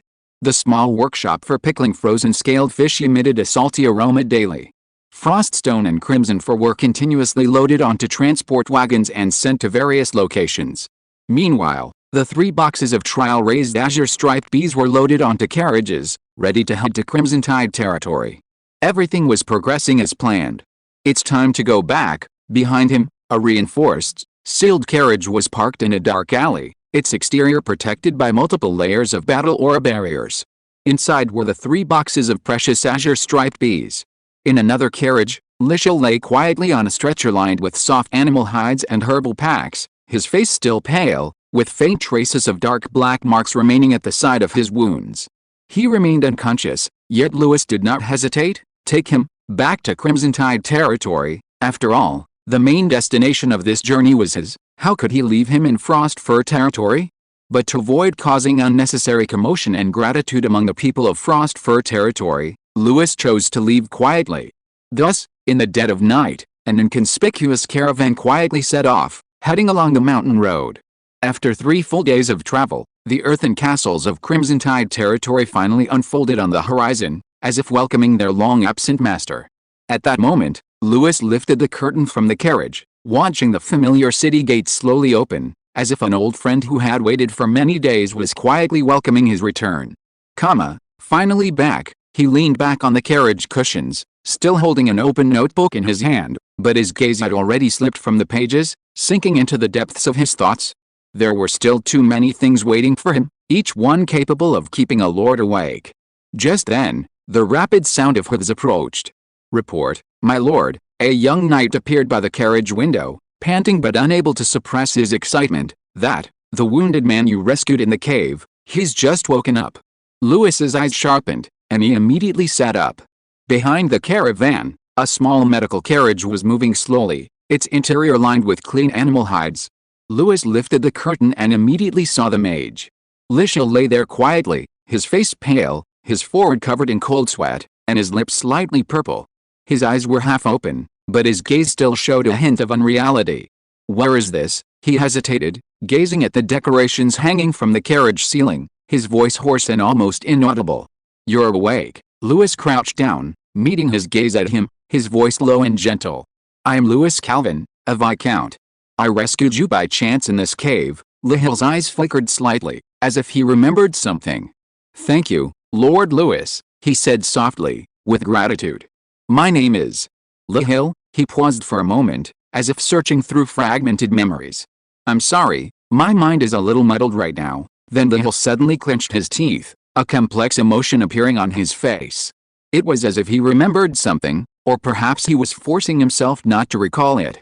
"Thank you," Lihel said softly, his voice trembling but clear. "Whoever you are, whatever happens, I owe you my life." The wind outside stirred the curtains, dappling sunlight between them. Louis slowly spoke. "Can you tell me what happened?" Chapter 168 Lysia's Experience. The creaking wooden wheels vibrated gently with the sound of hooves, and the air lingered with a faint scent of floral mist mixed with a barely perceptible herbal aroma. Inside the carriage, Lysia leaned against the wall, wrapped in a thick gray-blue cloak. His face was still frighteningly pale, cold sweat clinging to his forehead, but his eyes were much clearer than when he had woken up. Lewis looked at him for a moment before speaking in a low voice. "Can you tell me what happened?" Lysia's eyelashes trembled slightly, and he slowly propped himself up, sitting up with difficulty. He didn't answer immediately, but looked at the curtain on the carriage roof, as if carefully choosing his words. Should he tell him? Should he hide this identity? "You don't have to force yourself," Lewis said, looking at him, his eyes not pressing, but rather carrying a strange sincerity. "This happened near my territory, after all. I have a responsibility to know what you encountered so I can prepare accordingly." Lysia looked into the eyes of the young man. The black-haired boy sat upright on the other side of the carriage, his brows furrowed with undisguised worry, yet he maintained a dignified and restrained politeness. His posture caused Lysia to remain silent for a long time before finally speaking softly. "I am a mage," he said softly. "I was ordered to investigate some unusual signs in this area, but I never expected our team would be attacked in the nearby forest." Lewis's expression shifted slightly, as if a certain word had struck a nerve. He widened his eyes in surprise. "Wait, you said you are a mage?" Hearing Lysia utter those two words, Lewis made the most natural expression imaginable. Shock, confusion, followed by undisguised awe and longing. He acted very well, he almost fooled himself with his reaction. Lysia looked at his shocked expression, a tired but genuine smile appearing on his lips, a hint of pride surfacing in his eyes. "Yes, I am." Lewis still seemed somewhat incredulous. "But I heard that mages, weren't they extinct long ago? Confirmed to have disappeared from history several generations ago?" That was a bit of an exaggeration, really. As a member of one of the 8 great families, he had seen 2 mages. However, Lysia didn't notice. He smiled slightly, as if the other's reaction pleased him greatly. He straightened his back and answered with some pride, "They haven't disappeared. They just never appear in front of the public, and the conditions for becoming a mage are extremely demanding, and their numbers are very small, so most people don't know of their existence." Lewis didn't respond, seemingly lost in some kind of awe-inspiring contemplation. After a long while, he slowly spoke. "I've never seen real magic. If I could, I really wish I could learn some." He paused, then added with a half-smile, "Of course, not forcing you to teach me while you're sick. You're still very weak. At least wait until you can walk normally." Lysia was taken aback, then laughed, but he didn't intend to delve deeper into the topic. After all, the more emotionally invested a curious person was, the more likely they were to attract unnecessary trouble. He paused, then gently steered the conversation back on track. "I was resting with my companions then, but we never imagined that place harbored the will to control the swarm." "We were careless. Control the swarm?" Lewis frowned, his intuition picking up on the key phrase. "What is it?" This was what he truly wanted to hear. Lysia whispered, "At first, I thought it was just a normal attack. But when they pounced from the bushes, we knew we were terribly wrong." He raised his eyes, his gaze deepening with recollection. "They looked like humans, white-haired, wearing tattered leather armor, with twisted totems tattooed on their chests, but they weren't living people, like they were being controlled by something." Lewis froze, the image of the Snowsworn flashing through his mind.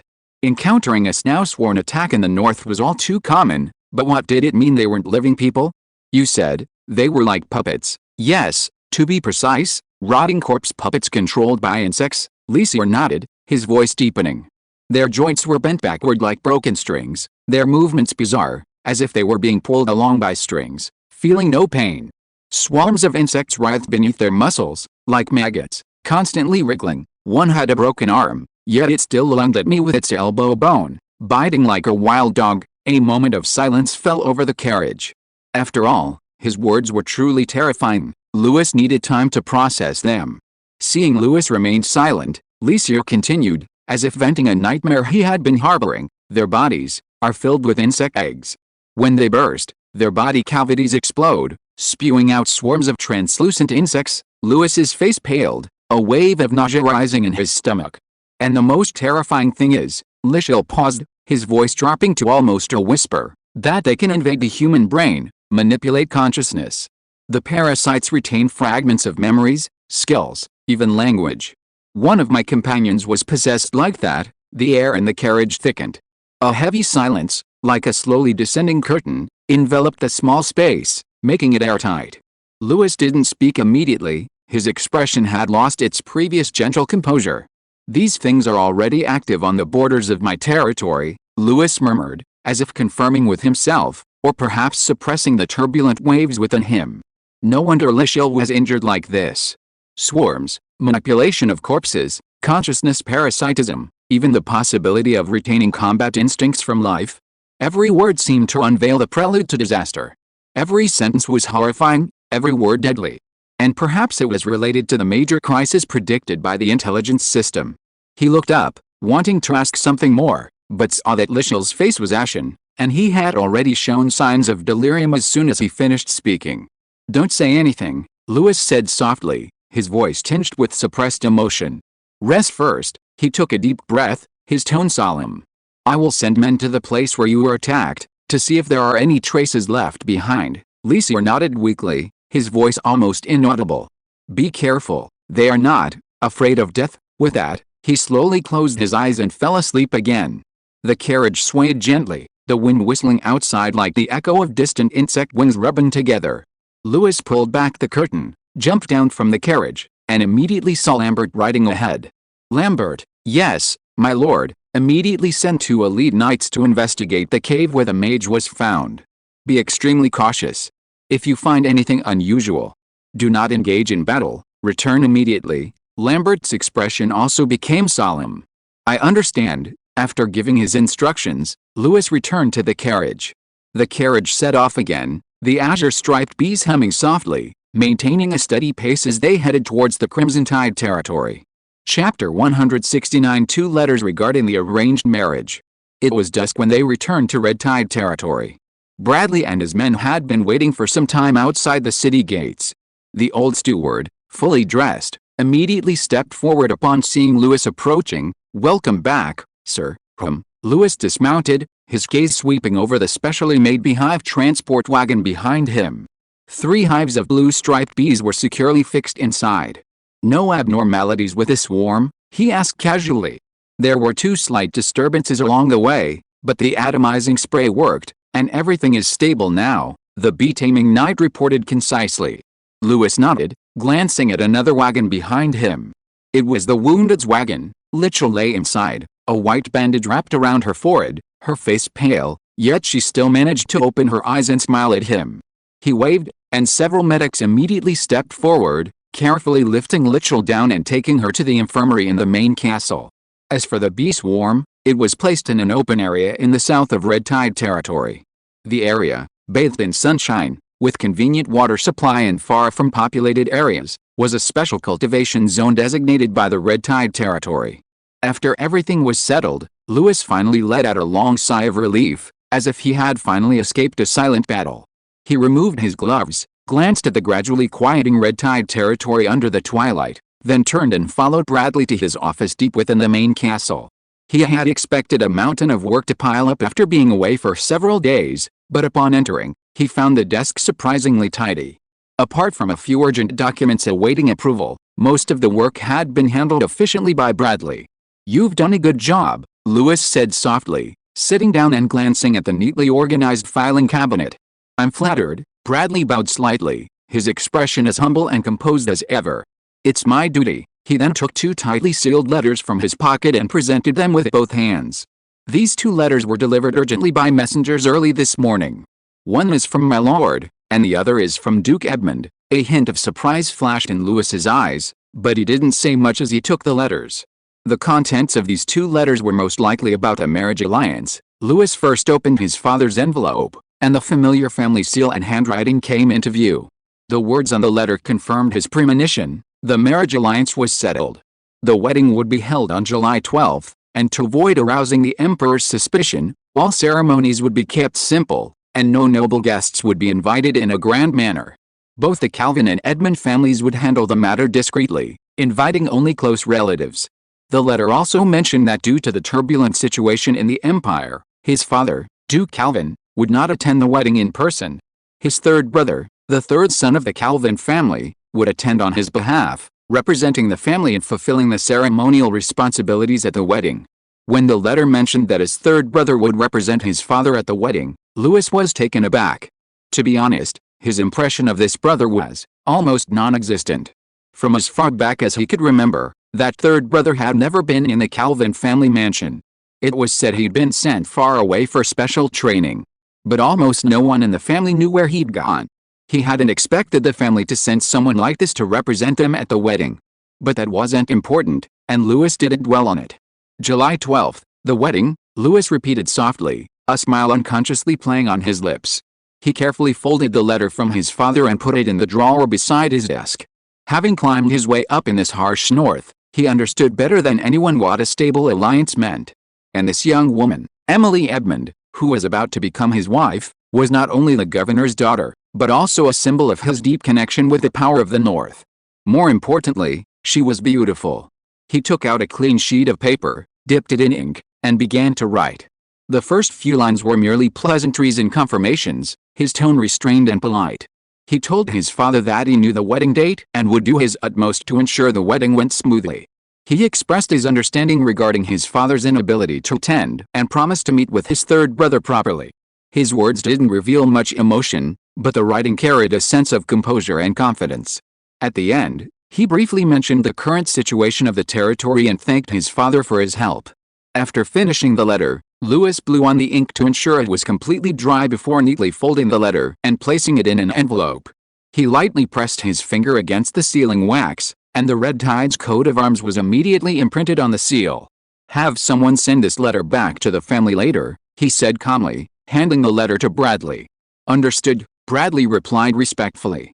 Louis's gaze lingered on the corner of the table, where an unopened letter was sealed with a deep blue wax seal bearing the coat of arms of the Edmund family of the North. Louis opened it immediately. The letter wasn't long, but every word was carefully chosen, its style calm and carrying the typical Northern austerity. As he expected, the letter confirmed the marriage arrangements. Duke Edmund succinctly acknowledged his past military achievements, especially the night raid on Kingayu Ridge, calling it a decisive move that amazed the North. He then expressed satisfaction with the formalization of the engagement, stating that this is not only an alliance between families, but also an important step towards the future of the North. The tone softened slightly at this point. "Emily, though my daughter, is not weak or ignorant. She has been trained in horsemanship and politics since childhood, possessing both gentleness and rationality. I hope that you will treat her not only as an ally, but also as a husband. She is not a bargaining chip, but a companion on your journey through snow and ice." These words touched Louis slightly. The letter concluded with the wedding arrangements. The wedding would be held in Red Tide territory, kept simple, and without inviting distant dignitaries to avoid excessive attention from the royal family. Only a few trusted relatives and nobles would witness the ceremony. The necessary supplies and ceremonial regalia would be delivered by special envoys from the Edmund family. Louis finished reading the letter, his fingertips lightly tracing the surface of the paper, sealed with the ice wolf emblem, as if savoring the unexpected words of advice and praise. "This is nothing like the words of the legendary cold-blooded, iron-fisted Duke," he murmured, a slight smile playing on his lips. It was as if he could see a father's restrained tenderness for his daughter between the lines. Louis pulled out a clean sheet of paper and wrote back. His reply to Duke Edmund was short, yet perfectly chosen. It expressed gratitude for the Duke's approval and solemnly reaffirmed his commitment to the engagement. At the end, he wrote, "Please rest assured, my lord, she will not be my vassal, but a companion on my life's journey." He dried the letter, folded it, sealed it, stamped it with the Red Tide Territory's sealing wax seal, and then handed it to Bradley, who stood nearby. "Send this letter to the Edmund family." "Yes, sir." Louis withdrew his gaze from the window, seemingly casually adding, "By the way, you should know about this." He paused, looking at the experienced and composed old butler. "I will be betrothed to Emily, the daughter of Duke Edmund." The air seemed to freeze for a moment. Bradley's eyes widened slightly, his whole body trembling as if even his breathing slowed. He hadn't been unaware that Louis would eventually be involved in a marriage alliance. But he never expected the bride to be the daughter of the Lord of the North.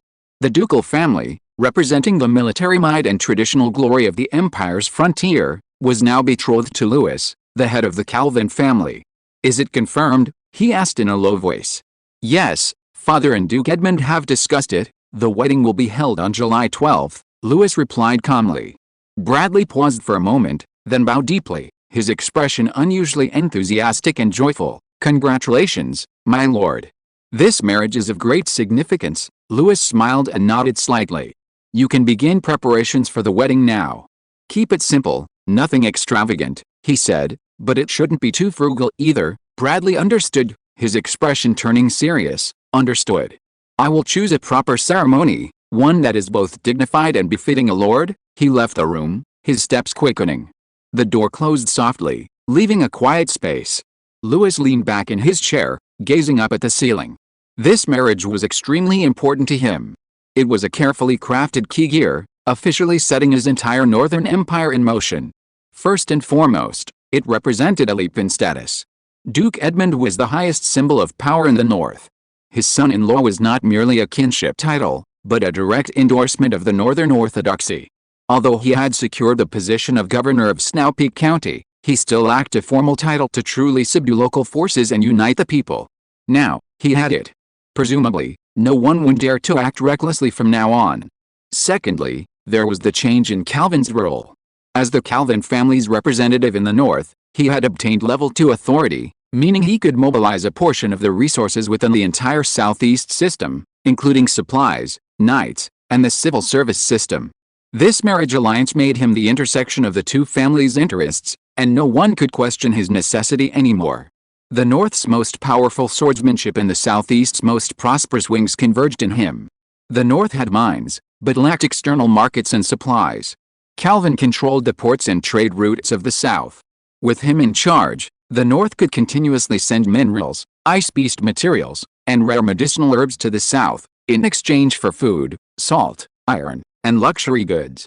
The North and South were no longer separated by ice and snow, but by a channel interwoven with interests. And the hub of this channel was him. Moreover, when he and Emily have a child, that child will be the joint heir of the Calvin and Edmund families. Not only will he naturally inherit the authority of both families by blood, but he will also become a key figure in the empire's political landscape for the next 20 years. Of course, this is just my own speculation. Politics is naturally not that simple and naive, and we'll have to see how things unfold in the future. I'm not feeling well, I have a bit of a headache. 5,000 words for today, and another 10,000 tomorrow. If you are listening to this novel on a channel other than Fanfic World, it means it was downloaded and re-uploaded without effort. We warmly invite you to visit our channel, Fanfic World. There you will find the original version of this story and many other novels of various genres. We look forward to seeing you dive into a world of incredible novels. Chapter 170 Teacher, I Want to Learn Magic. On the southern slope of Red Tide territory, the newly built apiary is taking shape. The entire site sits in a sheltered, sunny valley, covered by a semi-transparent animal hide dome for protection against the cold. Red striped cedar beehives are neatly arranged, occasionally emitting a soothing pale blue mist, carrying the scent of frost-covered vines and night snow moss. Azure striped bees fly quietly and orderly in the air. The bee colony is in excellent condition, the accompanying beekeeping night reports to Louis. The queen has adapted to the new hive, and the collection of battle aura honey is stable. We expect to expand the colony next month. Louis nods, satisfied. While the honey produced by this colony doesn't provide a strong boost to battle aura, its stability and longevity are its strengths. Combined with frost-blooded berries, it's a perfect supplement for Knight's regular use. He turned to his old steward, Bradley, and instructed him, "You're in charge of this. From honey collection and storage to subsequent processing, don't overlook anything. Once the frost-blooded berries bear fruit, find Hilco to collaborate with them, combining them to develop a highly effective Knight's tonic." Bradley's eyes flashed with a rare excitement. He understood what this meant. It wasn't just about honey resources, but symbolized the birth of generations of knights, the rise of the Red Tide's military strength. Understood, sir. He took a deep breath and nodded solemnly. I will personally oversee it, ensuring not a single drop of honey is wasted. Just then, someone rode up to the apiary, interrupting their conversation. Lord, an armored knight dismounted, a light sweat on his face, and bowed. He was one of the knights Lambert had sent to search for the ruins of the mages' battle. You're back. Louis stood up, brushing the straw off his cloak. How did the investigation go? Reporting to your excellency. We searched the entire area around for ridge along the route. The knight unfolded the parchment map in his hand, tapping the markings on it with his knuckles. We did see traces of a high-intensity battle, such as burned forests and fractured ley lines. Were there any corpses? Lewis's gaze was calm. Not a single one. The knight hesitated. Not even a trace of blood. It's like it was deliberately cleaned up. Lewis didn't speak, but stared at the map for a few seconds, gesturing for him to continue. The knight added, even the traces of a fight don't seem to be from a battle of martial arts. How so? Lewis didn't look up, only staring at the unfolded map. He knew it was a battle between a mage and corpse worms, but he still wanted to hear what the scene looked like. The ground is indeed badly damaged, but not from weapon strikes. It's more like high-temperature erosion. The knight paused. Several areas have collapsed, charred and brittle, as if splashed by some highly corrosive liquid. But the surrounding vegetation is intact, as if only specific areas were eroded. Corrosion, but not spreading? Lewis tapped a gray shadow on the map with his fingertip. Where are those traces concentrated? Near the tent ruins, the campfire, and the edges of several boulders. In the worst areas, not even soil remains. The knight paused, as if choosing his words carefully. Not fire, it's more like something corroded and then evaporated. Besides that, there's another detail that's rather unusual. Speak. There's a hard-to-describe smell permeating the scene. Lewis raised an eyebrow slightly. Is it the smell of blood? No, the smell of blood is stronger and more pungent. It's like the smell of a corpse rotting in the hot weather for 10 or 15 days, but mixed with the smell of metal and rotten eggs. The knight shook his head, frowning as he recalled. The smell was incredibly sticky, clinging to our nasal passages. Even 2 hours after we returned, we still felt the residue on our clothes. Was it a single source, or the entire area? The entire area. A gust of wind could spread it to the other side of the forest. A hint of unease flickered in the knight's eyes. And those charred areas were completely barren. But the grass further out was unaffected. It looked like someone had precisely drawn a boundary, burning, corroding, erasing everything inside, leaving nothing untouched outside, not even a trace of wild animals approaching. Lewis asked slowly. No, absolutely none. We initially thought wolves would approach to hunt after the battle, but that area was eerily quiet, not a single insect in sight. He paused for a few seconds, then carefully added, it's like a curse. Lewis stared at the marked area on the map, remaining silent. The knight waited 2 seconds, then said, report complete. I understand. You may leave now, but remember not to tell anyone about this. Yes. The knight saluted and strode away. Beside the beehives, the bees buzzed softly, the afternoon sun casting dappled shadows on the wooden surface. Lewis stood before the fence, his fingers gently brushing against a slowly crawling worker bee, his gaze fixed elsewhere. As the knight's footsteps faded into the distance, Lewis withdrew his gaze and calmly called out, Lambert. Lambert strode out from the shade, his face devoid of any smile. He had overheard the events, and his expression had already turned grave. As one of the few who knew the details, he knew the area was no ordinary battlefield. It was where Lischel and the other 2 silver-masked mages had been attacked by the insect corpses. And according to the knight, nothing was left at the scene except for the lingering stench of decay. You heard the situation too, Lewis said, looking at him. Not a single corpse was left.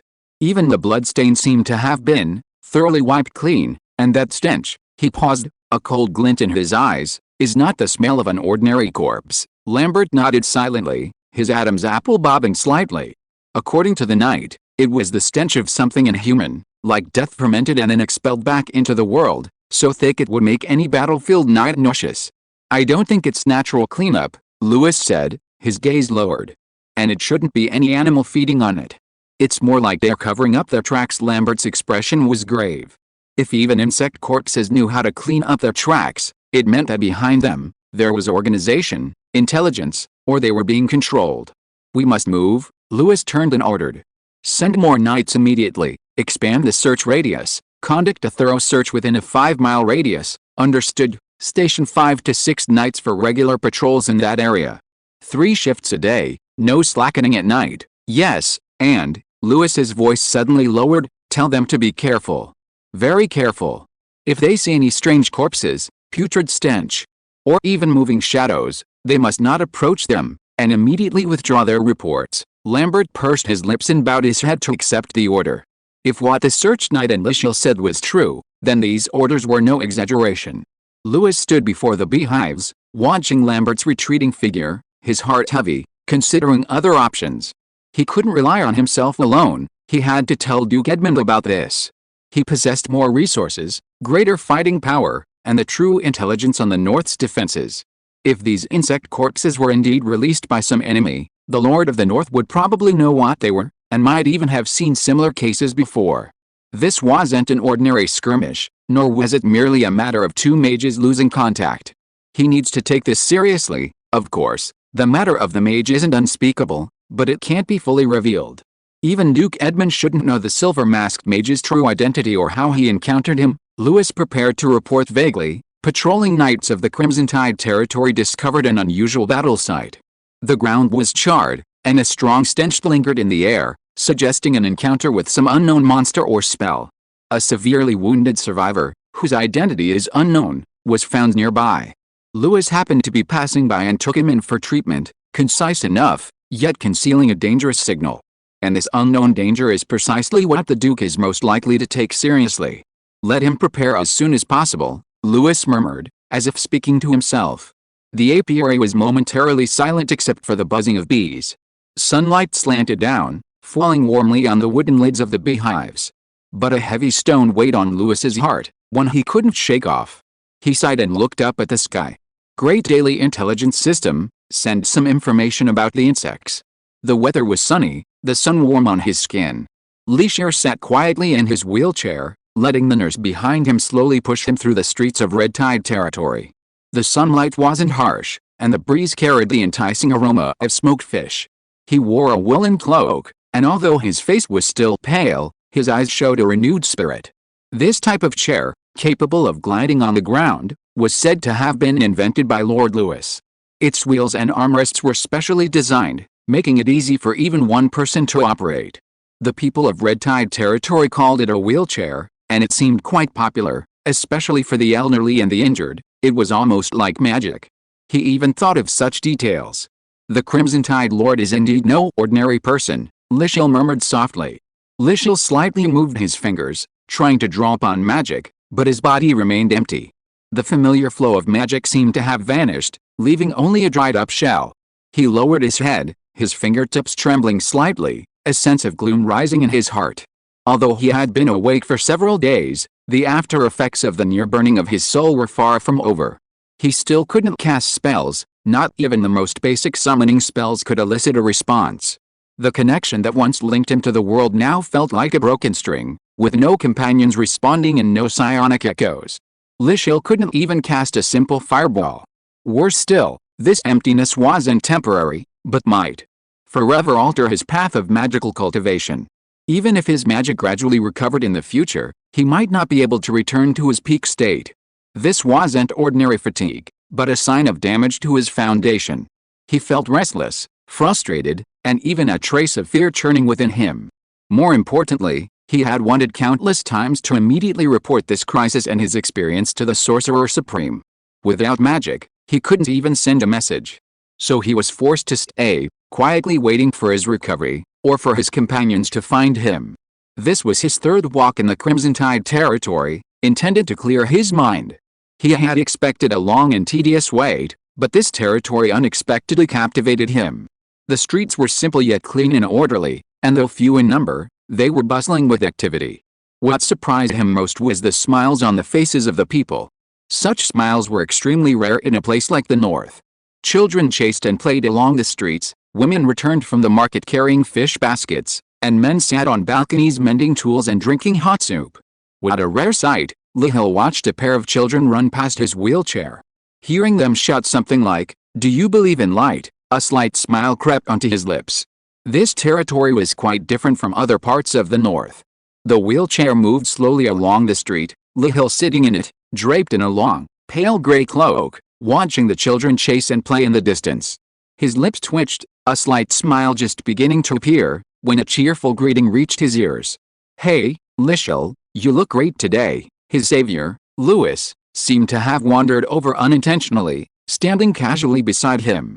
Lichel looked up, saw the familiar face, and quickly nodded in greeting. "Thanks to you, I can walk a bit on my own now, but, he lowered his head, pausing slightly, I can't use magic yet, and summoning spells are unresponsive. I'm afraid I'll have to stay here a while longer. Thank you for your trouble. It's no trouble here, Lewis chuckled, his gaze sweeping across the distance. Stay as long as you want, no one's rushing you. Lishil paused for a moment, then lowered his head and whispered, thank you. He was deeply moved, thinking Lewis was truly a good person.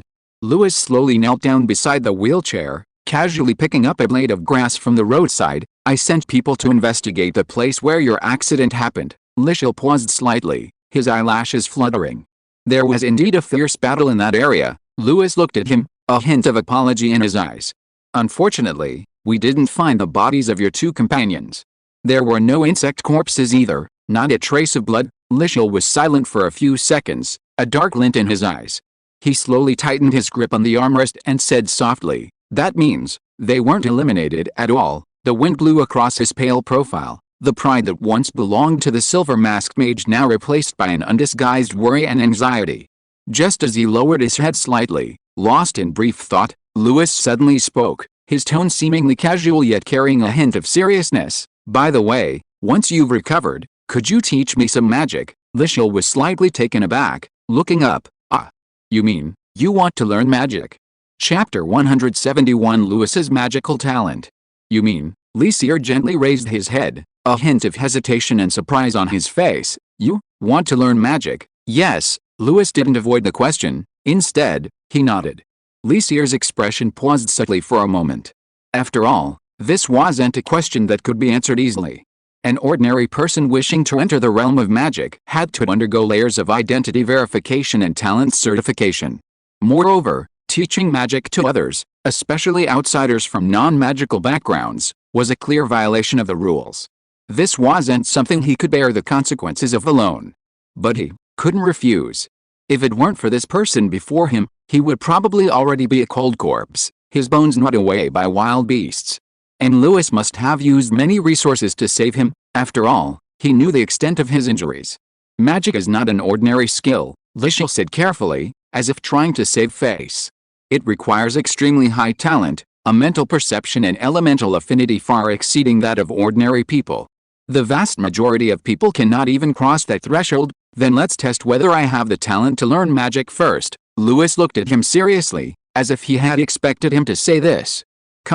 Lishil suddenly felt a headache coming on. He was actually serious. But thinking about it carefully, the magic test wasn't actually difficult.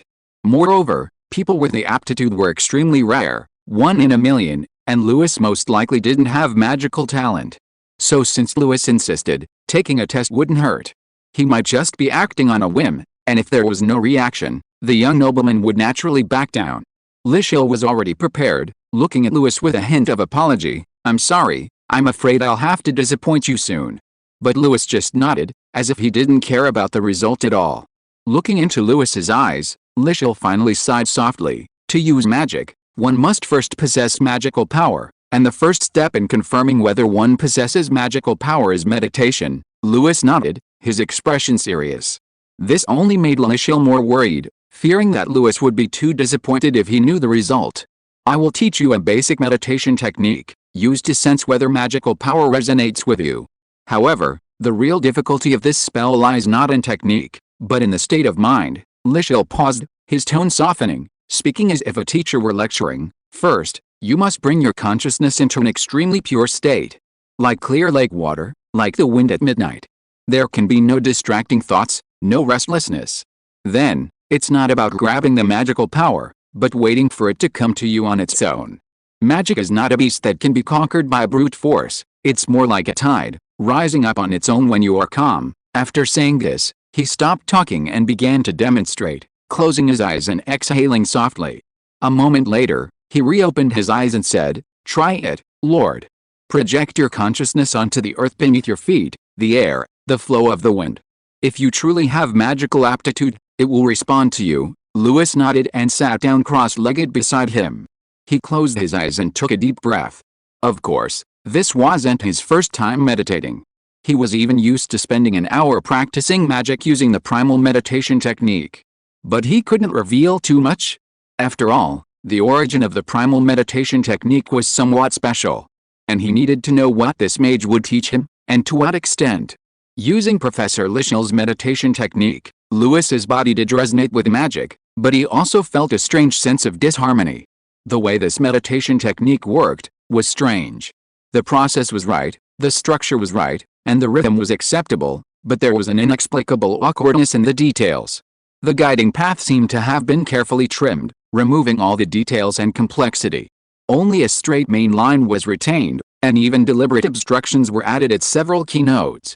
The guiding path seemed deliberately weakened, like an overly simplified legendary spell diagram, retaining only the outermost skeleton. It was almost like a castrated version of the primordial meditation technique. He chuckled inwardly. Interesting. Regardless of who originally designed this version of meditation, he had hunched that this technique wasn't a naturally evolved simplified version, but rather deliberately tailored. The tailor clearly possessed an extremely high understanding of spell structure, yet seemed forced to suppress it. Was it because they feared the original technique would be leaked? Meanwhile, Lishel stood to the side, watching Lewis, who sat cross-legged, his brow furrowed, seemingly struggling to enter a meditative state. Is it still too much to ask? He muttered to himself. He knew very well that the threshold for meditation was actually quite high, especially for a mortal who had never been exposed to magic. Even just guiding consciousness into mental tranquility was enough to keep a talented ordinary person stuck for months. Sensing magical power was even rarer. So he sighed softly, his tone as gentle as possible. No need to rush. Not everyone can sense magic on their first try. Actually, it's normal for most people to never sense it in their entire lives. Lewis didn't answer. He kept his eyes closed, his breathing slow and even, his whole being sinking into an almost still state. Lishir raised an eyebrow.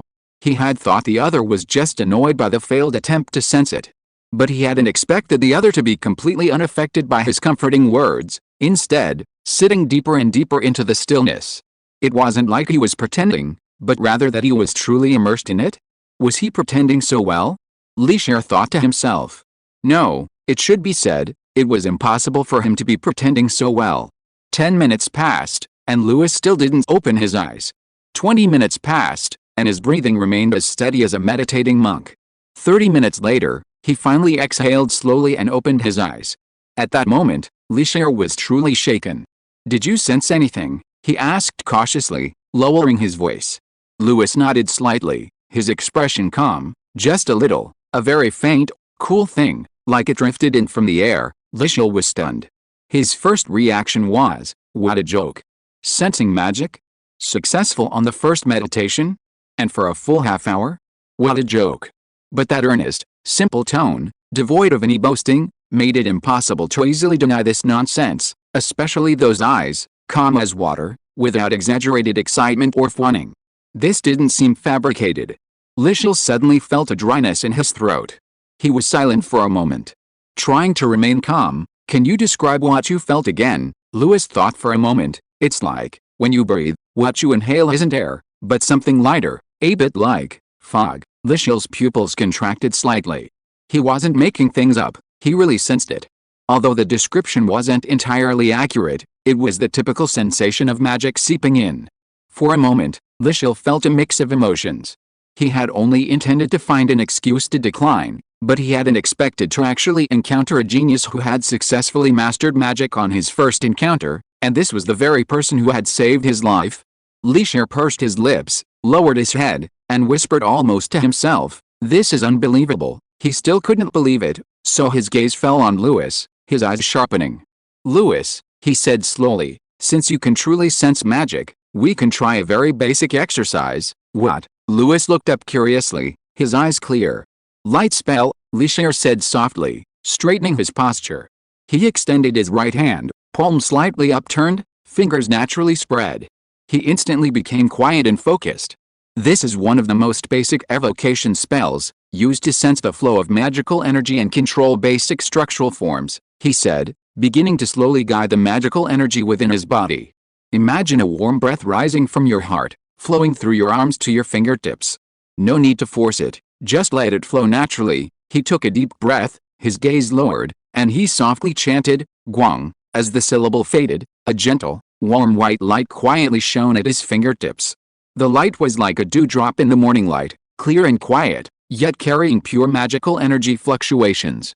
It hovered like a star at Lishel's fingertips, its subtle ripples outlining faint waves in the air.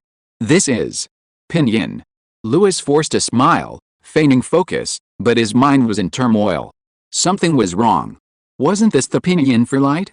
And apart from a slight accent, nothing else had changed. Was the person who designed this spell Chinese?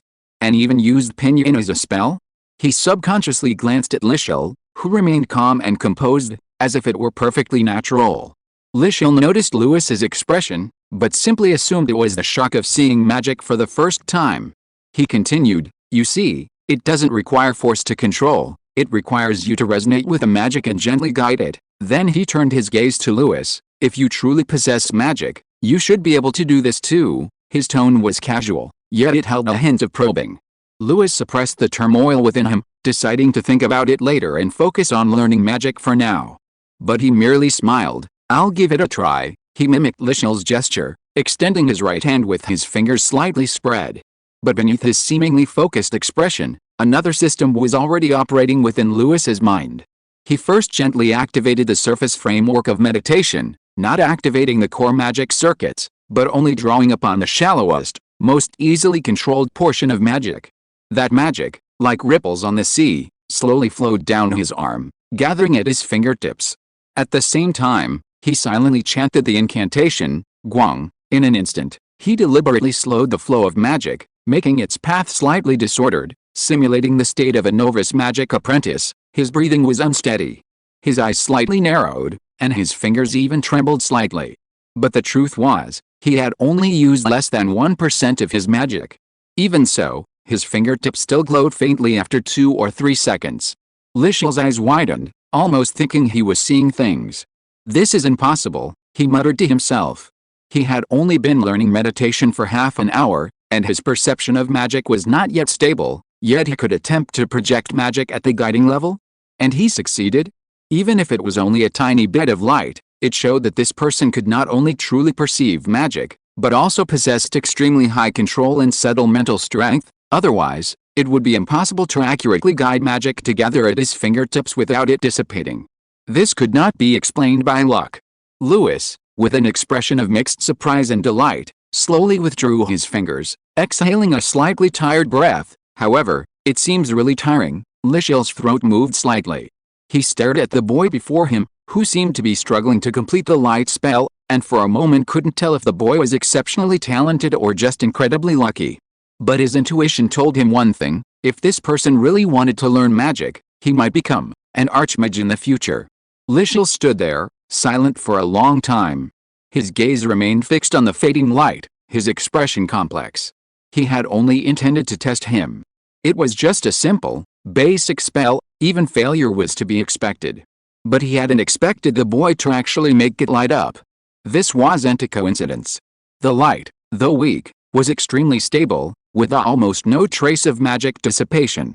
This meant that the user's concentration, magic channeling precision, and even willpower had reached a rare limit for a beginner. He slowly frowned. Who exactly was he?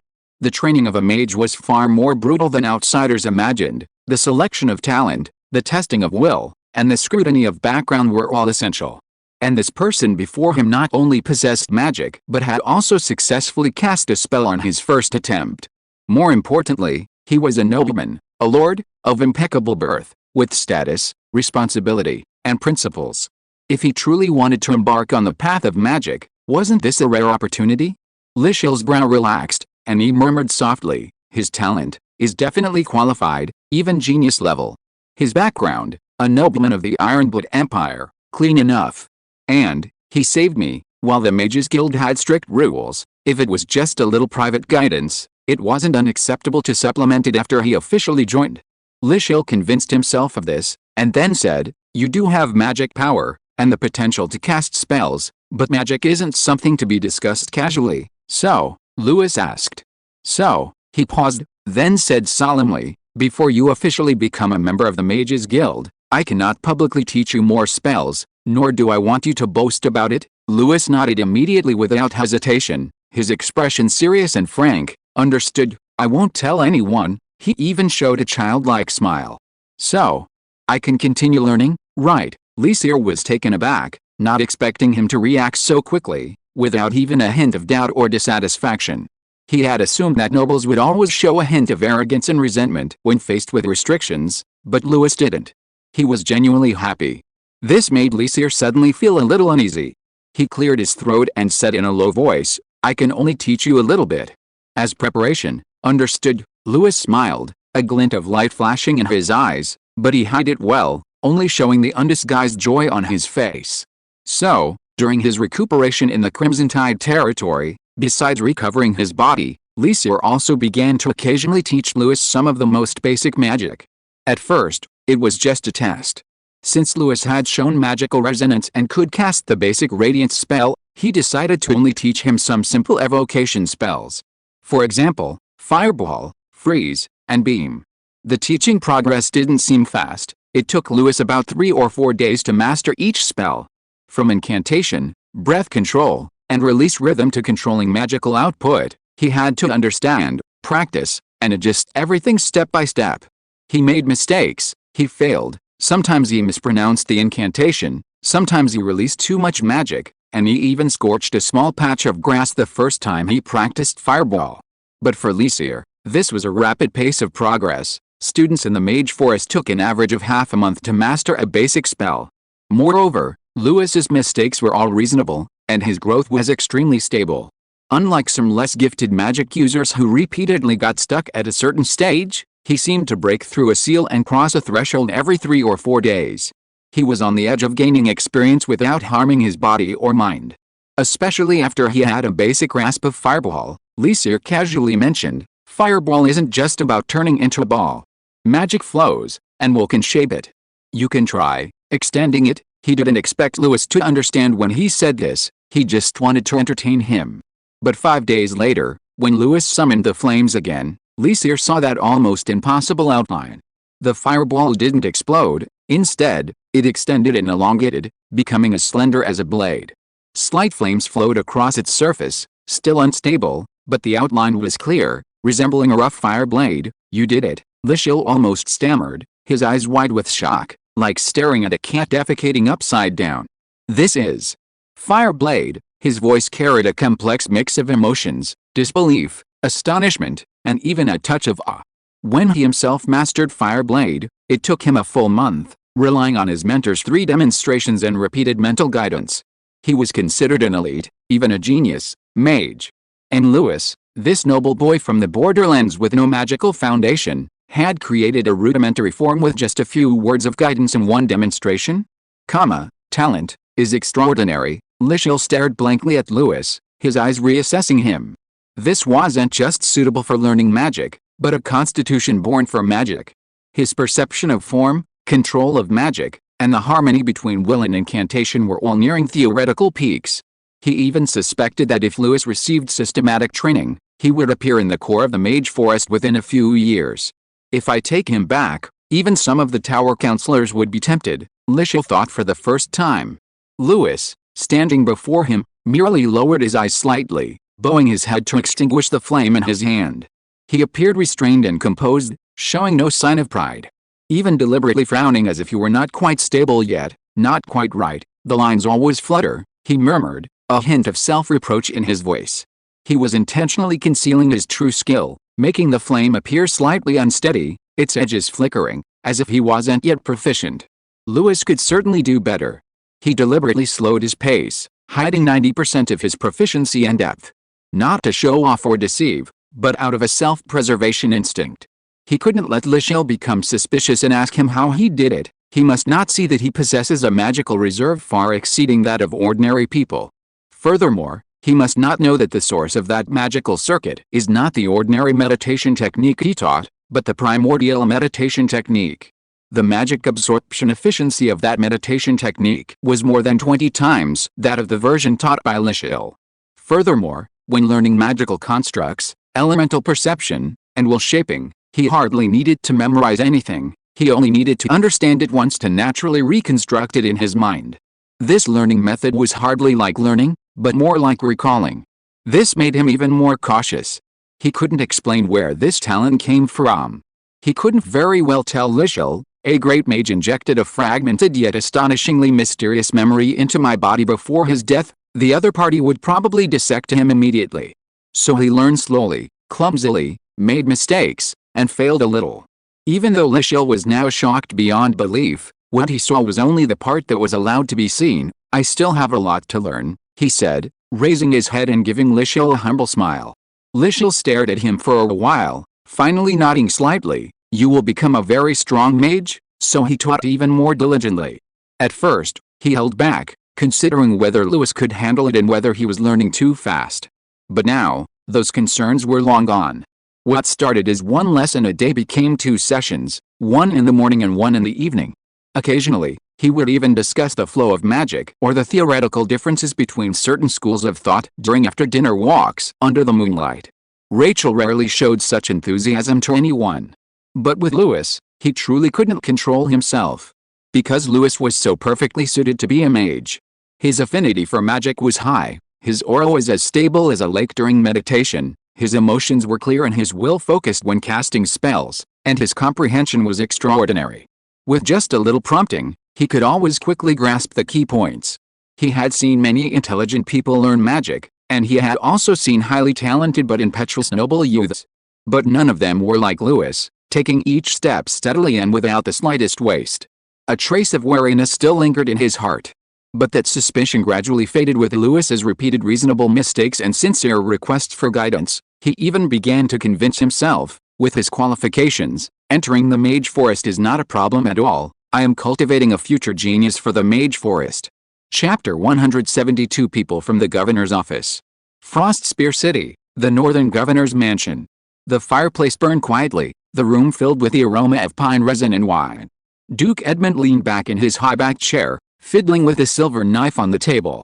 The sealing wax on the envelope bore the familiar sun pattern, the seal of the Crimson Tide territory. He gave a low hum, a smile playing on his lips. The lad finally wrote, could it be about the wedding? He tore open the envelope, unfolded the pages, and began to read. The first few lines did indeed mention the progress of wedding preparations, such as the venue and the guest list, but soon, the handwriting became hurried. The following content became, swarms of insects, parasites, mind control, corrosive liquids, explosive propagation mechanisms, and battle puppets with purplish pupils.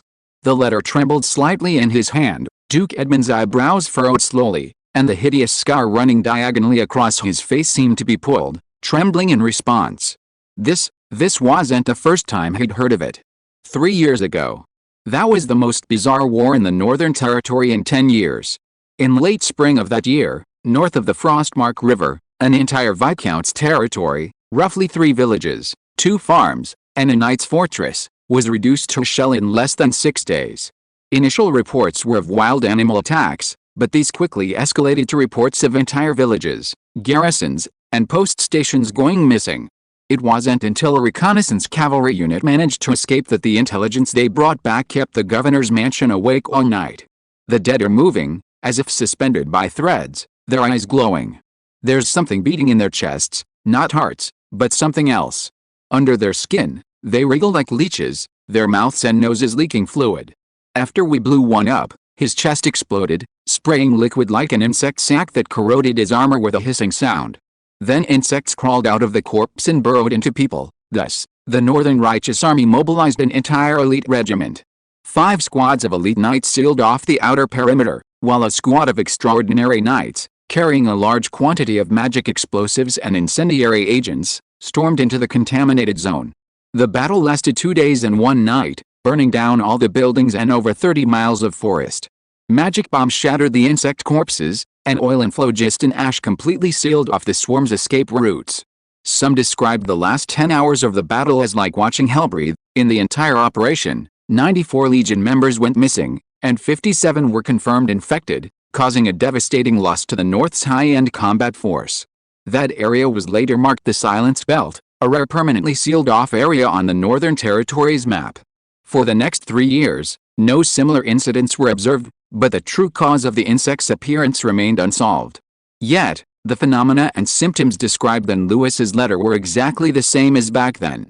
Even more terrifying, Lewis also wrote, The battlefield was devoid of corpses and blood, as if precisely cleaned. That meant the swarm had not only survived, but they had evolved, becoming more intelligent. As for Lewis mentioning that he had saved a mage, Edmund glanced at this sentence without any emotional fluctuation. He was neither surprised nor concerned. An ordinary mage? In the eyes of someone at his level, they were nothing more than flashy spellcasters, incapable of causing much trouble in real wars and politics. After all, he had over a dozen mages under his command. Their deaths were insignificant. Their greatest use was merely to tell Lewis and his group the details of the insect zombie attack. Duke Edmund remained silent in his office for a moment, his fingers tapping lightly on the armrest, as if weighing his options or searching through his memories. "Summon Sir Vic Randler to see me," he suddenly said. The attendant was startled, then bowed and left. A short while later, the door was pushed open, and a cold wind swept into the hall along with his cloak. The newcomer was a tall, middle-aged knight with white hair tied back and a stern face. His armor was a silver-black calf-plate, and his cloak was dark red with gold thread embroidered along the edges. He walked without making a metallic clanging sound, his movements so light they were almost unbelievable for someone clad in armor. Only his pale gray eyes were cold and sharp, as if they could pierce through the mist. Sir Vic Randler, a high-ranking knight of extraordinary ability, was loyal to Duke Edmund.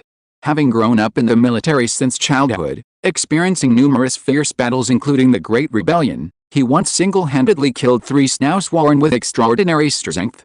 He was always silent in battle, earning him the nickname the Swift Blade of the North, but besides his combat prowess, he possessed a little-known bloodline talent, perception. After activating this talent, his senses were extremely sharp, allowing him to detect traces and auras that ordinary people overlooked, making him a formidable tool, especially in search and reconnaissance. "I need you to lead a team to Red Tide territory," Duke Edmund said in a low voice. "Traces of the insect corpses have reappeared.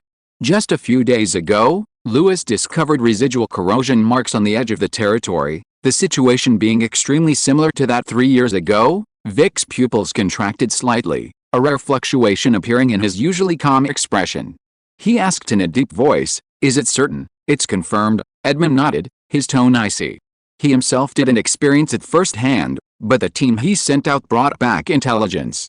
He said those traces are exactly the same as those from 3 years ago, during the clearing operation in the Baroda Valley. A silence fell. Vic slowly lowered his head, his voice low. "Those things should appear again, so you understand why I sent you." Edmund looked at him calmly. "You participated in that battle, you know how dangerous those things are. Besides," he paused, his gaze becoming more serious, "your bloodline talent also makes you the best candidate for this mission. If even you can't detect a single clue, then we should truly be afraid. I need you to assess the risk of a second outbreak.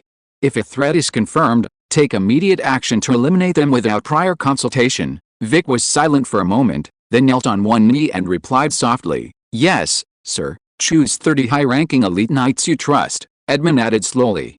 "We can't gamble that they've only appeared by chance this time." "Yes." Vic rose, his expression unchanged, yet his aura was like a blade sheathed. He turned and left. Immediately selecting knights to go to the Crimson Tide territory, the sound of steady footsteps echoed on the stone steps of the Crimson Tide Lord's castle. Lewis looked up and saw a tall knight entering the office with a servant. "Vic Randler," the knight introduced himself with a slight nod, his tone crisp and efficient. "Welcome, Knight Randler." Lewis rose and shook his hand. "I've been waiting for you." The two sat on opposite sides of a long table, the flickering fireplace illuminating the wooden map and the documents laid out. Lewis succinctly recounted the sighting location of the swarm, the cause of the incident, the current blockade area, and the countermeasures taken by the Red Tide territory.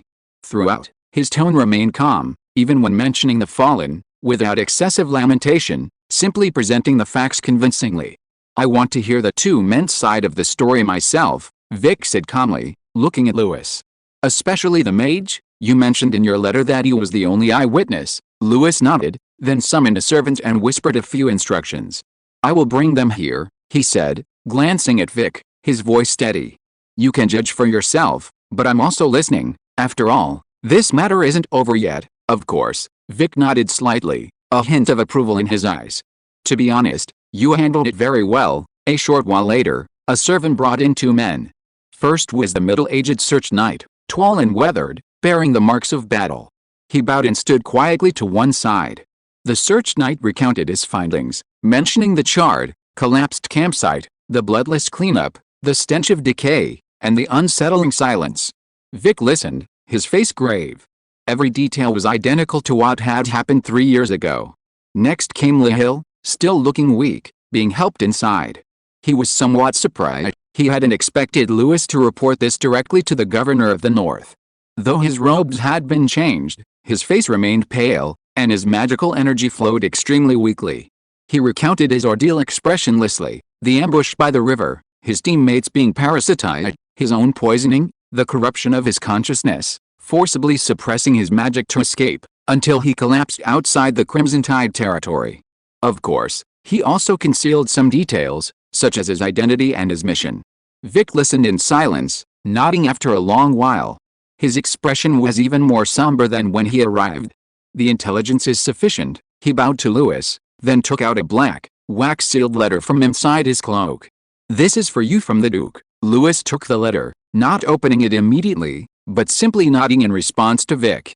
We will begin our investigation from the location you provided.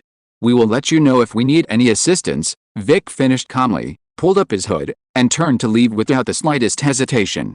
A moment later, the footsteps completely disappeared at the end of the corridor, and the office returned to silence. Lewis silently glanced at the letter, then gently placed it on the table, before turning to look at Lihil. I'm sorry, he said softly, this matter is too serious. I can't handle it here, I can only report it. Lishir nodded slightly, without a trace of displeasure, his tone instead carrying a hint of relief. I understand.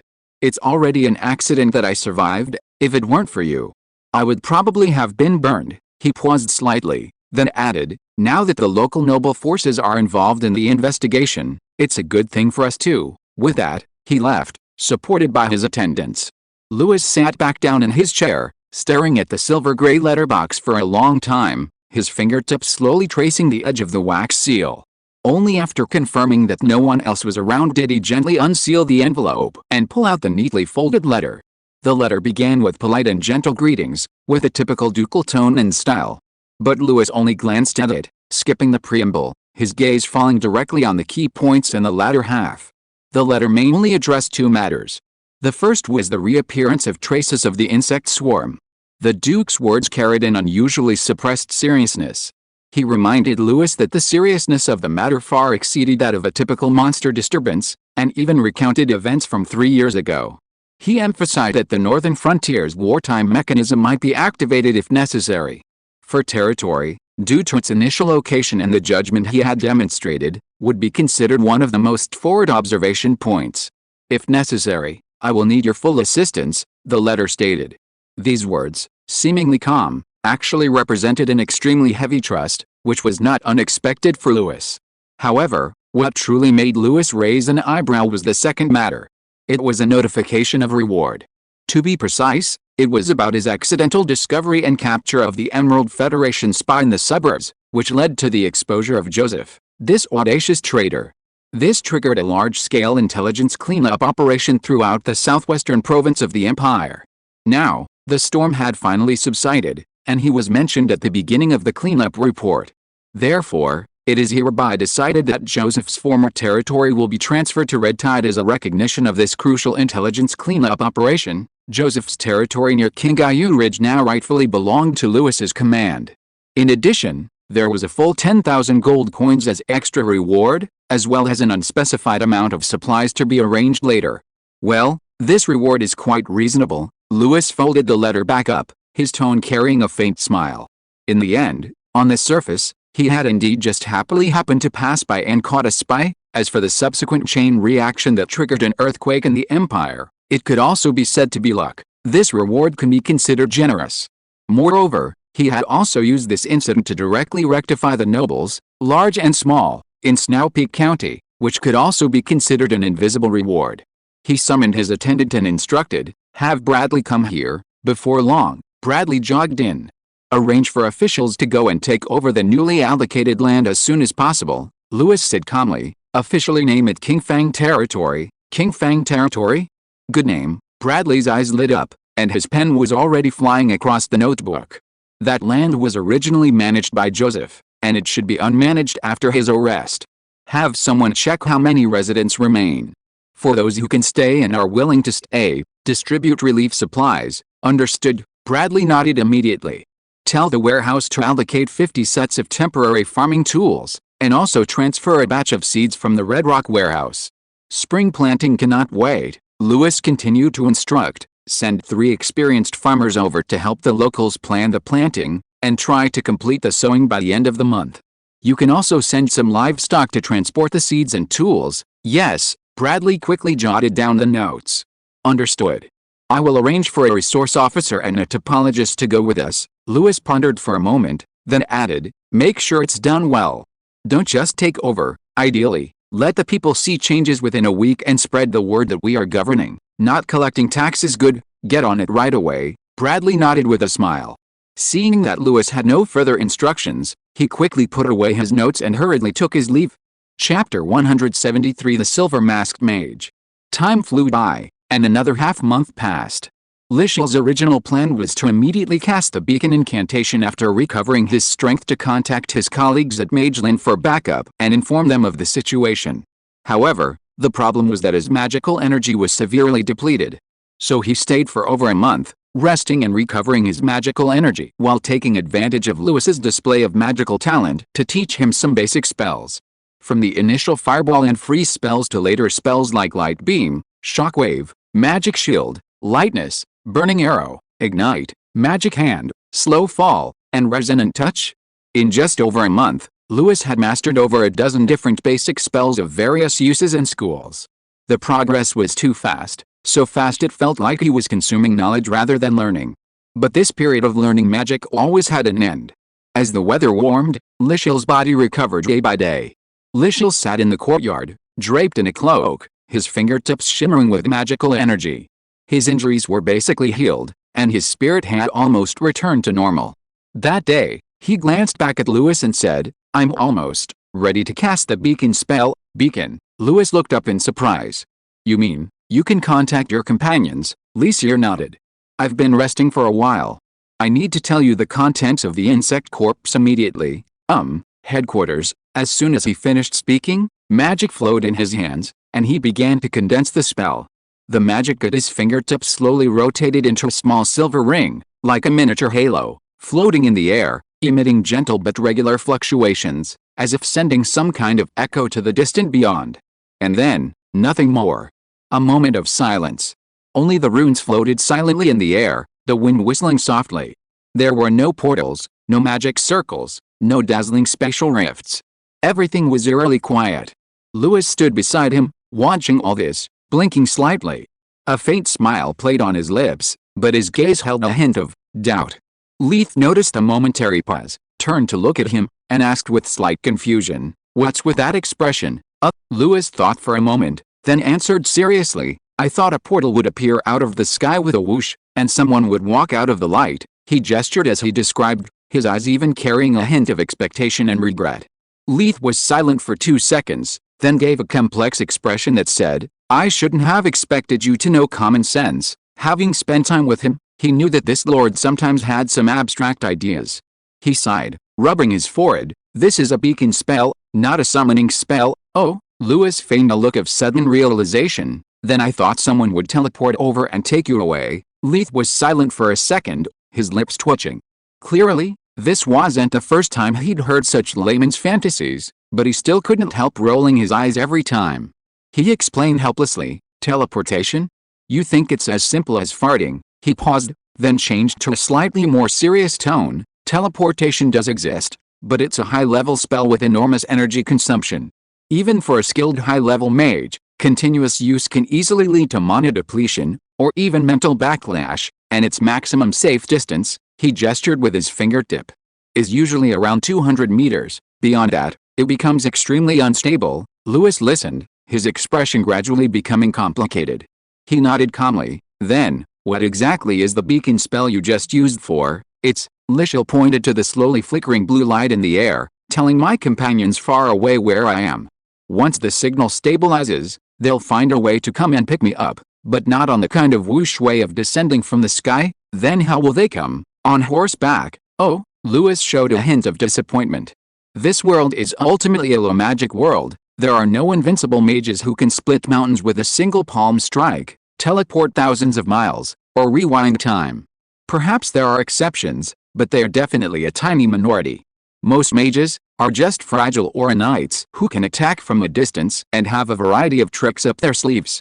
Even a fragile ranged mage, facing an aura knight with maxed out defense, probably wouldn't even have the chance to finish casting a spell. However, this wasn't entirely disappointing. He knew he would continue learning. Because even being a fragile and versatile mage was still one of the sharpest and most unpredictable weapons, and if used well, it could still determine the course of the battlefield. Lewis just needed to remove those illusory filters and master it in a realistic way. Besides, he was now an elite knight, barely a low-budget version of Gandalf from another world.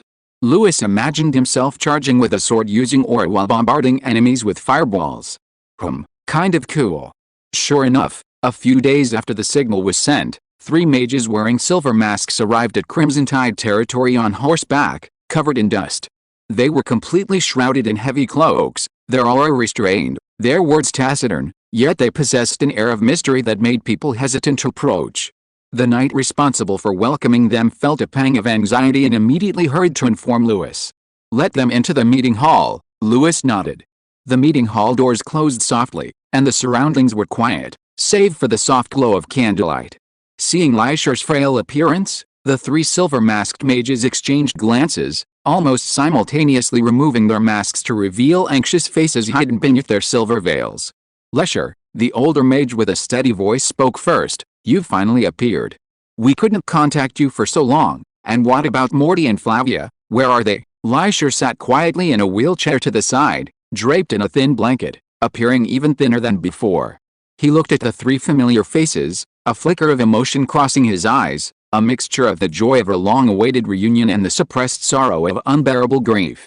Seeing his silence, the 3 exchanged glances, their unease growing stronger. Something happened to them, Lishil finally spoke, his voice almost inaudible. As Lishil slowly recounted the nightmarish battle in the dense forest, word by word, the meeting hall seemed to gradually lose its breath, leaving only the faint crackling of the embers in the brazier. Insectoids, corrosive insect fluid, self-destruction, parasitism, fratricide. Each cold and bloody word, like a thorn with poisonous barbs, slowly escaped Lishil's lips, piercing the nerves of the other 3. The air seemed to freeze, every detail causing their eyes to tremble. When he spoke of an insectoid self-destructing close to Flavia, the insect fluid corroding her face and ears, the insect body invading her. In just a few breaths, her pupils turned purple, and she used magic to kill Morty. The young mage in the corner suddenly stood up, his fists clenched. "What did you say?" His voice trembled, his face showing astonishment, shock, and incredulous anger. "You mean Flavia, she was parasitized? Dead?" Lysher nodded, a hint of pain and self-reproach in his eyes. "I couldn't protect her.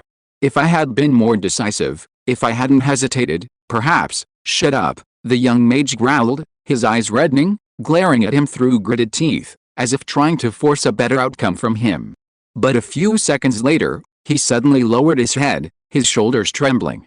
"No, I'm sorry, it was me. I shouldn't have yelled at you. It's all right." Lysher shook his head slightly, a bitter smile tugging at the corner of his mouth. "You have the right to blame me, and I've been blaming myself too.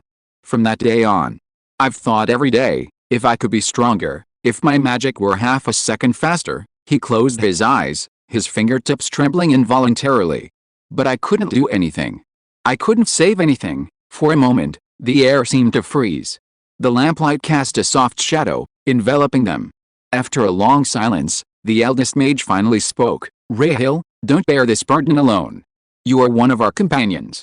We will remember this hatred, this pain, and repay it together to those insects and those behind them." "That's right," another female mage said softly, tears welling in her eyes. "You've survived, and that's already a good thing." Rahil paused, his throat tightening slightly. He suddenly realized that he wasn't alone in fighting this nightmare. Silence filled the air again, but this time it wasn't a silence of despair. The elder silver-masked mage slowly rose, his gaze shifting from Lysil's wheelchair to the tightly closed door. He said in a low voice, "We must report this immediately. The swarm is no ordinary monster. It possesses high intelligence, controls corpses, and can even conceal its tracks. This is no longer a simple missing mission. Yes, the female mage nodded, her expression grave. Lissel, you've done enough by now.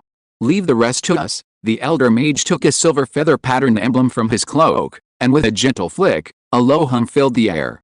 Outside the window, the night was as black as ink, and a magical beast with entirely black feathers and emerald green eyes swooped in. It was the Night Whisperer, the black raven used by the mage forest to deliver secret messages, legendary for its ability to traverse blizzards and storms, reaching the mage's holy tower thousands of miles away. We've sent the initial report on the swarm using night whispers, he said, attaching the coded message to the black raven's leg. But that's far from enough. The archmages won't mobilize resources based on just a few words, they'll demand evidence, and might even send observation teams themselves. You mean? Lishel looked up, his eyes filled with hesitation. The mage gently patted his shoulder, a tender smile on her face. You'll be coming back with us, Lishel. Your condition can't be repaired here. A wound to your magical foundation can't be healed with a few potions. You must return to headquarters and have an archmage-level healer treat you personally. But Lishel wanted to say he still had clues to share, but before he could finish, the young mage interrupted him. You want to stay and help? You can't even walk properly. His words were still somewhat impulsive, but no longer as out of control as before. Your most important task now is to live, to bring back everything you know, and to let those above hear it. Lishel paused, his gaze falling on his hands. His hands were still trembling, his magical pathways humming weakly with pain, like charred strings. He finally lowered his head and nodded slightly.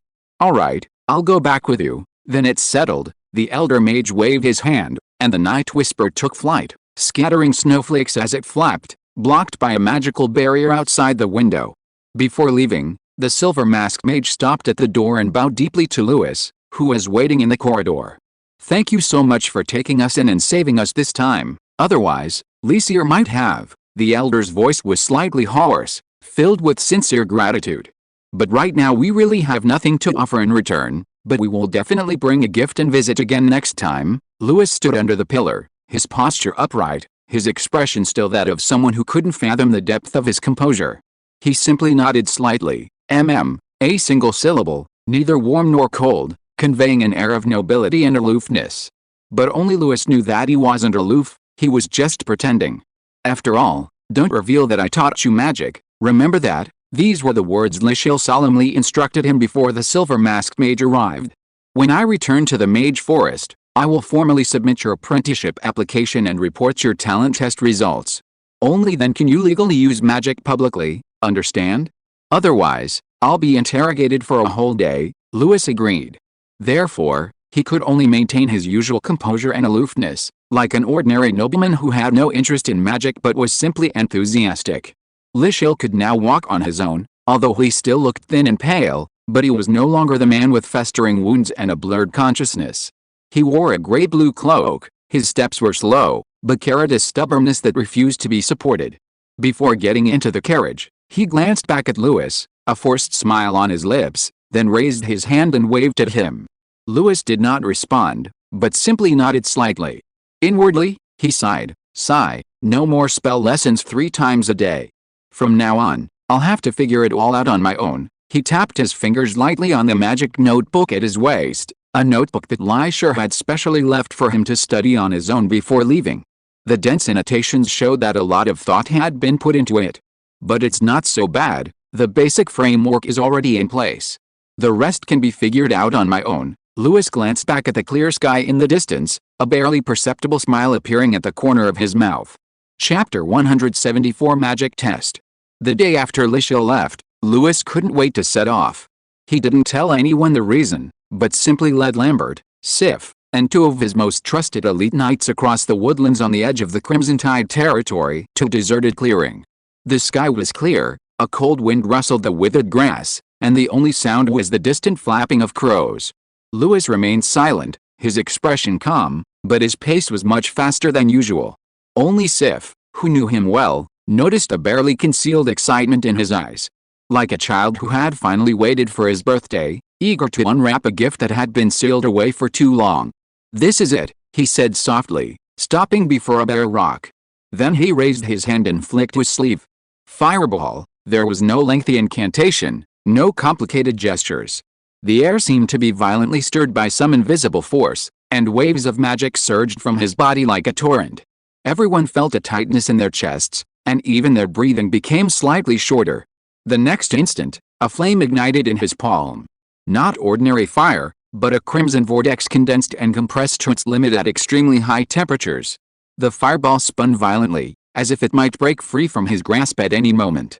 "Step back a little," Lewis said calmly. Then he raised his hand and threw it. Boom! The fireball crashed to the ground like a meteor, accompanied by a chilling roar, striking an old tree several meters away. A burst of intense heat exploded, the trunk instantly charred and cracked, its thick branches groaning and snapping in the thick smoke before collapsing with a thud. That's magic," Lambert was stunned. "And the power is too," Knight Thomas gaped, looking as if he had witnessed a miracle.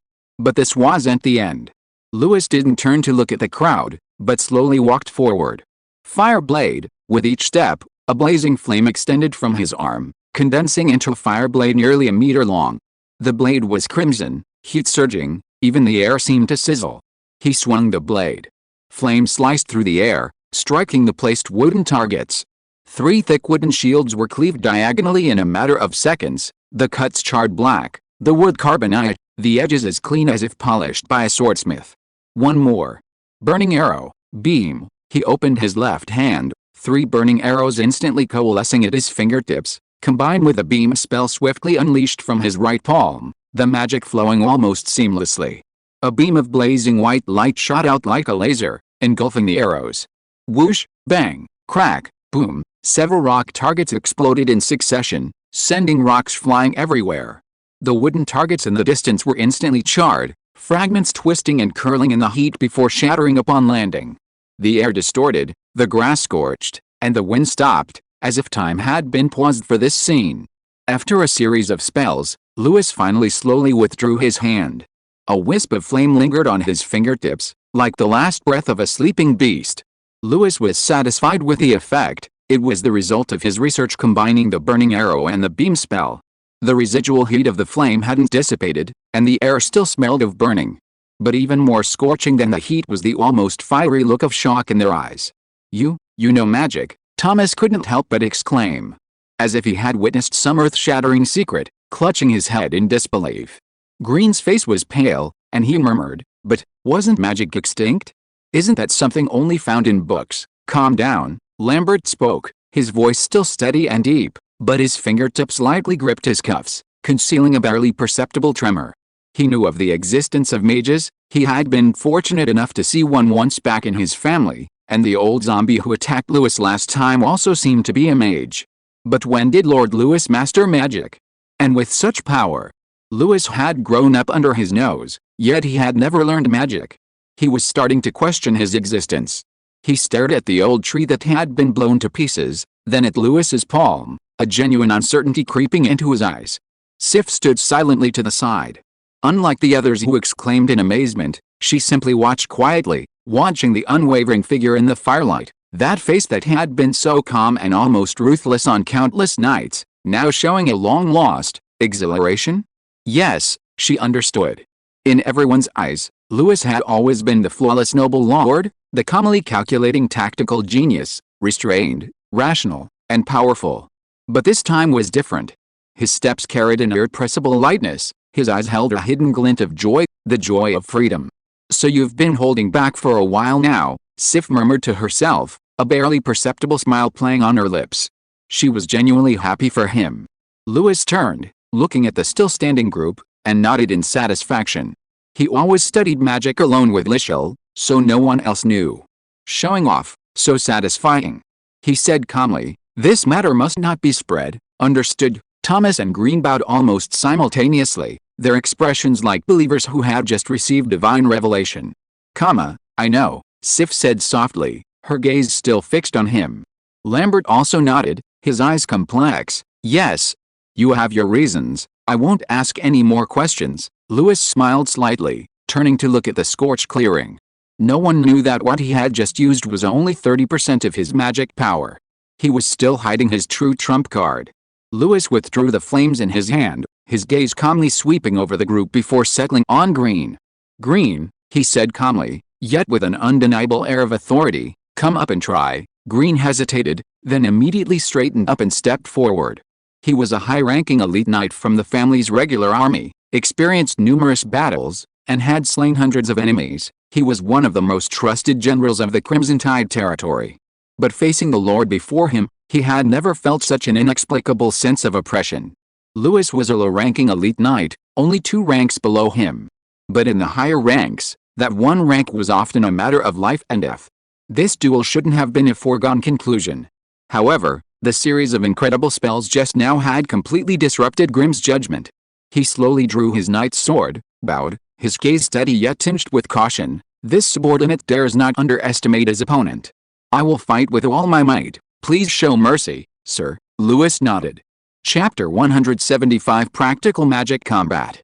In the center of the open space, the wind whipped up withered leaves, swirling and scattering them. A solemn, almost ritualistic air pervaded the silence. Grimm slowly stepped forward, standing opposite Lewis, his hand gripping the hilt of his sword, his expression grave. "My lord, please forgive me if I have been impolite." His voice was low, yet hesitant. It wasn't that he was unwilling to spar, but rather that he feared his blade might actually harm this lord. But when Lewis nodded and said calmly, "Be sure to let go, don't hold back," Grimm finally released a last shred of restraint. The next moment, his battle aura surged forth like a tidal wave. Crimson battle aura erupted from his body, swirling around him like a tide, crashing to the ground with a deafening roar, sending shards of rock flying. It was a sense of oppression, like a collapsing mountain, like a thunderbolt bearing down. A high-level elite at full power. Thomas's throat bobbed slightly. Grimm is going all out, indeed. Lambert's tone was low and slow. "You can see the difference in his eyes, Thomas. Won't something go wrong? What if he doesn't know his own strength and hurts Lord Lewis?" On the other side, Lewis quietly drew his sword and casually swung it, a ripple of light red battle aura spreading around him. But that wasn't his focus.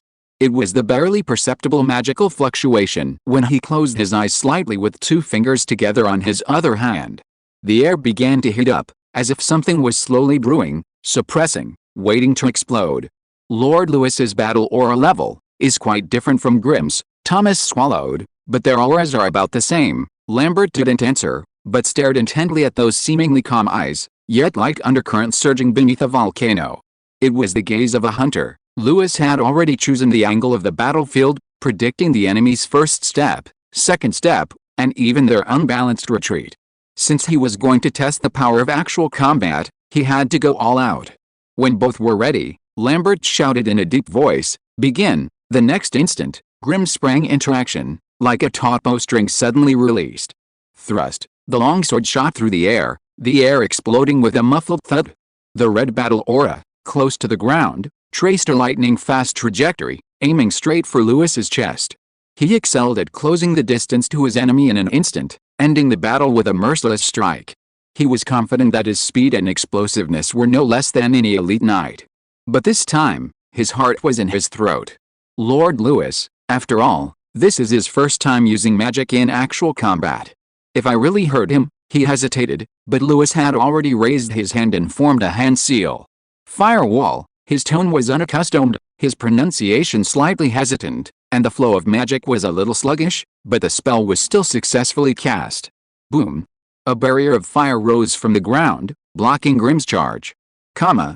Grimm was forced to stop abruptly, his battle aura rippled beneath his feet. This wall of fire was erected too early, disrupting the rhythm. The wall of fire blocked his vision, but Lewis wasn't satisfied. The next moment, beam spell, interference, several beams of white light flew out from behind the wall of fire, piercing through the scorching flames, streaking out like meteors. They had no destructive power, but precisely targeted the chest, feet, neck, and other must-defend areas. Each one seemed like a pre-planned killing move, forcing Green to instinctively block. Something's wrong, a thought flashed through Green's mind. He blocked 2 beams with his sword, only to find that the third one wouldn't hit him at all. It was a feint. Immobilization spell. Almost simultaneously, a cold magical fluctuation came from beneath his feet. Before he could even lift his leg, his ankle was already wrapped. This is the real target. Green's eyes snapped open, and he roared, "Ha!" A scorching red light exploded at his feet, tearing the newly formed spell to shreds. He spun around, taking off into the air, and somersaulted back 3 steps. However, this attack had consumed a lot of his battle ki. "He's trying to trap my fighting spirit," Grim landed, finally realizing Lewis's purpose, his expression becoming even more serious. Behind the wall of fire, Lewis's forehead was beaded with sweat. His incantation was slightly hesitant, his tone still carrying a hint of uncertainty. Fortunately, he didn't strive for perfection with each release, only for restraint. And each restraint was roughly timed to trigger Grim's must-react point. This wasn't the power of a skilled player, but the cunning of a sage. Burning arrows, triple strike. Before Grim could catch his breath, the wall of fire spoke again, 3 fiery arrows shooting out, tracing irregular arcs. Not a direct attack, but harassment, locking down Grim's movement and jump routes. Grim spun sideways, deflecting 2 with his sword, the last one barely being deflected by a ripple of fighting spirit. His combat technique was perfect, yet his fighting spirit was still forced to be used, and it couldn't even get close to Lewis's body. "I'm on the defensive." Grim's eyes turned cold, finally realizing Lewis was controlling the entire battle as if it were a game of chess. His magic lacked both suppressive and lethal power, yet it was like ropes, binding him one after another, restricting, draining, probing, and disrupting him. If this continues, it'll truly become a war of attrition. He finally stopped hesitating. The next moment, he roared, battle aura burst, boom. The earth cracked beneath his feet, a blazing red light erupting from his body, the intense battle aura blasting a gap in the wall of fire. The wind swirled scorchingly, flame fragments flying through the air, swirling into the blazing current, forming a gaping hole that tore through the battlefield. Green transformed into a streak of light, leaping forward. "Here it comes," Lewis immediately chanted, "Shockwave." He slammed his palms into the ground, a semicircular airwave pushing forward. Green's feet faltered, forcibly blocking it with his battle aura leg guards, sliding a short distance before continuing his charge. Beam spell, white light fell like a curtain. Green swept his sword aura across again, a soft explosion, the beam disintegrating. Green had already pounced like a tiger. Crimson battle aura surged around him, but the repeated attacks on magic had left it chaotic, like a raging fire gradually dying down. He forcefully suppressed the churning energy in his chest, and with a sudden swing of his sword, he aimed straight for Lewis's shoulder and neck. Ha! This strike was fast, accurate, and ruthless, containing all the remaining power. A direct hit would shatter even his armor. Lambert watched with some tension, preparing to block. But Lewis didn't take the blow head-on. He abandoned his incantation, took a step forward, shifted his body to the side, channeling his battle aura into his feet, like a ripple of water flashing past a sharp edge, yielding a few inches to Green's sword strike, avoiding a fatal blow. At the same time, his right hand didn't directly clash with his opponent's sword, but instead deflected it with a backhand, taking advantage of Green's forward lean, twisting it in the process. Thump! Before Green could recover his sword's trajectory, he felt a sudden impact to his chest. Lewis's left elbow had struck his ribs with pinpoint accuracy. It was a tricky angle and precise timing. Green grunted, staggered back 3 steps, his sword-wielding arm trembling. The moment his defenses were breached by the elbow strike, he could no longer muster a stable fighting spirit. Lewis, however, did not press his advantage. He simply stepped forward, his sword swirling, the blade already pointed at Green's neck. The air seemed to freeze. Green's eyes widened, his chest heaving, but he ultimately gave up. He slowly knelt on one knee, his voice low and menacing, "I surrender." The battle was over. Thomas slapped his thigh, as if releasing all his pent-up emotions. "Lord, you're awesome." He raised his hands high, his face filled with undisguised admiration and shock, as if he had witnessed something extraordinary. That elbow strike, it was so cool. A sudden reversal of fighting spirit, the sword pointing directly at the neck. "That's a combination of tactics, talent, and sheer coolness," he chanted fervently, turning to his companion beside him, as if seeking someone to share his excitement. Lambert, however, remained silent, his brow furrowed, lost in thought. His gaze was fixed on Lewis, who stood in the arena with his sword sheathed, weighing each word in his mind. The magic wasn't perfect, but the combined tactics were almost perfect, controlling the rhythm, exhausting his aura, controlling his movements. If his magic power were stronger, He could almost single-handedly overpower an elite knight. In his current state, he's at least a high-ranking elite knight, or even stronger. Sif's breathing was unsteady with tension, her fingertips slightly curled, her fist hidden under her cloak never loosening. She knew he would win. But when she actually saw him force grin back with that sword strike, she still subconsciously bit her lip, her eyes slightly warm. It was a mixture of a fluttering respect and a strange sense of relief. But what was even more shocking was that Lewis had combined magic and aura into a real battle for the first time, even defeating a well-trained elite knight. Lewis silently sheathed his sword, outwardly calm, but inwardly he was rapidly reviewing the battle. This victory was not easy. Only one wall of fire was set up, the beam spell was at a basic level, and the immobilization spell had no enhanced incantation. Grim is a subordinate, not an enemy, he muttered to himself. Suppressing him at the lowest cost is the most suitable outcome. Lewis looked towards the edge of the swordplay arena in the distance, his gaze slightly narrowed. This was the first time he had truly brought magic into actual combat. There are still many areas that are not yet mature. The firewall is misaligned, the beam spell is not fast enough, the immobilization spell is too easily broken. Indeed, magic is still best used for surprise attacks, he reflected, a satisfied smile curving his lips. But, I only used it for a month. From the time Lishil taught him magic until today, only a little over a month had passed. He built a magical framework from scratch, constructing more than 10 practical spells with the help of the primal meditation technique. Now, not only has his survivability greatly increased, but he can even change the course of small-scale battles. And given enough time, his magical power will continue to grow, and his tactical system will become complete. The primal meditation technique has become one of his most important trump cards. Lewis sheathed his sword, his gaze sweeping over the four men.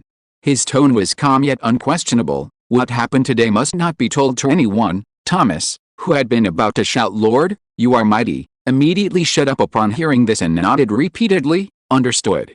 Absolutely confidential. The other three also nodded and said, understood. End of this chapter. Thank you so much for reading until the end. Don't forget to give it a like. Looking for more exclusive content and immediate access? Subscribe to our Patreon. Remember, every like, subscription or donation encourages us to continue. Thank you all. See you in the next video.